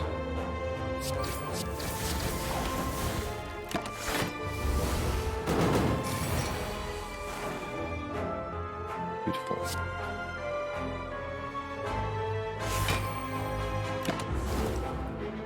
Nemesis is intangible every other turn, so we only want to be attacking every other turn.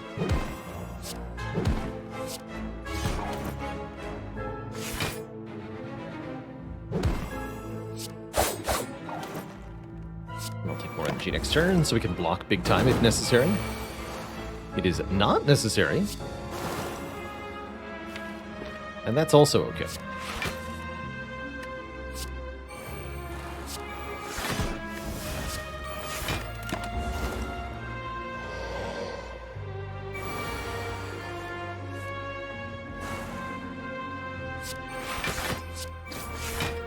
Lots of burns just means more things to calculated gamble away.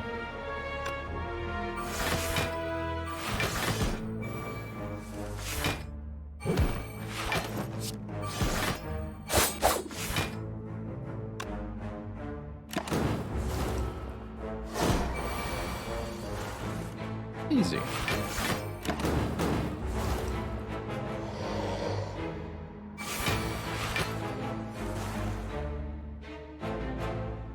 Hey there, Princess Principal. We're often ending our turns with energy and or cards left over.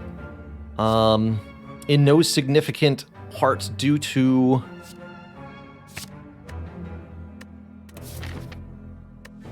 the relics of this deck. One sec here. Let's get our red key. Very notably, we have this relic here, the Art of War. If we don't play any attacks during our turn, we gain an additional energy on the next turn. That's one reason that I might be ending my turn with cards left over. The Kunai is another one. Kunai gives me dexterity if I play 3 attacks in one turn. Since this deck can retain cards from turn to turn, I want to play either 3 attacks or 0 attacks, but not 1 or 2 attacks on our turn.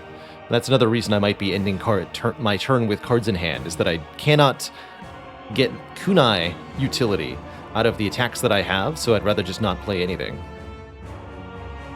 Let's see, guaranteed madness on acrobatics? I'll take it. I'm going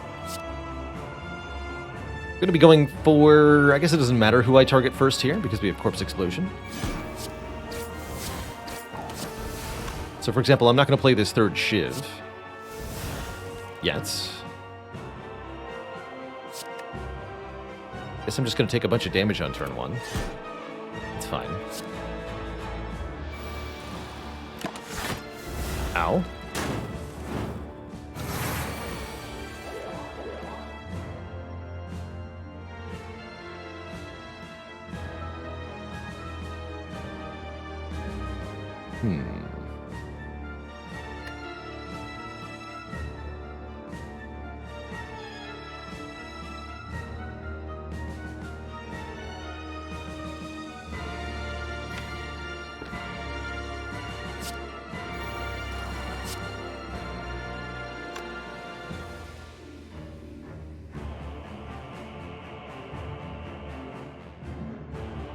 Shiv Dagger Spray? We're already getting meat on the bone value after this fight. I don't want to use the calculated gamble yet. Alright, I want to play everything this turn, so screw it. 0 cost heal hook is pretty exciting.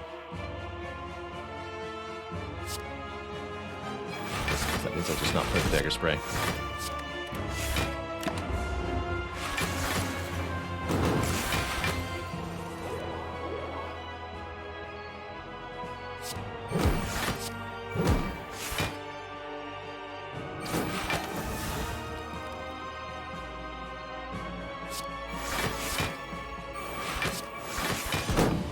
Okay, we'll put Corpse Explosion on Donu. Now when Donu dies, they'll both die.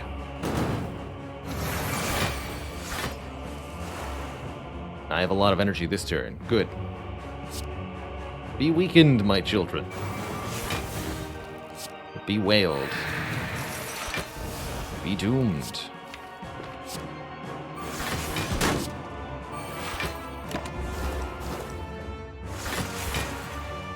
So there, I chose not to play any attacks because I wanted the extra energy from Art of War this turn. As a quick example.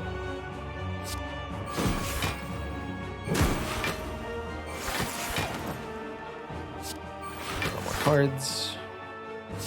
More energy next turn. And then we're almost at Stone Calendar time.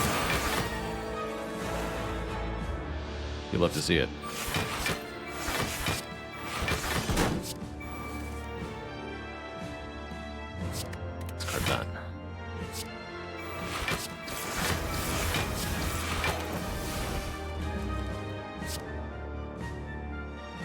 Currently not getting bonus energy next turn. That's okay.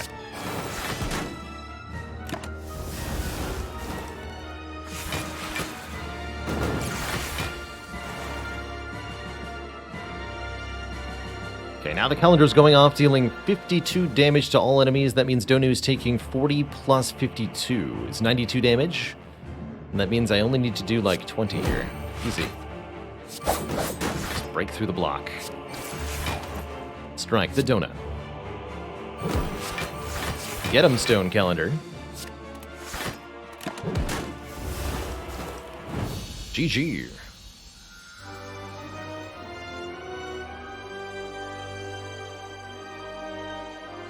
GG. Next up, Time Eater. Time Eater gives us a limit of cards per turn, but I don't see that being a real problem here. No, I do not. 12 cards. That's the limit, says Time Eater. And I say, so be it.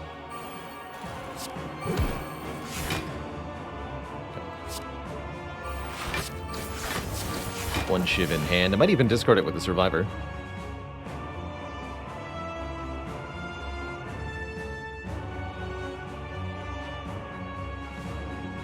Keep the Dodger roll, but don't keep the Shiv?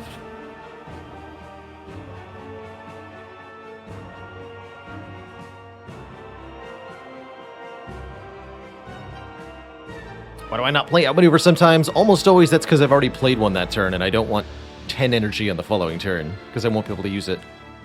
I'd rather have 2 turns where I start with 6 or 7 energy.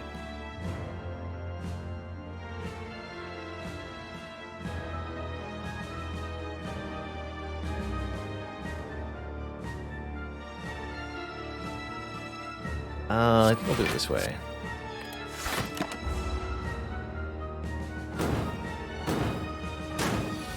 Unless I have Ice Cream, but I don't have Ice Cream. Okay, here we'll play an Outmaneuver. Crippling Cloud will guarantee weak for next turn. Only have 4 cards to block next turn. That's going to be a bit iffy. But what can you do? 9 by 3.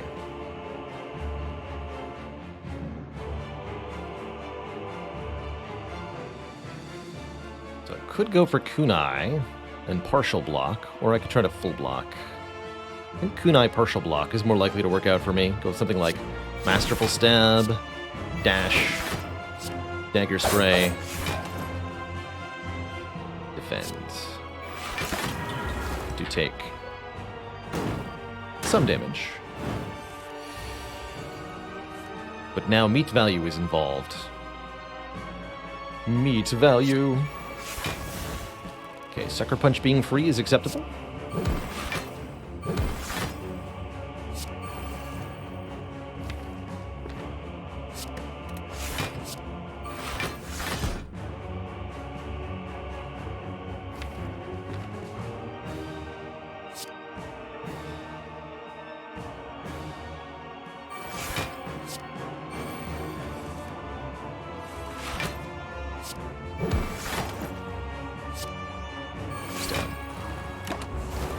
Cards for next turn.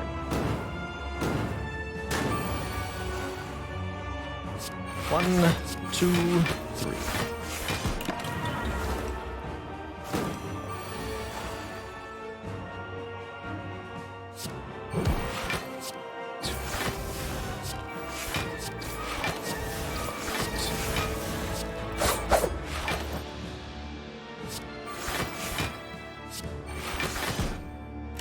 Nine cards that turn. Set us up really nicely, though. We do have a Piercing Whale, right? We do. Good.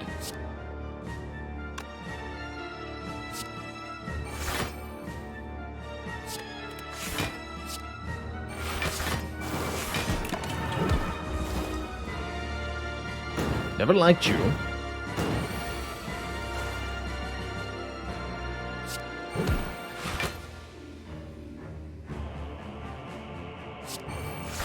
Good.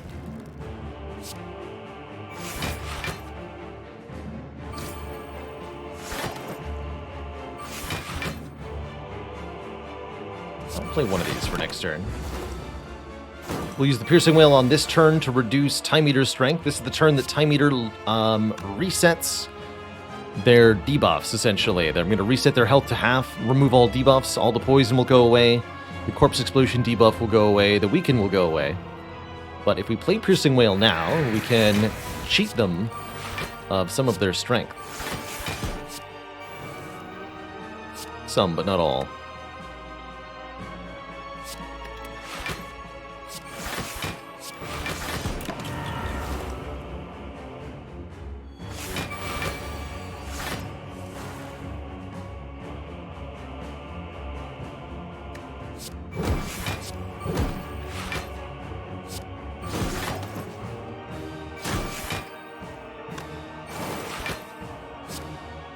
Flip, my child.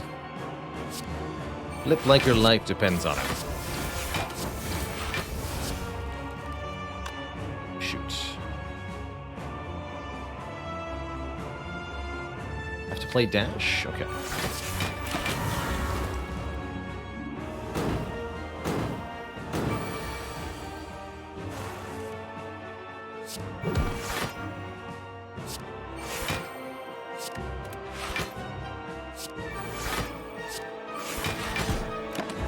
Setting up powerful turns with the outmaneuver here. Leads to really good outcomes for us. Card draw. 3 energy. Just 1, 2. Play 3 cards next turn. A 1. 2. 3.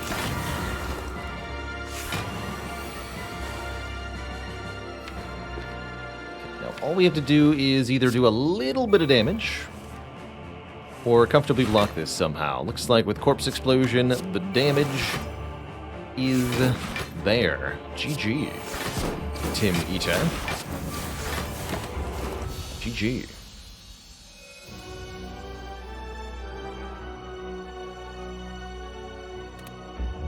Two thump, two thump, two thump. A deep pulsing dread can be felt through the room. Is this the heart of the Spire, the source of these kunai procs? You prepare your knives. Deal 2102. It's like 2021, but dyslexic.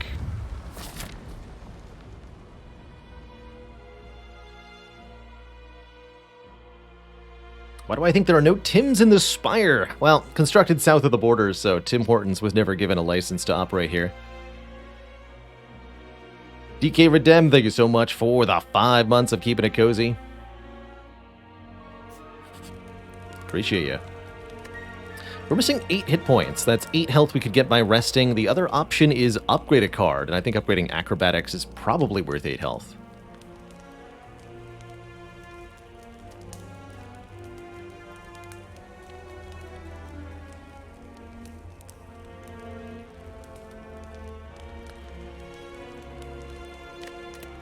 I can call you wrong to rest here, though. Not. Upgrading Afterimage for guaranteed seeing it on turn 1, also worth thinking about. True Rog, thank you so much for 500 bits of love and support. Some intriguing options here at the shop. Medical Kit would let me get rid of statuses, which I do appreciate. One more card removal would be maybe okay, but the Medical Kit does better than that. This is effectively 2 removes for the Heart Fight. A second copy of Dash is worth considering. The Shiv Potion is also a point of dexterity with the Kunai. Can Smoke Bomb skip the Spear and Shield? Only once one of them is dead. As long as you're surrounded, you can't use a Smoke Bomb. However, if you're really quick at the start of combat, you totally can. By the way, a few minutes ago, Writer Geek, thank you so much for the $10 tip. Writer Geek says, as a Spire newbie and lover of dad jokes, thank you for what you do. Thank you for what you did. All right, we'll take the Medical Kit. I think being able to get rid of the statuses in the next 2 combats will both be very useful. I am a little concerned about these 2. Although Corpse Explosion does make this overall quite a bit easier.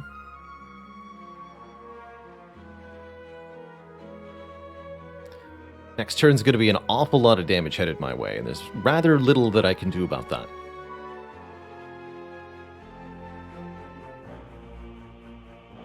I want to face away from Spire's Spear, so that I actually take some damage on this turn, so that I get bonus draw this turn. Masterful Stab. Dash. Draw 2 more. That might be worth it. Actually, only draw 1 more. Wait. That maneuver is even better. No kunai. I don't think I care.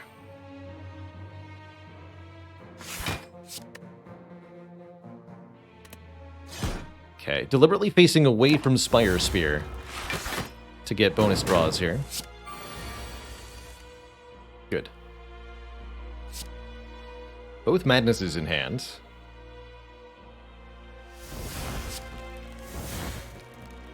This could be the turn for the Speed Potion.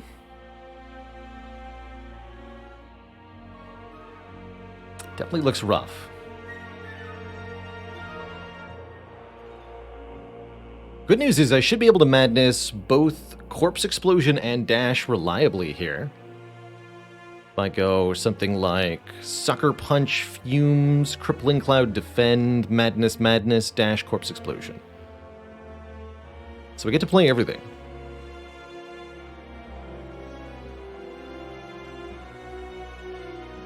This is Poison and Weak.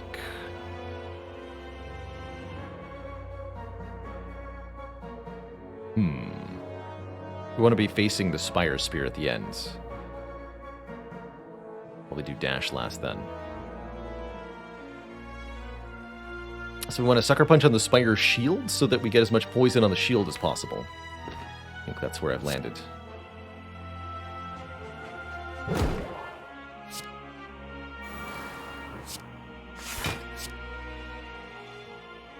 It's gonna hurt regardless.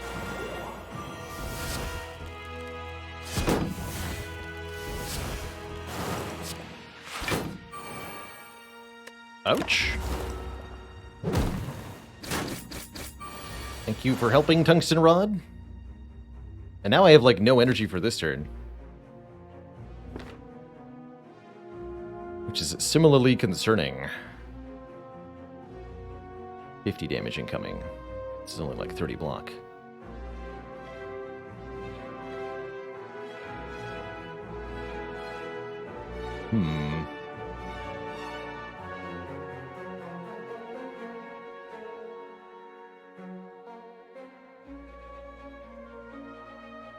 Actually, does that set me up for meat on the bone range, conveniently? This would be how much block? 12, 11, 11. 22, 34. That'd be about right, actually.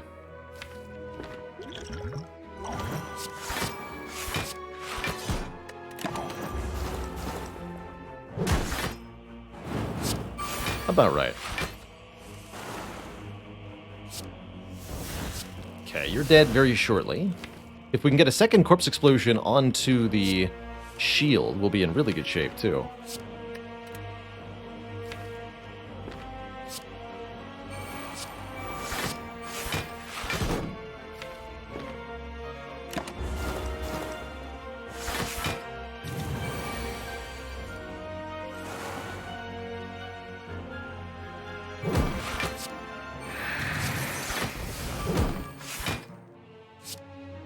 Show me second Corpse Explosion, please.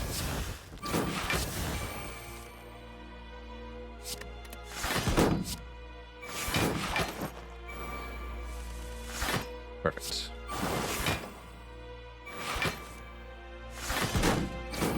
Triple Corpse Explosion. Well, that was a hell of a turn. My god.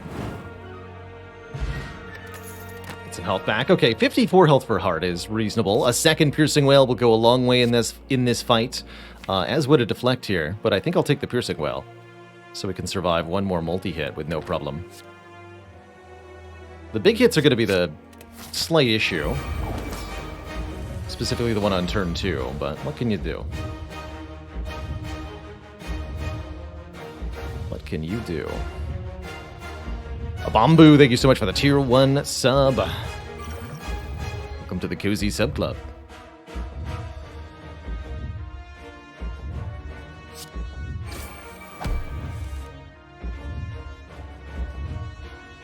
Okay.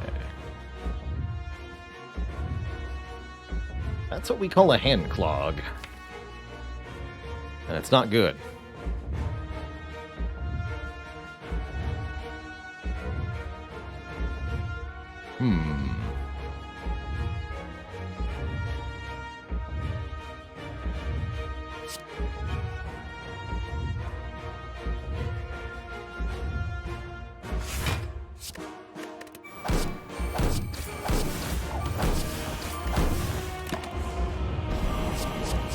Played that last one so that could maybe survive. Really hope that the madnesses don't hit the piercing whale. Feels like I have to at least play one of them though. Good news is we do survive just with what, like backflip dash? Although barely. Wait, do I?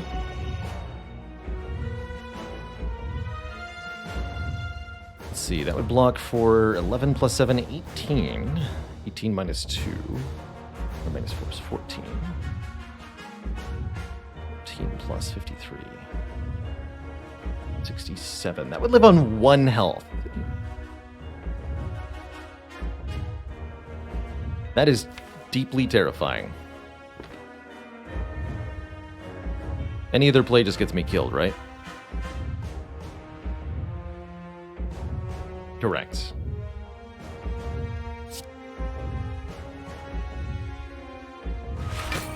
And if this draws burn, I also die. Good. Good.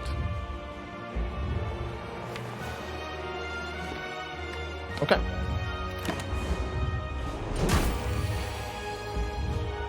Ouch and stuff.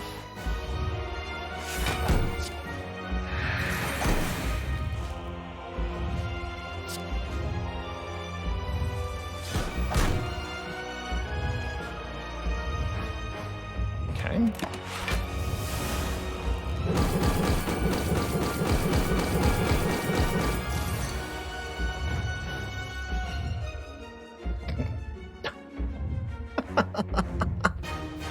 Oh no. I can't play any cards. Ah, we had to upgrade the after image. Dang it. Dang it.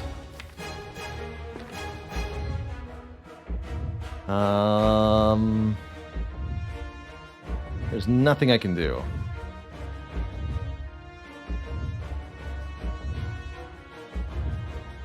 Kept in turn. GG. One more hit point might have been all we needed there. One more hit point.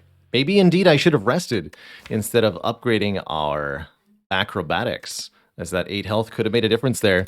Ultimately, unable to get through the Spire Spear and Spire Shield fight comfortably meant we didn't have enough health to take on the heart. Classic way to go. GG. GG.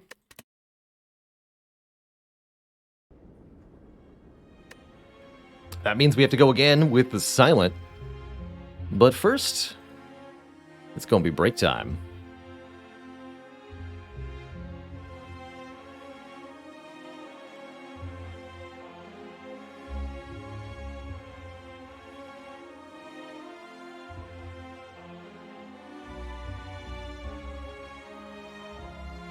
Take that. All right, BRB.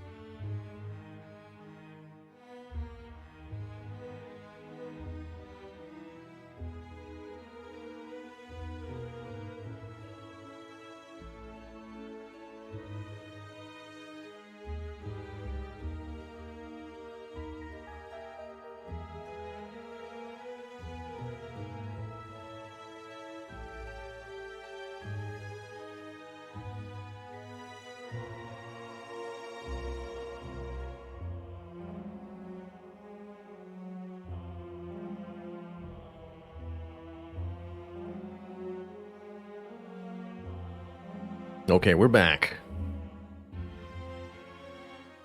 Some cool discussion about the characters going on while I was away. I do agree with that one statement that Arbalest makes.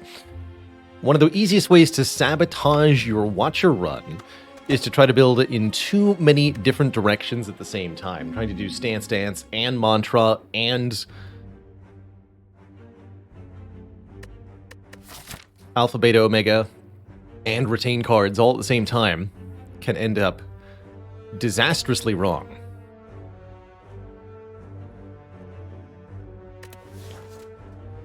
Shame that last run died to a heart. It was so close. I think that we would have fared better if either of our weak cards or the after image had been in the top part of the deck. The fact that we got none of that really hurt us big time there, and it was just not quite enough health. Not quite. 15 damage to transform 2. Or transform 1. Transform 2 strikes on Silent sounds awfully interesting. Sure. Let's try transforming 2. Usually not a fan of losing health to start a Silent run in particular. We have enough rest sites along this leftmost path that I feel confident. Let's get Finisher plus Riddle with Holes in the starting deck instead of 2 strikes. Interesting. Very interesting.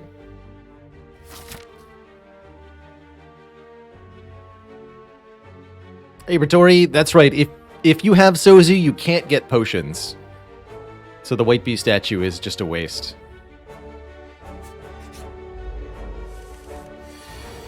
Now, I will say that this finisher is probably not going to be that bad. Certainly this turn one was exciting. And, you know, Riddle with Holes isn't that bad either, damage-wise. Let me try to greed 1 health here.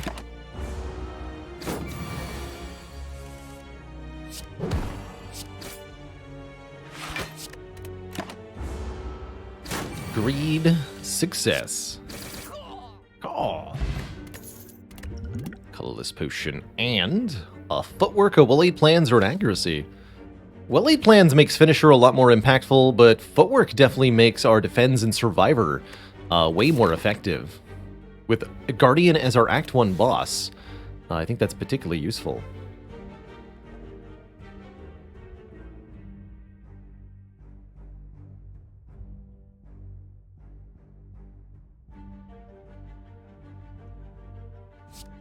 That poor last run. We had so many different ways we could have won that. The shame. Love the Riddle with Holes does all the hits in a row so you can bypass the block on the lice there. I think in general we're going to find this Riddle with Holes is pretty dang good in terms of its overall utility. Adding 1 on purpose to the deck, that's not great. Having it instead of a strike? Not bad. And I think we should take the first AoE card we're offered, Dagger Spray, just like last time. A nice way to shore up against early encounters or an early multi-enemy elite fight.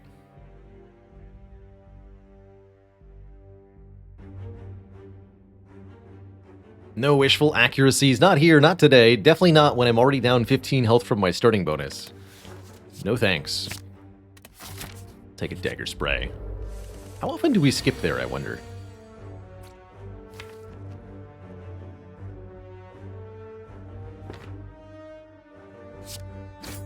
Six. 15 plus 8, 23.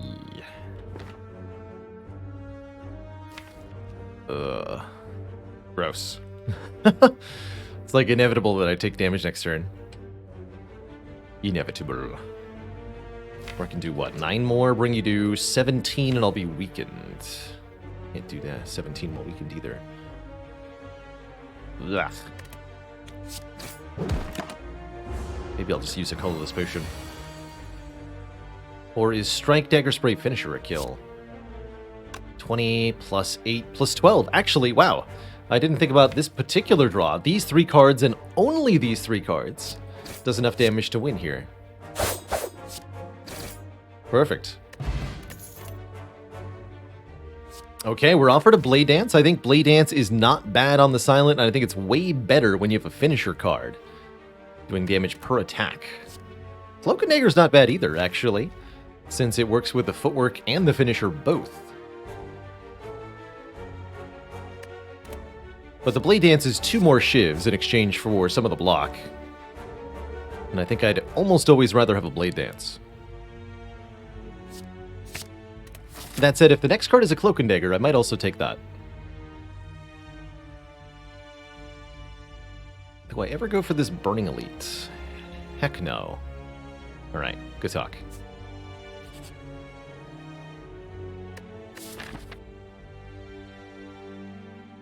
Warped Tongs. Warp Tongs would upgrade a random card in our hand every turn forever. I do love Warp Tongs as a way to scale, but I have no opportunity to remove that Pain Curse anytime soon. We have to do at least 1 regular combat and 1 elite combat, and don't forget, this deck has a Blade Dance. So 1 damage per card played is going to add up real fast. I don't think we can tolerate a curse right now. I really don't. So I think I'll just take the 1 targeted upgrade, and we're going to start with the Dagger Spray. Next upgrade will be Blade Dance. Dagger Spray to help with gremlins if we see them. Or slimes or whatever this could be. 1 red slaver. Alright. I understand. Do I footwork here? I think I need to. This fight could be really nasty, depending on when exactly we get entangled. Help! Yeah, this would be the turn to not be entangled on. For shame. Don't think a potion would help me much.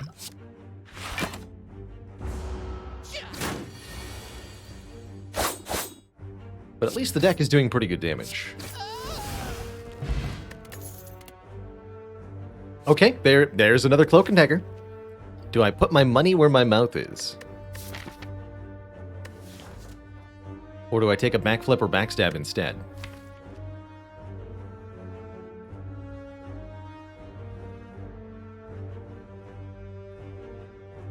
I mean, with the footwork and the finisher, it's really hard to say no to a Cloak and Dagger. And I can get them both upgraded? Alright, I'll do it. Deliberately picking a Cloak and Dagger in Act 1, not something I've done in a very long time. I like it.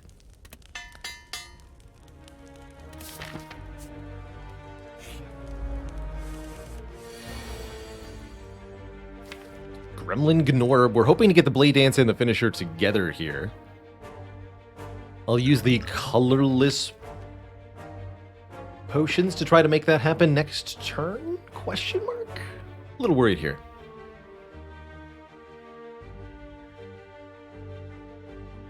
Colorless results that we're looking for include Master of Strategy, Hand of Greed, Bomb would be good, but only if I make it now.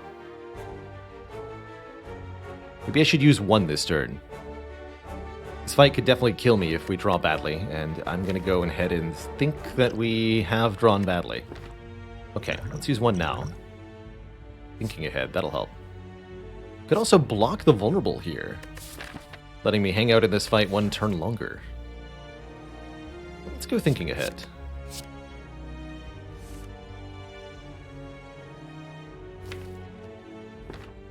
Dagger Spray on top. Do I use the other one now?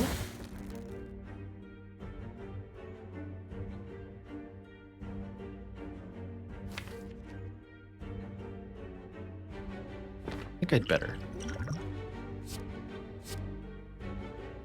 Okay, that's as good as it's gonna get. Which is pretty good. That means I actually think I want to play the footwork, as I'll be able to block pretty reliably with super upgraded blocks, and the knob will be weak. So let's go footwork here. Footwork deal 20. Don't want to draw the footwork again either. And this should be enough to beat Gremlin Knob. Thankfully, we did draw Blade Dance finisher together, thank goodness.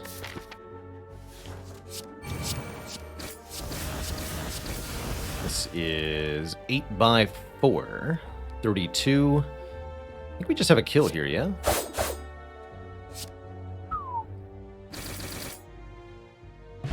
Dang. Gremlin Knob is Gremlin gone. And now we have a chance to regenerate our potions from a couple combats before there's another elite. Well, 2 potions well invested, I'll say. Now we have a boat, making our turn 1 pretty spectacular. And now I'm interested in a well-laid plans. Particularly with our finisher.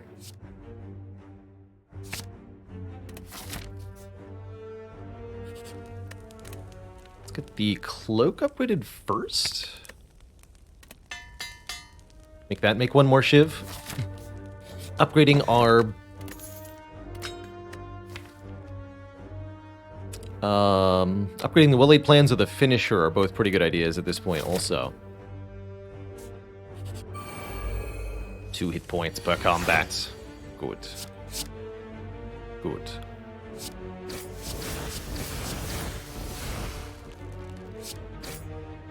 Boop.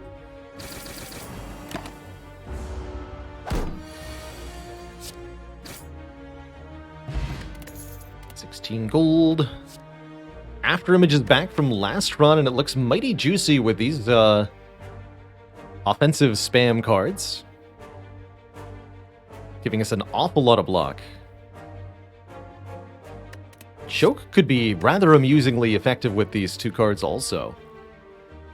But when in doubt, I'll take the rare card. Shiv deck, beginning to become online. I would now take an accuracy if I saw one. But we could also find any kind of ninja relic and be very strong. I think After Image is quite good, even without an upgrade. Because you draw so many cards on turn 1, it's relatively likely to show up early anyway. And if we become truly dependent upon it, we can upgrade it.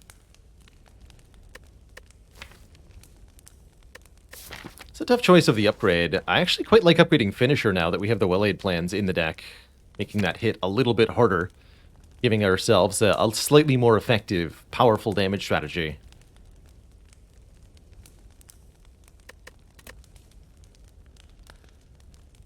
But we could also consider upgrading Neutralize, Footwork, well-laid plans. Any of those would be good. I'm slightly hesitant to upgrade well-laid plans. I just have a vague worry of maybe what if Runic Pyramid, but I don't think that's a particularly big concern.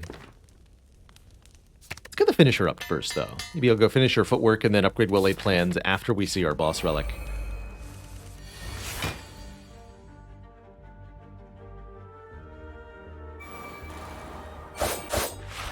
Get him. So 8 damage or deploy the Footwork. Do 8 damage. Should be able to block this guy without needing to overcomplicate it.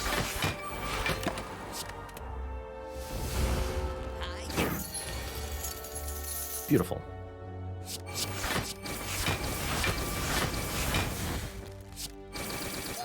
No. Behold, accuracy is here to make our shivs deal more damage, and now we're in the business. Ghetto Thunder, thank you so much for the Prime sub and the 2 months.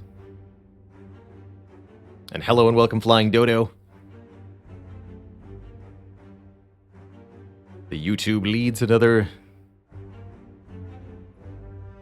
to the Baylor's Den. Good.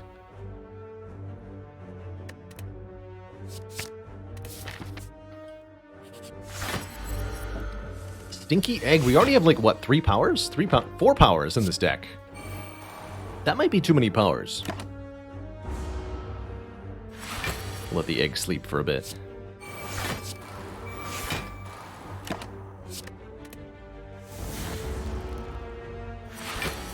Treehouse Boy, thank you so much for the Prime sub. Finisher next turn, I'll hold the Blade Dance then. Wake up.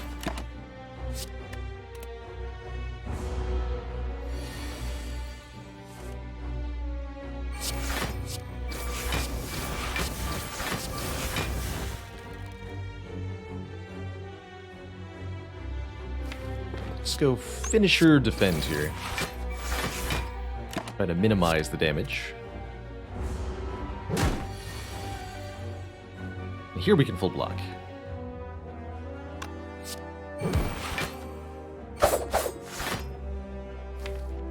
Good.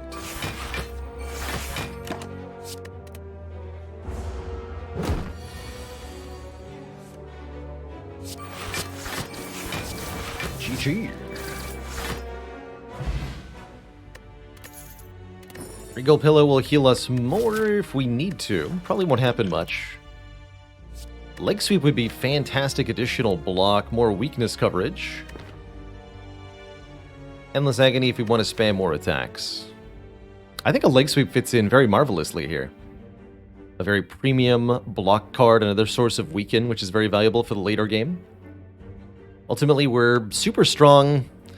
I think in part because our starting bonus was so good. We transformed 2 strikes and it turned out really well. Turned out really, really well, even though... Well, not even though. We got 2 damage cards in exchange for 2 strikes. Basically just a really good upgrade. Even though they are not, you know, not thought of as good cards on their own. They have worked out perfectly well for us here. And remove. Dang. Stinky Man. Stinky Man is not a card remove. But it might be a potion.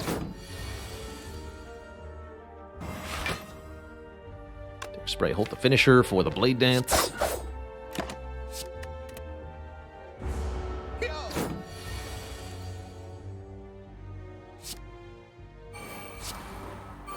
Continue to hold finisher for the Blade Dance.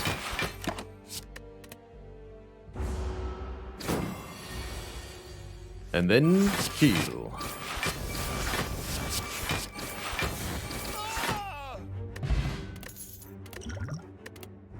Energy potion's nice. Fumes we could think of as a way to start scaling for bosses, but I feel like that's probably too many directions for the deck syndrome, so to speak. We already have good boss damage from the accuracy. And it would worryingly be 5 powers in a Act 1 deck, which is just way too many powers to take in Act 1. Pretty happy with the skip here. Riddle with holes 2. Riddle harder.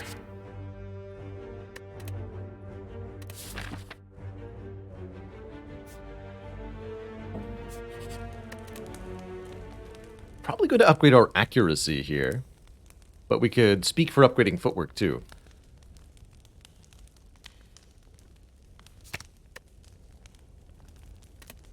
Generally speaking, I lean towards increasing my offensive power where possible.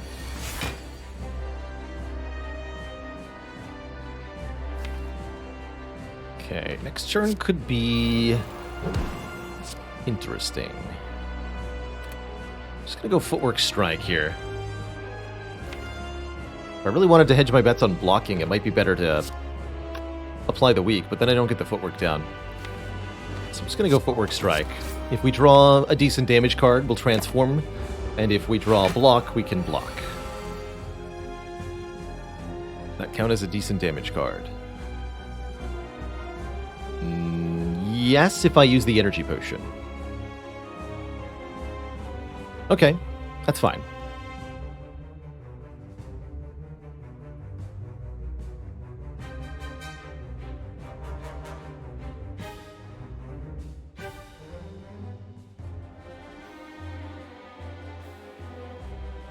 Our previous run died to the heart, right at the very end. Right at the penultimate moment.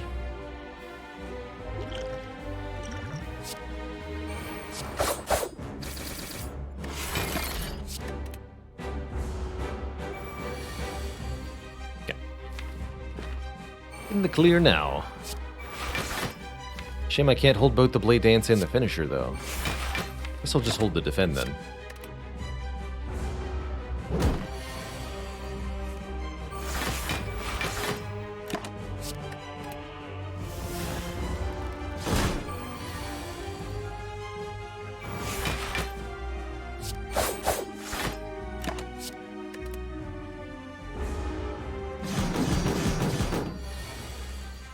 Your time has come. Fool.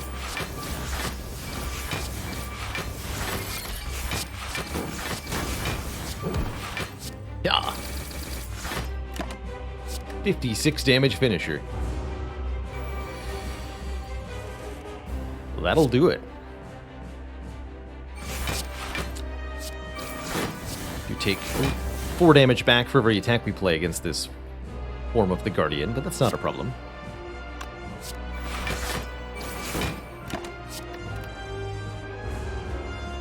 Not a problem at all.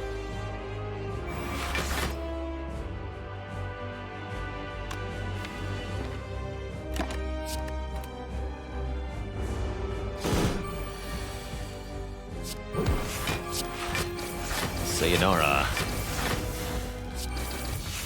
GG.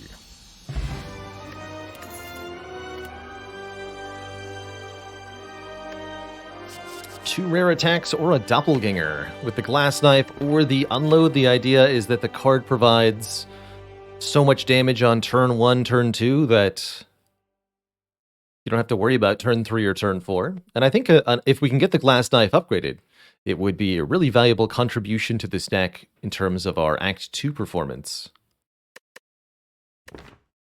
So I don't mind glass knife here. It does require an upgrade, though.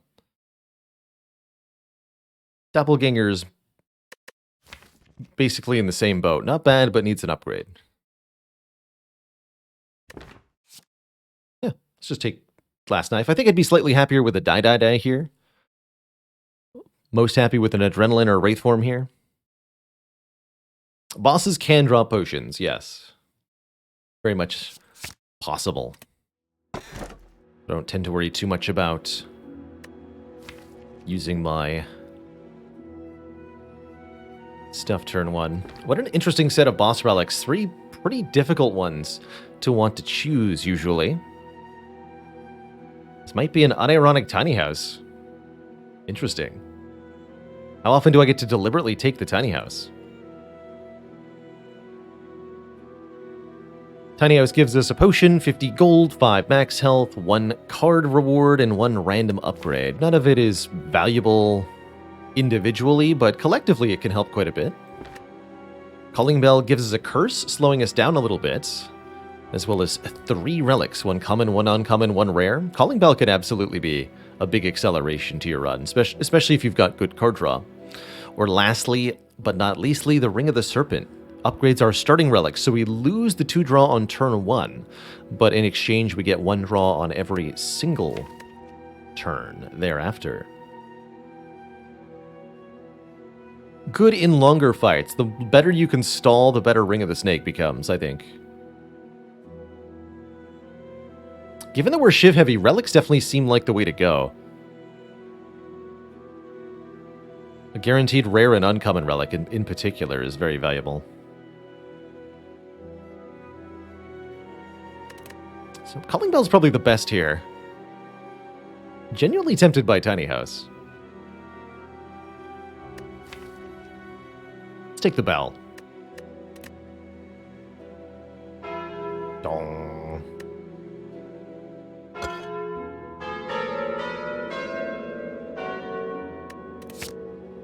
I was hoping we'd see exactly this. Akabeko causes our first attack to do more damage per hit, 8 more damage per hit specifically. And that is going to be really spicy with Riddles, with Dagger Spray, and with, not with Finisher. With Riddle and with Dagger Spray. And Glass Knife.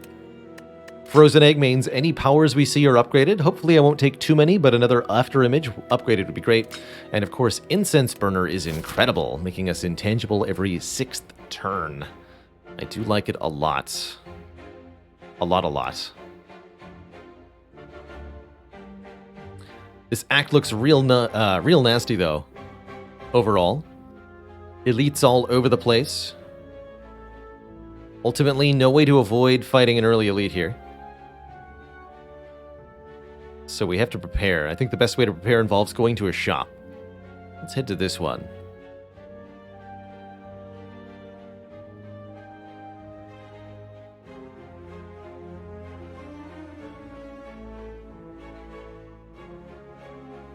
Here, I really need more energy, though. I do like this path, but currently elites feel, unless I can get the instance burner on the right number, elites feel pretty suicidal. At least we have anchor. I think my intended path is going to this shop. 371 gold can do a lot for us. Yes! Get him! Absolutely destroyed. Oh, we have a ghost in a jar. Okay. I guess we'll be fine against elites. Cool. Very cool. Infinite blades. Plus? Anybody? No?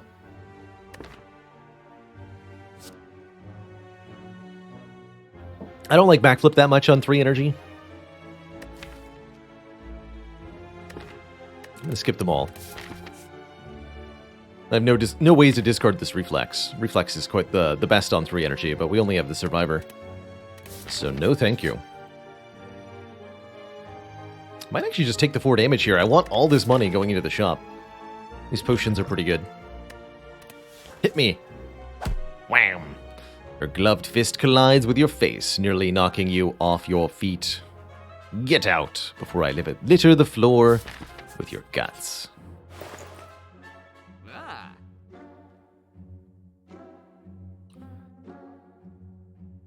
Neat.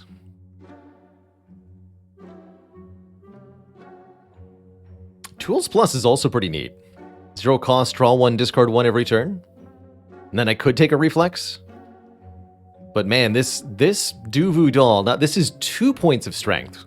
Because we have 2 unremovable curses, Ascender's Bane and Curse of the Bell. So that makes all of our attacks do 2 more damage. Which is all of our damage. That's insane. Does mean I can't afford a card removal, but that's not the worst thing in the world. Give me strength. Not a bad ornamental fan either. Would I now take more curses? Depends on what else I'm getting with the curse. But maybe. Maybe.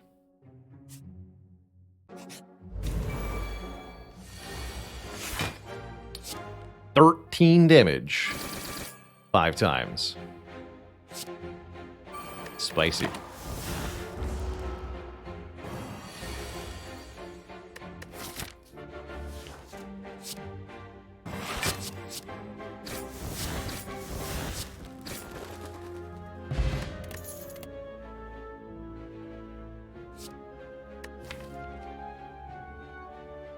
It's not set up plus. I take a prepared plus. But it's not plus. Don't really feel like I need 2 leg sweeps.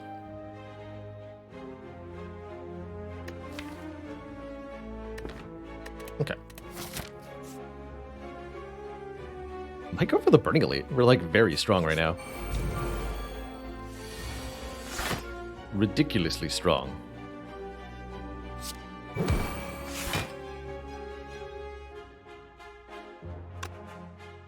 Does ever defend well-laid plans?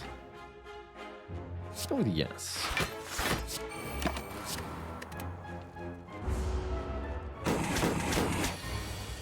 Aha!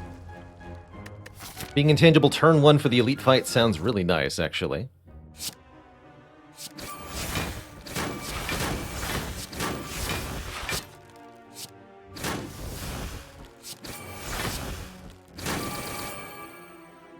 Slice and dice. These are all unupgraded commons. I think I'll say no. Okay.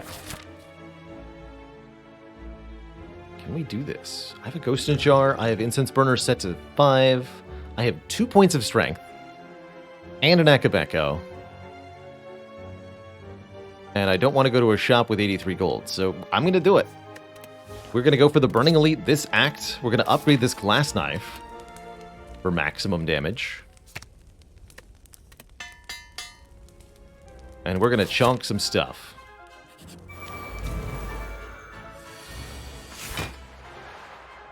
Alright, well that was not the turn 1 I was hoping for.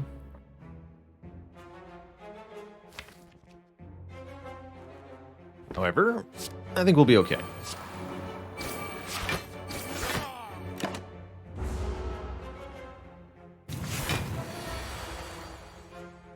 You rude dude. Fair enough.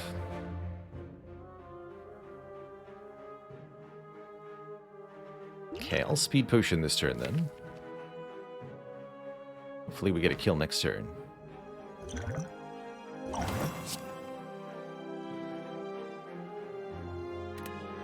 So I'm not playing finisher.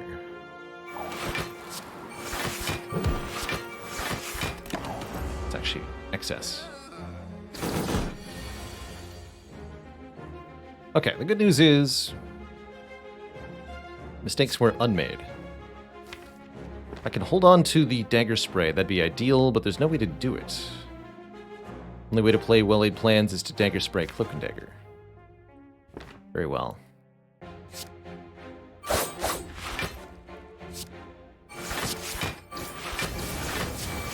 Good news is the wizard's dead.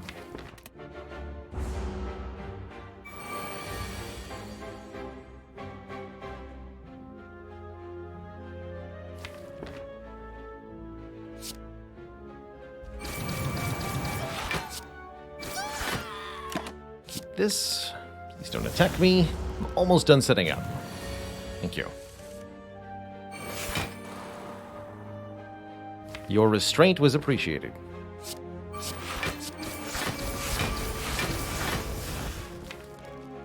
Keep this for weekend.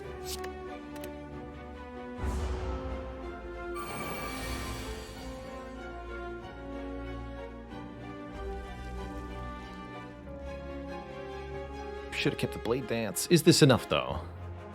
I get to do cloak and dagger, dagger spray, neutralize, finisher. So finisher will be 10 by 4, 40 damage. I have to do 39. These shivs are 10 each. Yeah, that's enough. Okay. These are 12, actually. 12, not 10. Even better. Good. Alright, a beautiful fight. We have Incense Burner again on turn 1.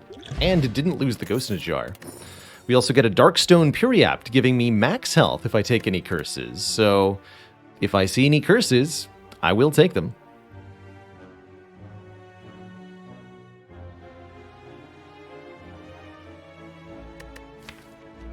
Terror is a very good way to scale our physical attack damage as well. Applying 99 vulnerable to one target. Very, very significant, very, very powerful. Any Necronomicons? No, because we have no more events this act, so we won't be seeing any curses for a while.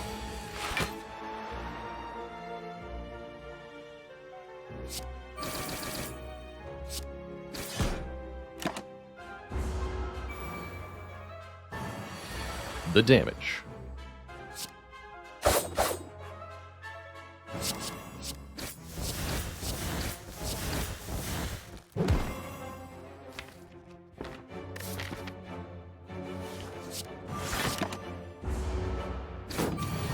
Thinking about our incense burner here. Oof.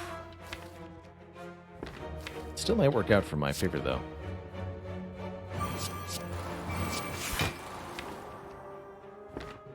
Probably should have taken the kill.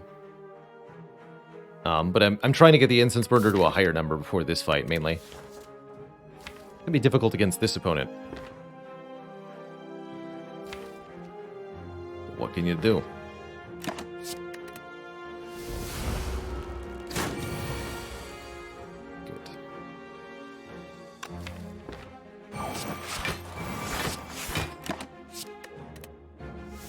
That was actually worth it. Let's have intangible on turn 2 here. I could actually even wait one more turn, make it intangible turn 1 again. 50% chance of being intangible turn 1 against slavers. But I have Anchor already, and Akabeko, so I think turn 2 is better.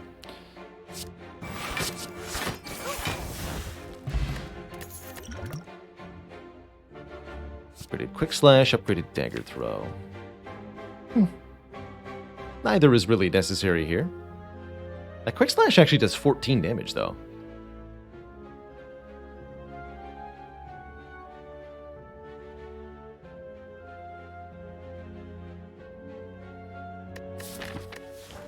They both do 14 damage. Maybe we'd prefer the dagger throw to let me discard stuff. In case we find a reflex or something.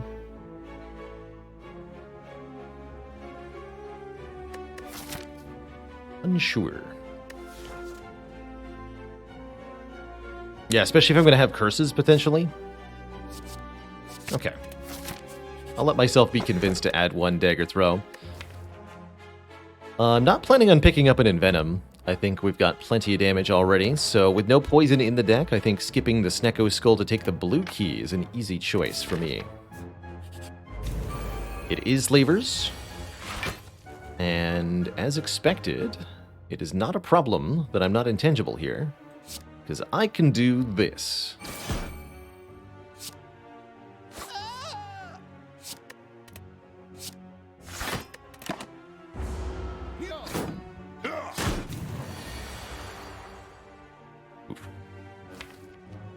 Should have... I'll go for the middle guy next, since I'll probably have to draw through one more time. Should have played the well-laid plans maybe instead of one of those defends. Maybe.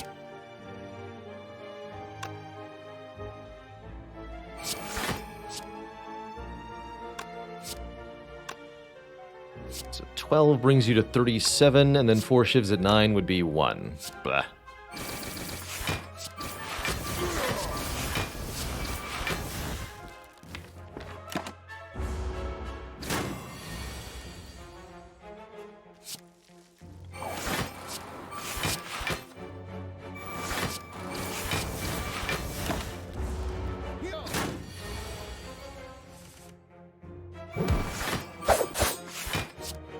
Okay, that was nice and clean.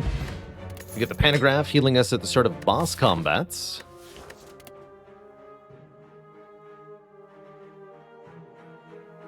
A 1,000 cuts plus. Triple Boop, thank you so much for 14 months. Caltrops Plus also quite good in terms of doing damage to heart.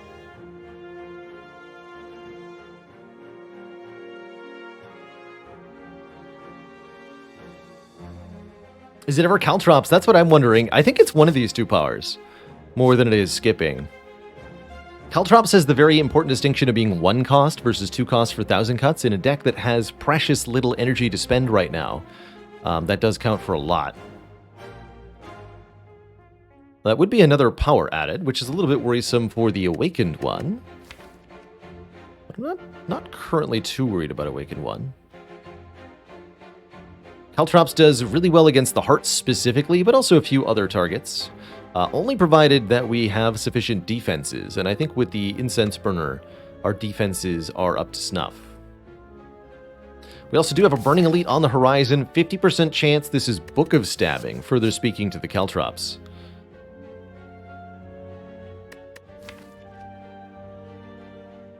Alright, let's take Caltrops.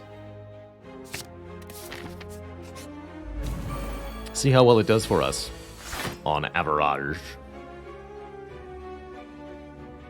Don't often advocate for killing Mystic turn 1, but when she's hurting you for a lot and you can easily kill her on turn 1, I do advocate.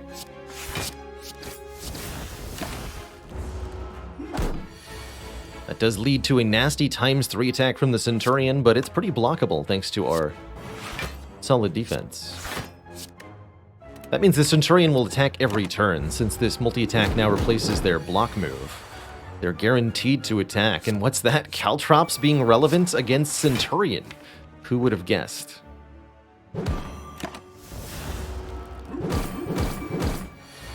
Amazing.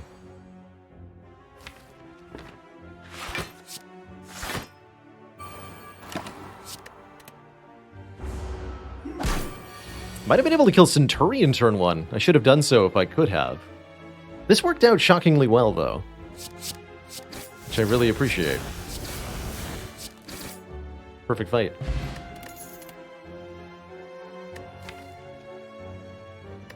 We don't have the energy for choke. Setup? Nah. Maybe if it was setup plus. Maybe. Maybe. Given how energy starved we are, I really like upgrading the Terror here. Finally getting plans upgraded would also be appreciated. Let's start with Terror, though. One more energy for the Burning Elite fight will help a lot. Okay, it is Book of Stabbing and Regenerating Book of Stabbing, and the turn 1 Terror upgrade mattered quite a bit. You'd love to see it. Just go Footwork Survivor. Since I'm not getting a whole lot of use out of this finisher right now, hopefully we'll be able to draw back into it.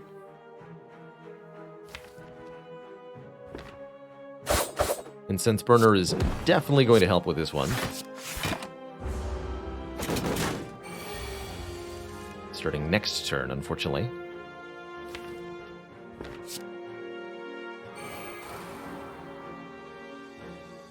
This is 15 taking 9, or I can take 0 with Speed Potion. Let's use the Speed Potion.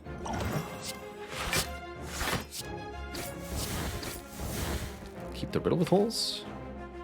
Not that I'm likely to play it. Here's our Trops. Trops, Accuracy, Blade Dance, something like that. We look to kill next turn. Hold the Glass Knife. It's gotta be it. Take 5 damage, gets 5 wounds added, but that's not a big deal.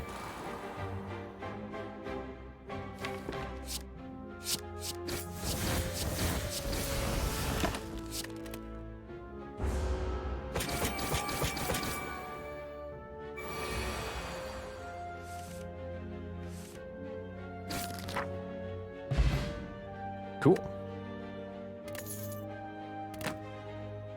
Peace Pipe now lets us toke cards at rest sites, which I really appreciate. Getting rid of the remaining strikes would go a long way towards making this deck feel a bit more operational. Block Potion's not bad. Bane and Fumes, neither are particularly good here. Skip.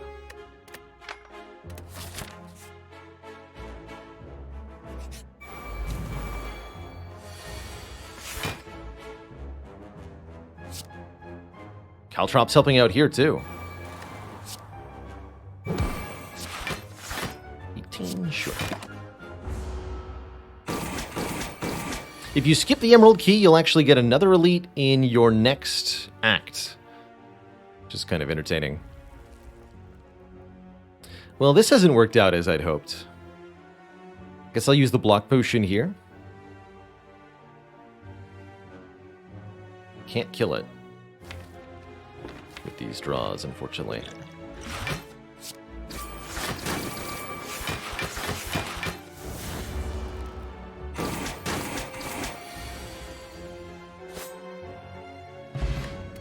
Fruit Juice, 5 max health.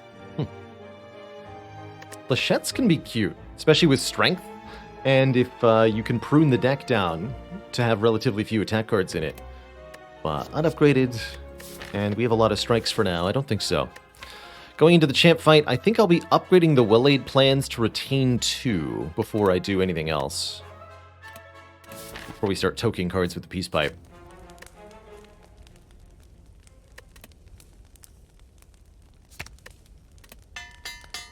My hope is that we can find an energy relic from the champ, ideally the Cursed Key, but potentially Fusion Hammer is acceptable too. Deploy the powers. Champ fight's all going to be about lining up the Incense Burner to block Champ's Execute. That's the strat.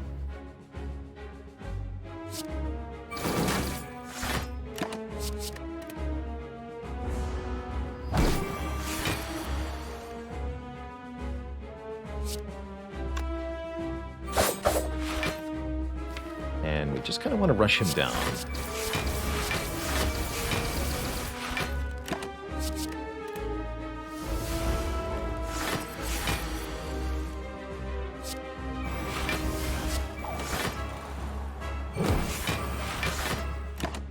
Stacked.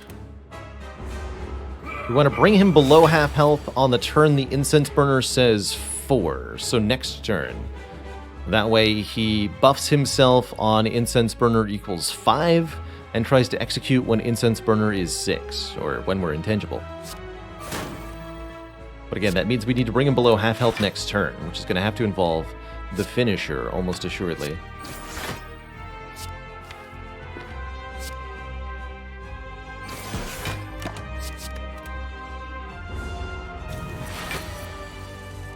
Yes, we can easily do that. Go!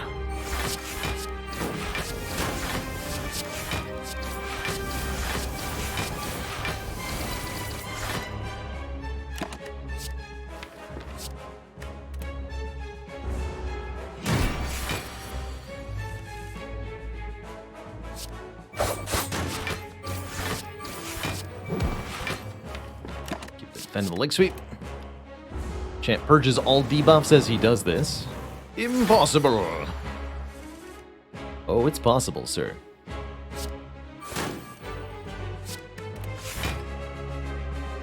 Too possible.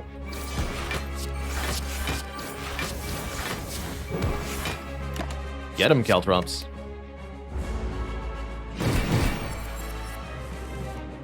Riddle with holes for exact lethal? You better believe it. GG.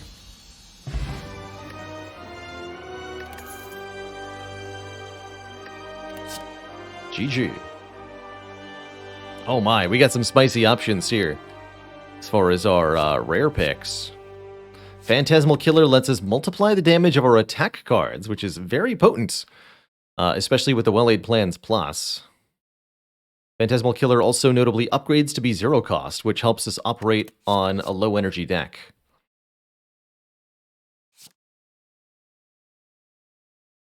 Die hits in an AoE, that's not bad, but not necessary.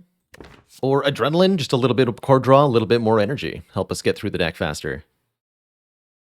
I'm happy with either the PK or the Adrenaline, probably leaning towards the Adrenaline here.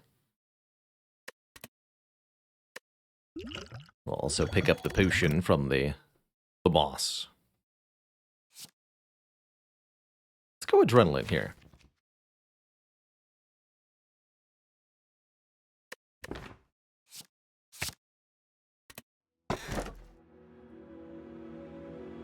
Should have taken that tools the trade, huh? Hovering Kite.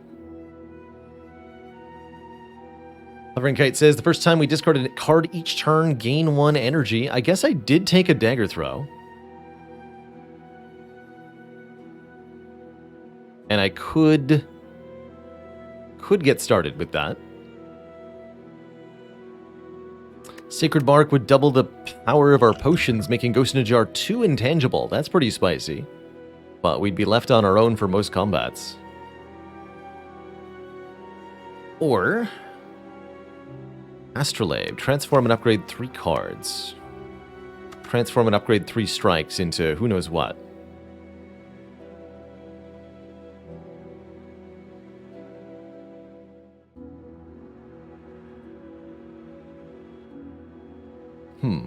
Well, I'm definitely happy I took Adrenaline.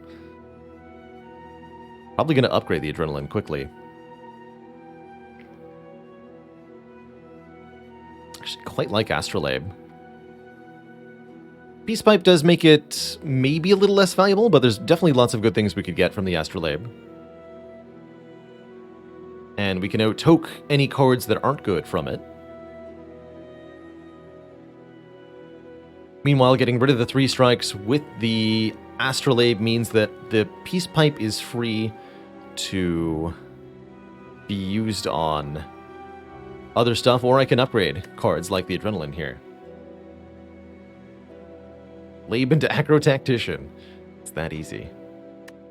I think I am going to trust in Astrolabe here. Although it might be the Hovering Kite that's correct. Oh! We weren't far off. We get a 0-cost block card. That'll help on 3 energy. Reflex Plus is lots of draw when discarded. Dagger Throw pick now looking really solid. And a Fumes Plus, yet 1 more power. That one I might end up toking. We'll see. Currently, though, we might not have to face Awaken 1, which would be really appreciated. Not sure how I feel about elites this act. We are not the strongest against elites.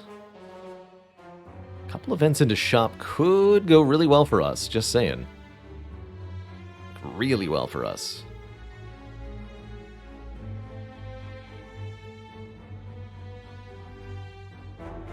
What's the other option? 3 elites with no fires? No thank you.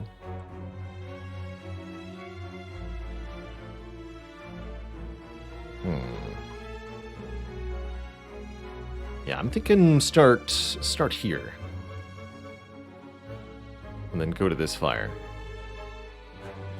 And there we can do 2 elites. We can visit multiple shops if necessary. In case we became rich somehow, hypothetically speaking. Okay. And events are likely to offer us some kind of curse. Maybe not likely. Potentially going to offer us some kind of curse. Let's see here. Don't actually need to block this too. Maybe it's better to kill the one that's buffing. Terror you now and get the Caltrops down. Take 2. Since I heal 2 anyway. Almost like the first 2 damage doesn't count, but this 2 damage certainly will count. Help! Save me, Distill Chaos. Wow, that did nothing. Good talk.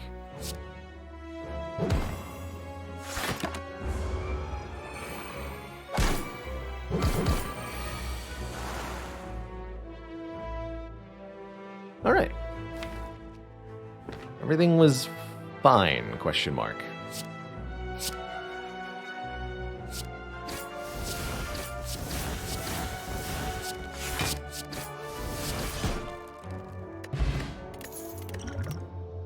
Hooray.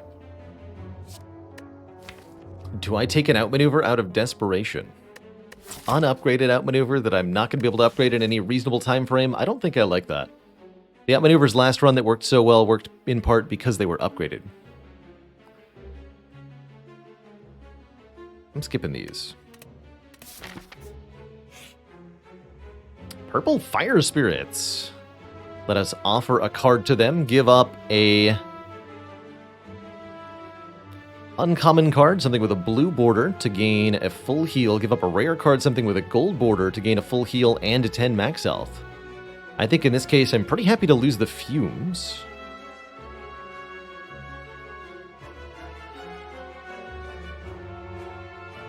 Since those aren't really contributing to the deck anyway, and that gives me a full heal at the same time. We could also lose, like, our glass knife, although I think it's doing a pretty good job right now. Lose the fumes. One more chance. Negatory. Negatory.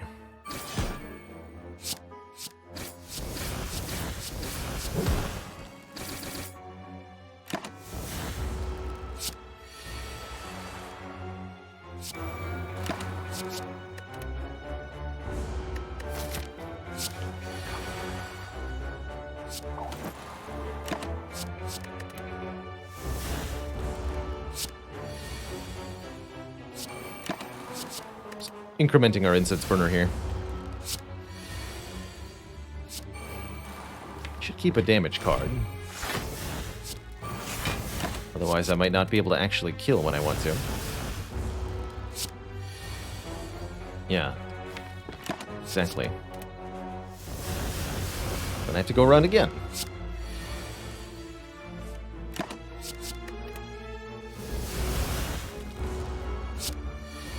Apologies.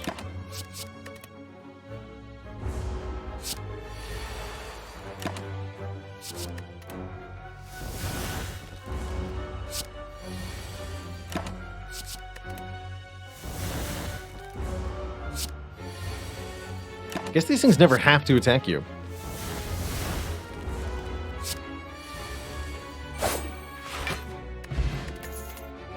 They can attack you, but they don't have to. Unupgraded dagger throw. Another accuracy is an option. Good instincts I do like. 0 cost block is always welcome.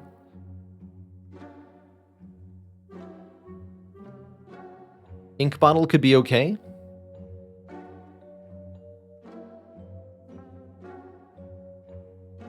Can't say I'm thrilled with this store.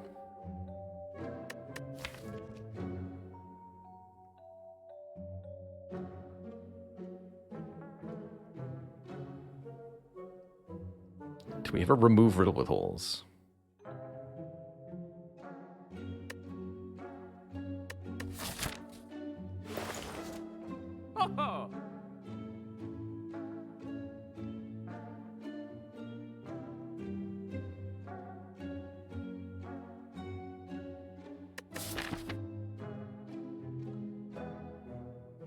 Costs me a removal to go to another shop.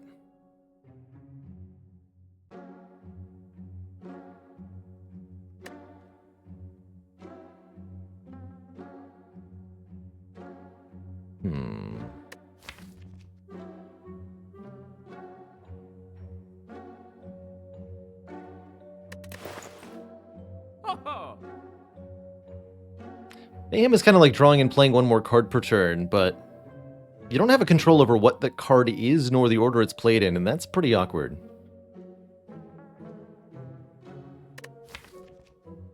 Pretty awkward. I like Riddle just for the Akabeko interaction.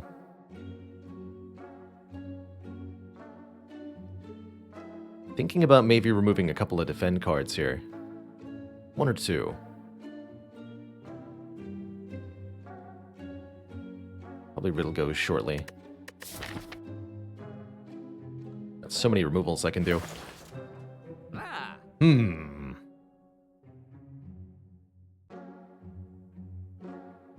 Okay, I will take this Good Instincts. Take out one defend. The rest of our cash.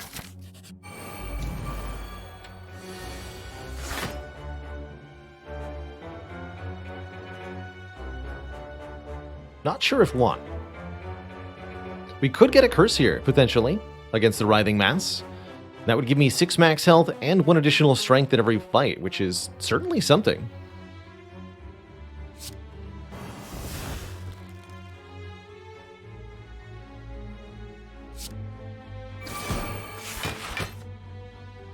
Alright.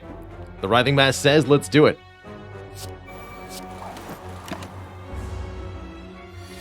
Instant max health.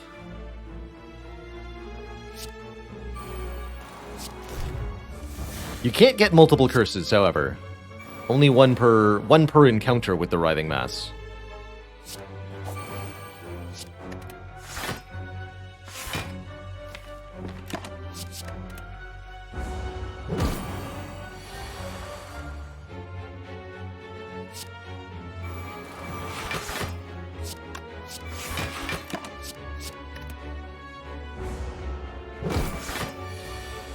Really needs some real energy, though.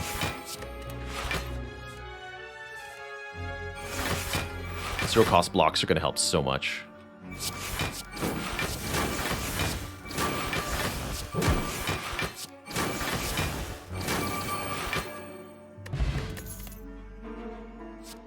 I like a calculated gamble a lot also. Letting me discard my entire hand, notably including curses. To draw that many cards again.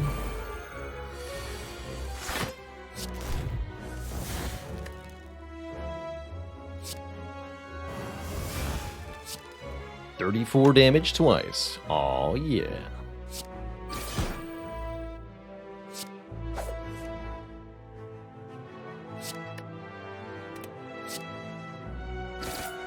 Ooh, that doesn't kill, huh? I may have bungled that a little. Brain told me Finisher killed. Finisher did not kill. Not my Burning Elite, but this might be my Smoke Bomb.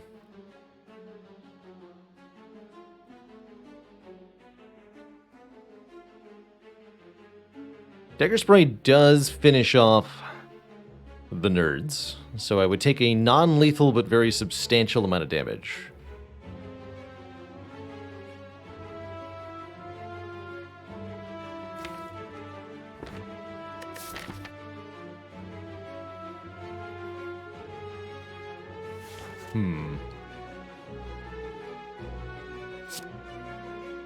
I think I'm probably leaving.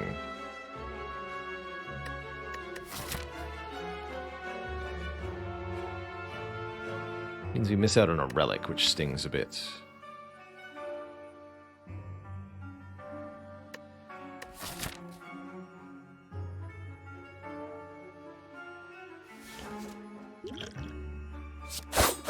Bye.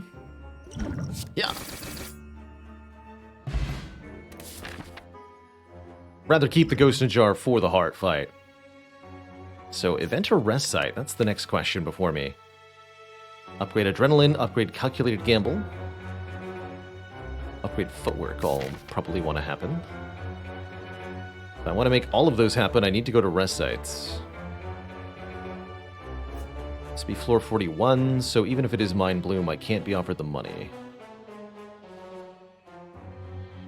Okay.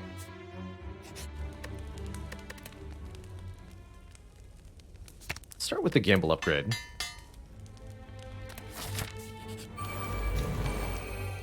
Transients.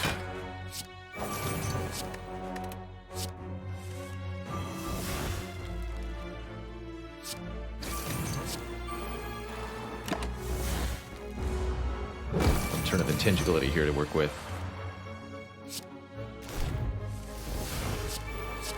And then it's death. Death Premier.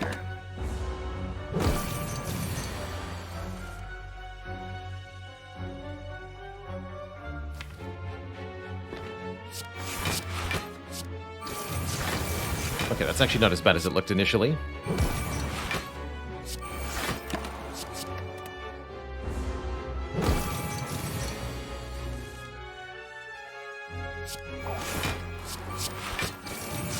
Turns out shivs are really good at reducing transients damage. Good.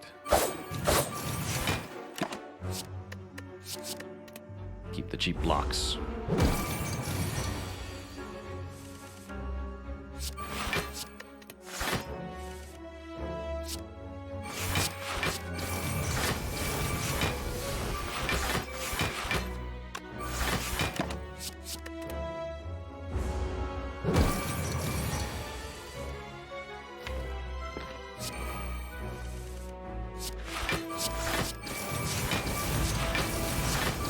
GG. 200 damage exactly on that turn.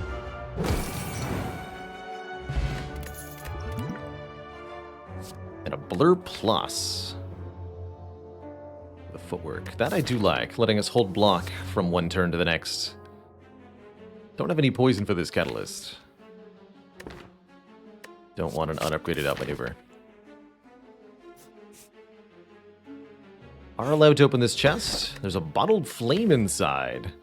Can bottle the riddle with holes for the guaranteed riddle with holes Akabeko combo.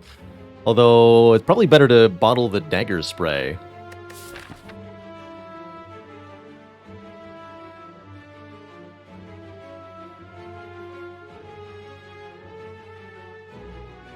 Bit worried about Time Eater here. Let's bottle dagger spray.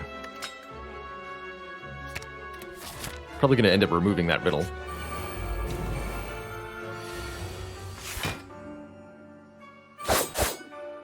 Brilliant.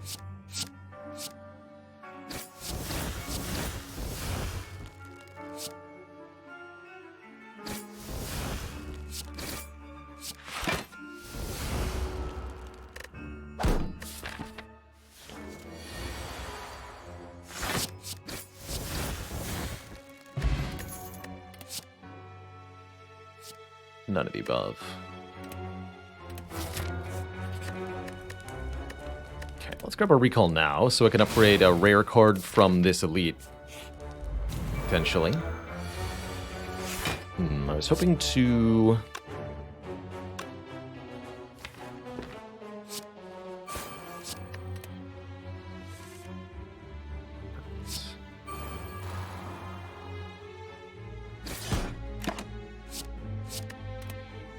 You should have played Blur there.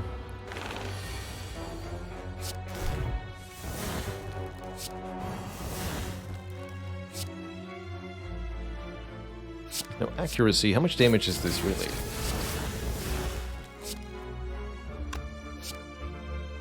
This is 45, and then this would be 16 times 5. That's plenty. Good. Didn't end up setting up the burner for the elite. Let's that's okay. With the footwork, the dodge and roll plus is also pretty decent.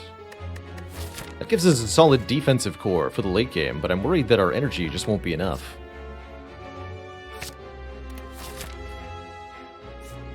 You have to give me energy somehow, Mr. Giant Head. A burner set up for you at least. Good.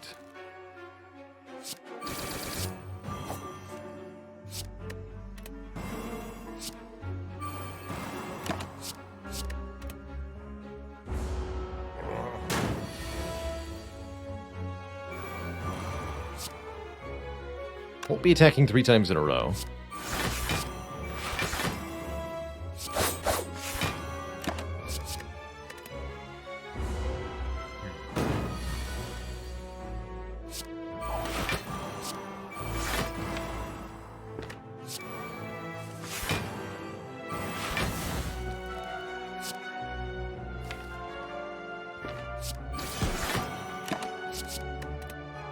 Next turn we'll play Blur, essentially buying me 2 turns.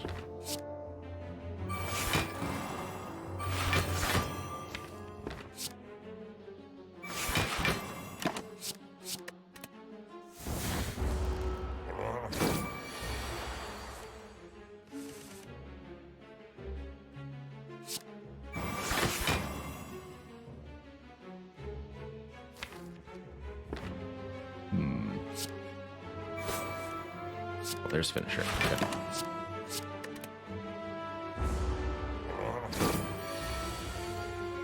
Good luck to me.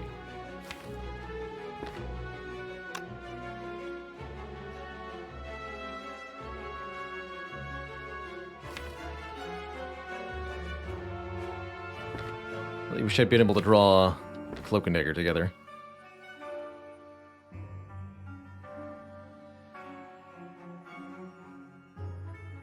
Let's see. These are 21 each. It's going to be a lot of damage per hit. We don't have 300 damage, but we have awfully close to 300 damage.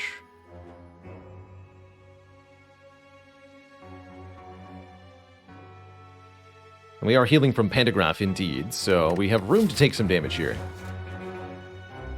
Oh, I should update that streak command. It's not correct. We have no streak because the Silent died. She might be about to do so again.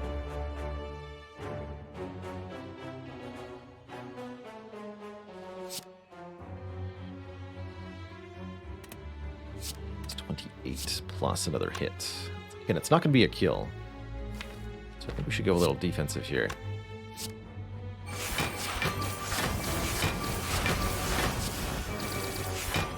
Yeah, that wouldn't have been a kill.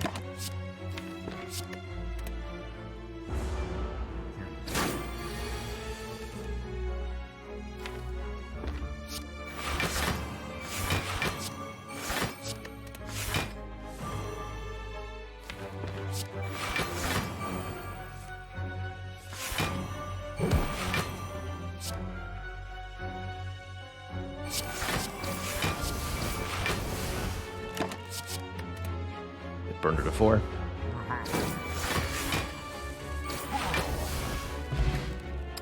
Shuriken! Okay, that'll help a lot by giving us 1 strength every time we play 3 attacks in 1 turn. 1000 Cuts Plus is back. Very cute. But we don't need you now.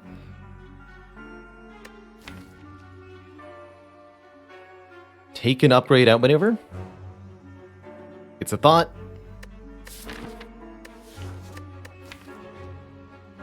It is a thought.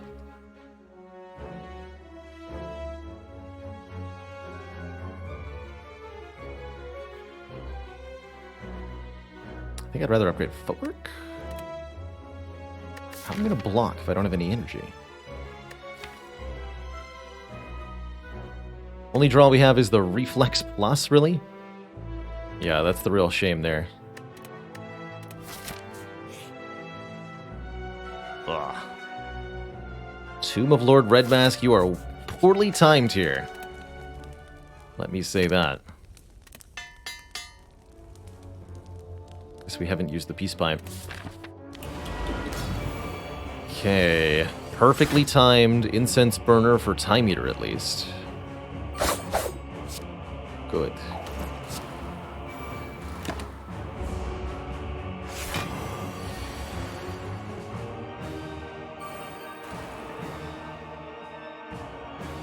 Just not going to play a card here.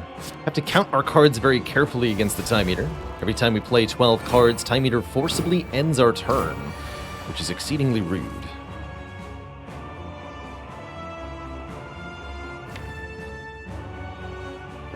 This turn in general is exceedingly rude.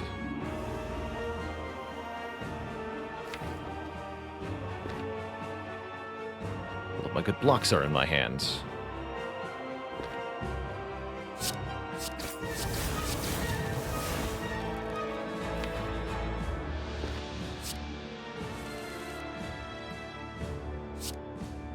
That in play.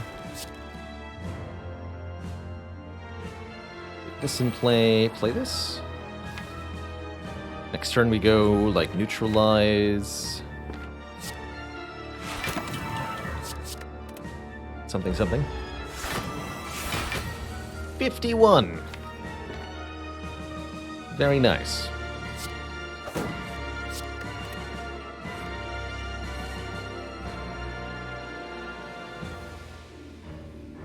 Very good.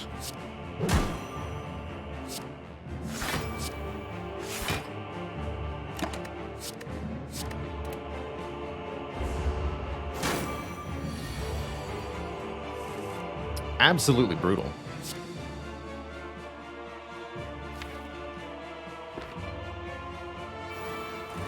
To debuff us again here.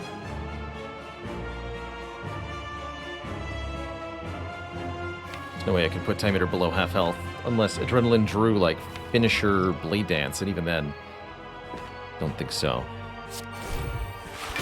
Don't play it. Oh, hey, finisher Blade Dance. Well, now.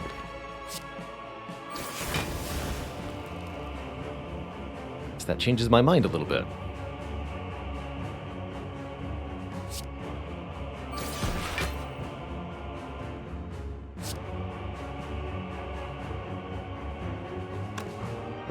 Blade Dance, Shiv, Finisher. Is that enough? The Shiv does how much? 4 strength plus 6 accuracy. 14 base, 21 from the Shiv. And then we're going to have plus 1 strength. So this will be 13 goes to 19. 19 by 3. Math. 31 minus 21 minus 57. 253. No. Can't get time meter below half here. Dang.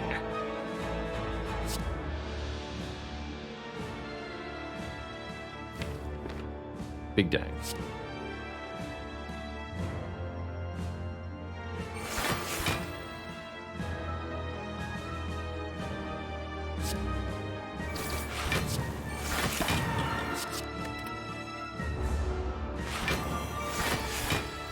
Oof. Oh, good. Okay. Soup's definitely the best card I could have seen there. Only taking 3 here.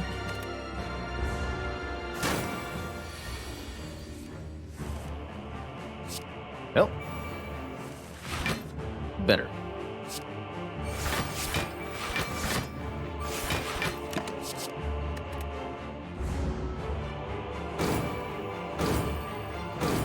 Caltrops does contribute here. It's not a huge amount, but it's something. It's just sad.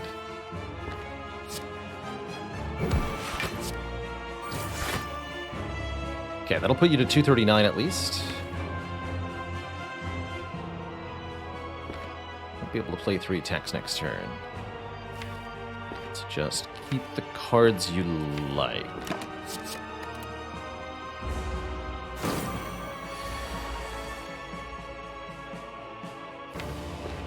You can do it, Caltrops.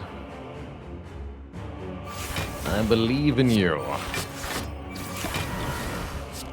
Okay, here's the tricky part.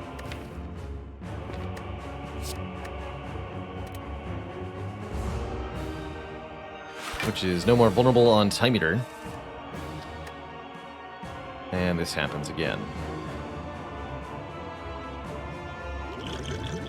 Might have to lose my Ghost in a Jar. Next turn's gonna be real nasty.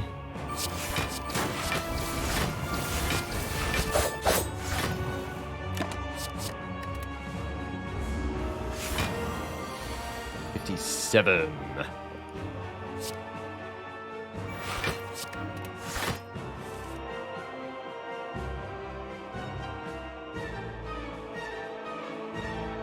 Looks like Weak Potion's fine.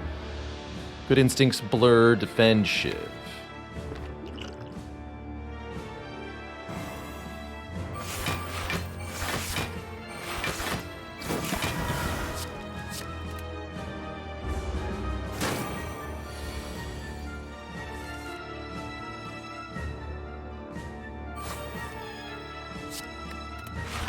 Time Eater has a minus draw as one of their effects, and you can really feel it here, weighing us down.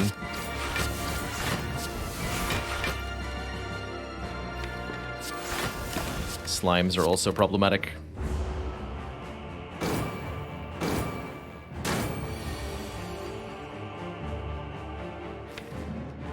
Restarts next turn.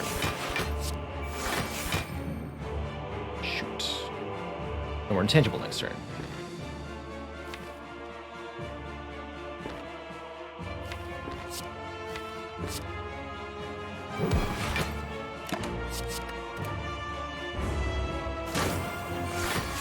Oh no. Help! Die!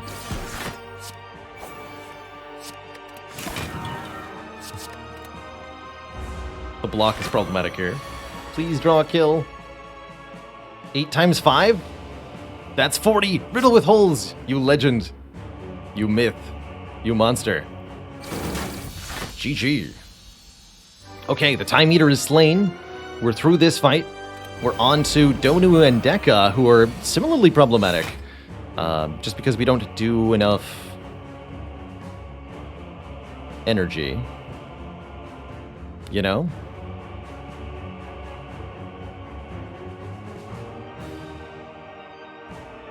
We don't do enough energy.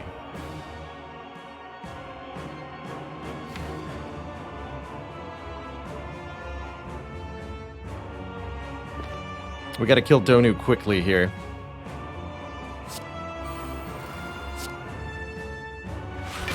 Going to Blade Dance here for the Shuriken point. Is there a point in using Terror? Just to avoid redrawing it mainly. Put it on Deka, because I expect to make him weak later. Donu we're just gonna kill as quickly as we can.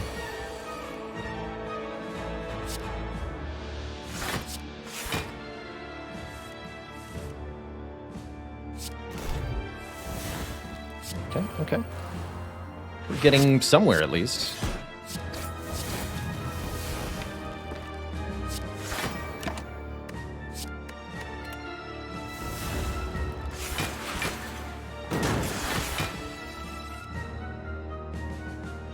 Still, I worry we will fail to get where we're going.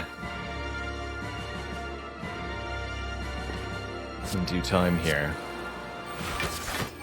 This turn hurts. Next turn's gonna hurt too.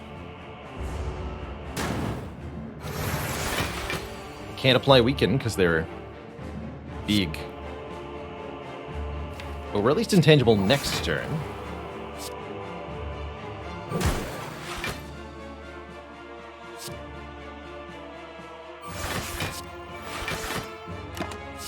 Still, I'm concerned.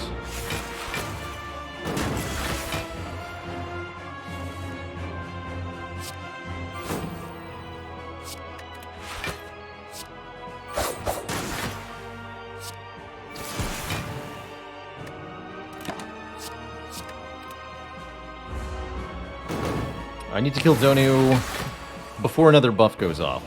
Ideally this turn. But I don't really see that happening.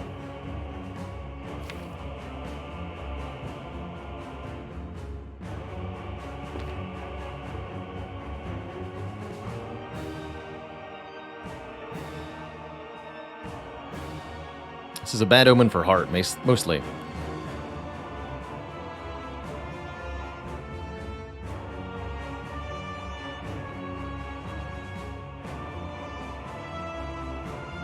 Problem is, if I block this turn, then next turn Deck is attacking, and I can't kill Donu because I have to block again.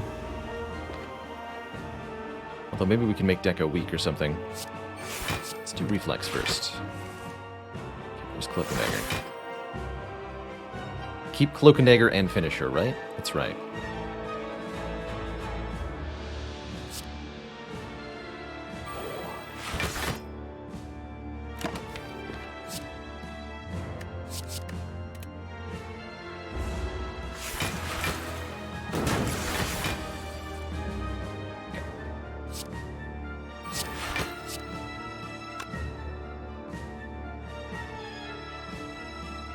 May not even need to play Finisher, which would be really good.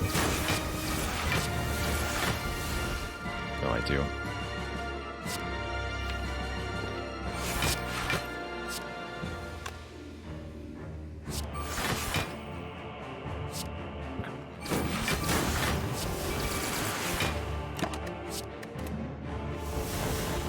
Ouch. And I need this set to 4? Oh, good luck to me.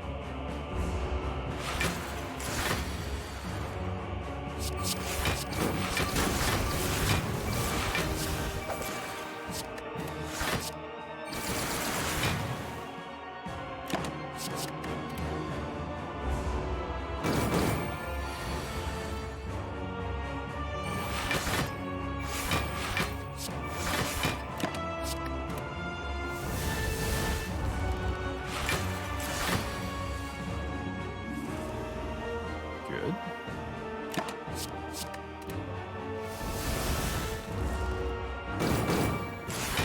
Three.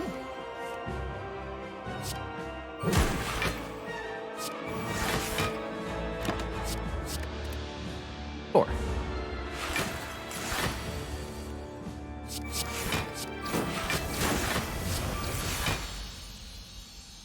Okay, we at least made it to Act 4. Two thump, two thump, two thump.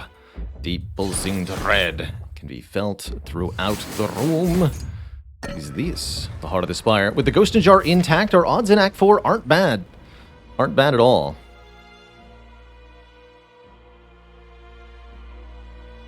Although I really would like a Piercing Wail, you know? Could move a card here. Resting for a lot of health seems like the best thing we can do, though.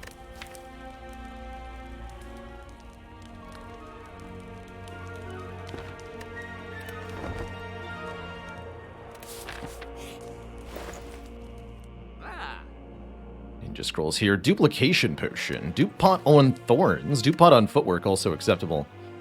But duping one of our core powers really could help against Heart.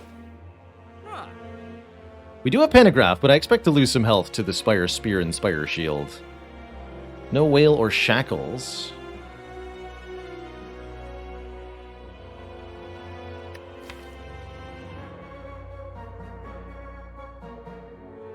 Could take an Enlightenment, though. Enlightenment could make Riddle with Holes cheaper, could make Leg Sweep cheaper. That's not good enough. Maybe Fumes to help out a little bit, but I don't think so. I think just Duplication Potion and a card removal.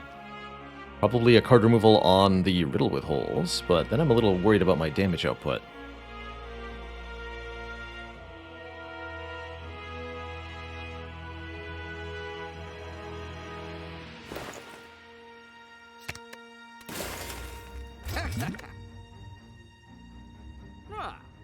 Okay.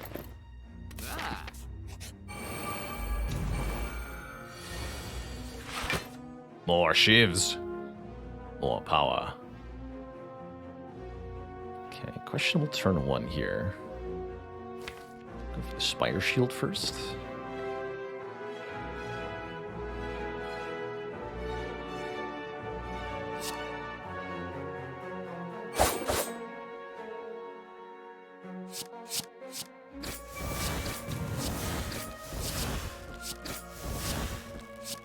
Spin. Cool. Looks like just a dodge and roll defend.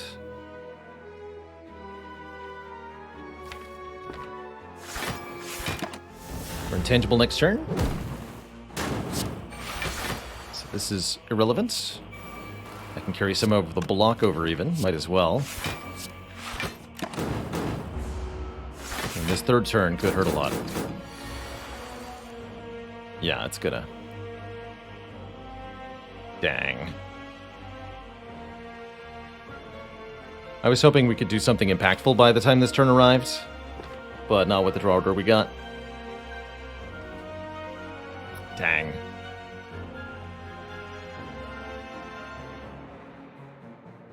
So either I use the Ghost in a Jar now and we don't have it for the heart, or I take a ton of damage.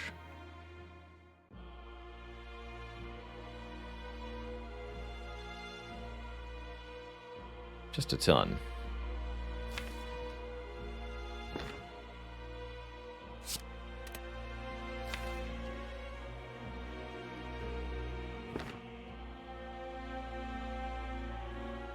Ghost is worth a lot more in the next fight if we can get there. There's no, like, dupe pot for a kill here, is there?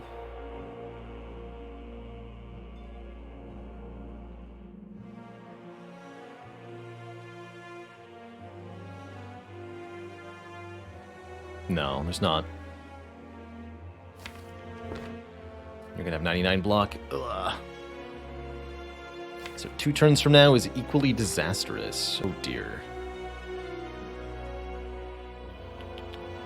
We are doomed. We are doomed.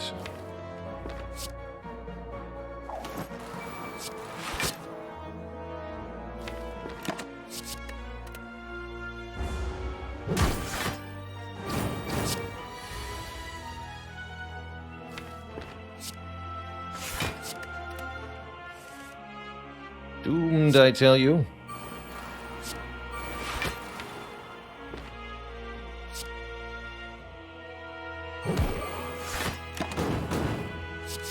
Ghost and Jar on this turn.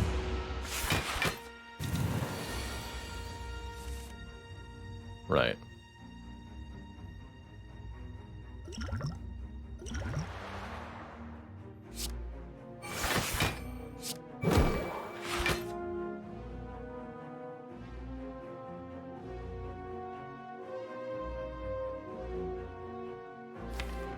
Alright. Take it.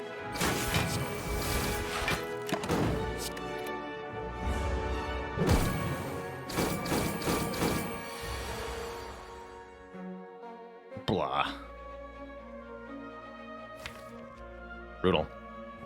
Any one attack would have been perfect here.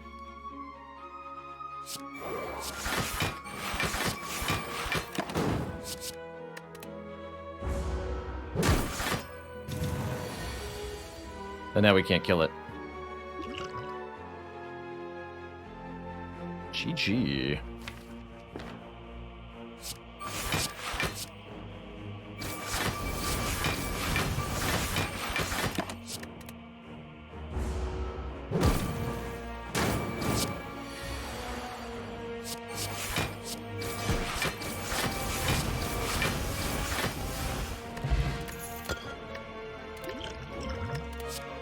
Wait a minute. There's hope yet? Just get another one. Just get another one, forehead. Oh man, so what am I duplicating? Is it footwork or caltrops or accuracy? I think it has to be not accuracy. Okay, okay.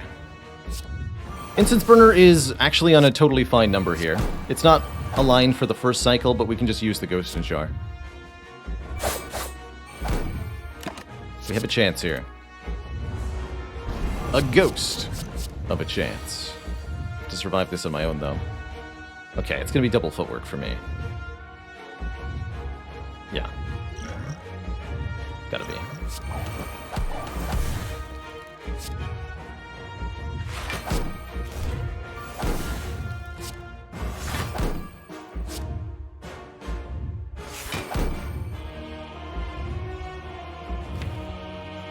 I got Happy Flower too? I did not parse that.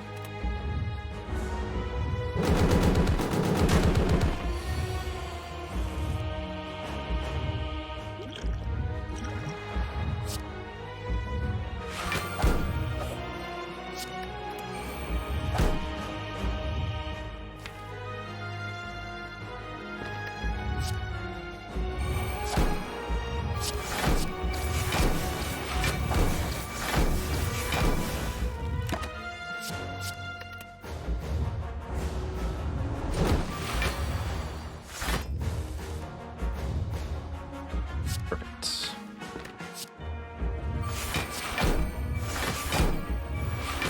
Drops in play. Void goes away. Thorns are going to start doing damage now.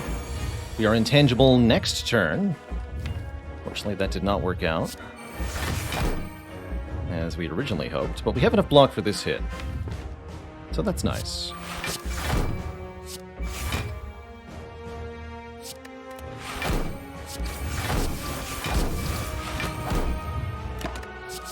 Xaxes.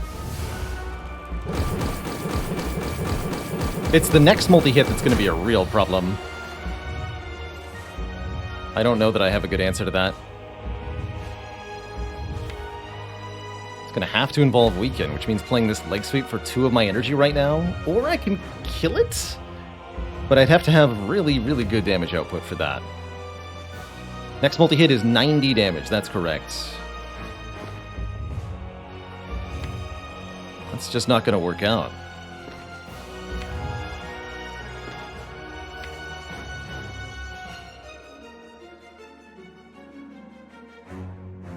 No, I can't afford to play this leg sweep.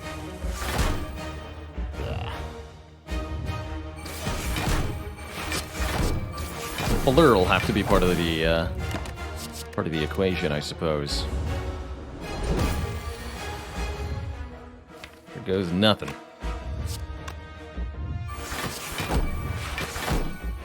Definitely now concerned.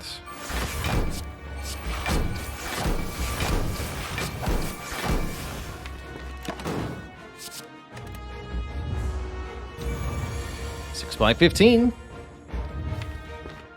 How will he do it?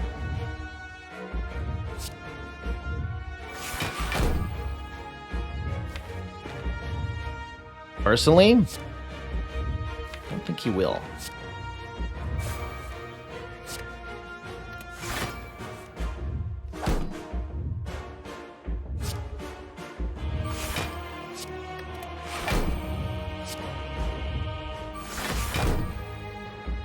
Wait.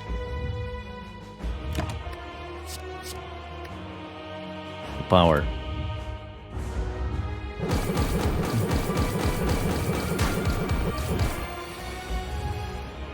Easy. Just, oh. Well, that's not quite enough. Really needed to be able to weaken the heart for this round of attacks to be survived. Dang, another heart death for the silence. 2 in a row. Really, really good runs. So close. GG. Mr. Hart. GG. If only the elites had gone a little better, this could have been a really impressive 3 energy silent win. It's so hard to win with silent with only 3 base energy, though, as this deck showed exactly why. You just can't get enough block if you only have 3 energy to spend. GG. GG. Aaron J, thank you so much for the 500 bits. Do I think the noxious fumes from Act 1 might have helped for artifact removal? I think they could have. I think that might have been able to even turn the tide, potentially. That said, the 1 energy and 1 draw we'd have to afford to the fumes could have been a real problem to get into play. But yes, the artifact stripping could have definitely made a difference there. Nick Zuber, thank you so much for 5 generous gifted subs. Aaron J, thank you so much for the 500 bits. And everybody, thanks for hanging out. This was a really, really challenging silent run. And even though we ended up losing, I really enjoyed this run. Just trying to make this deck efficient enough to get through the late game, playing in the way that we did to beat Donu Adeka and Time Eater, all very enjoyable challenges.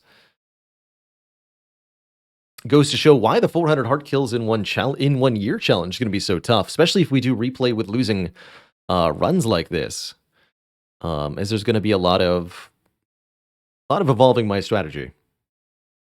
GG. That said, I am wiped from these silent runs and from our Dark Souls earlier today, so I think that's where I'm going to wind things down at the moment.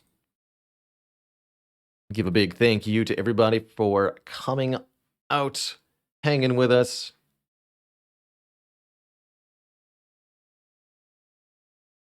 And having a good time.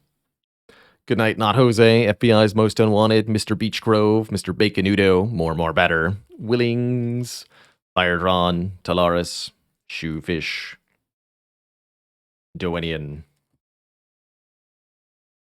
Elteriel, Ponte, Lord Snow, and everybody else. Thank you so much for watching. Have a good one. We'll be back tomorrow with some more Spire, maybe some more other deck building.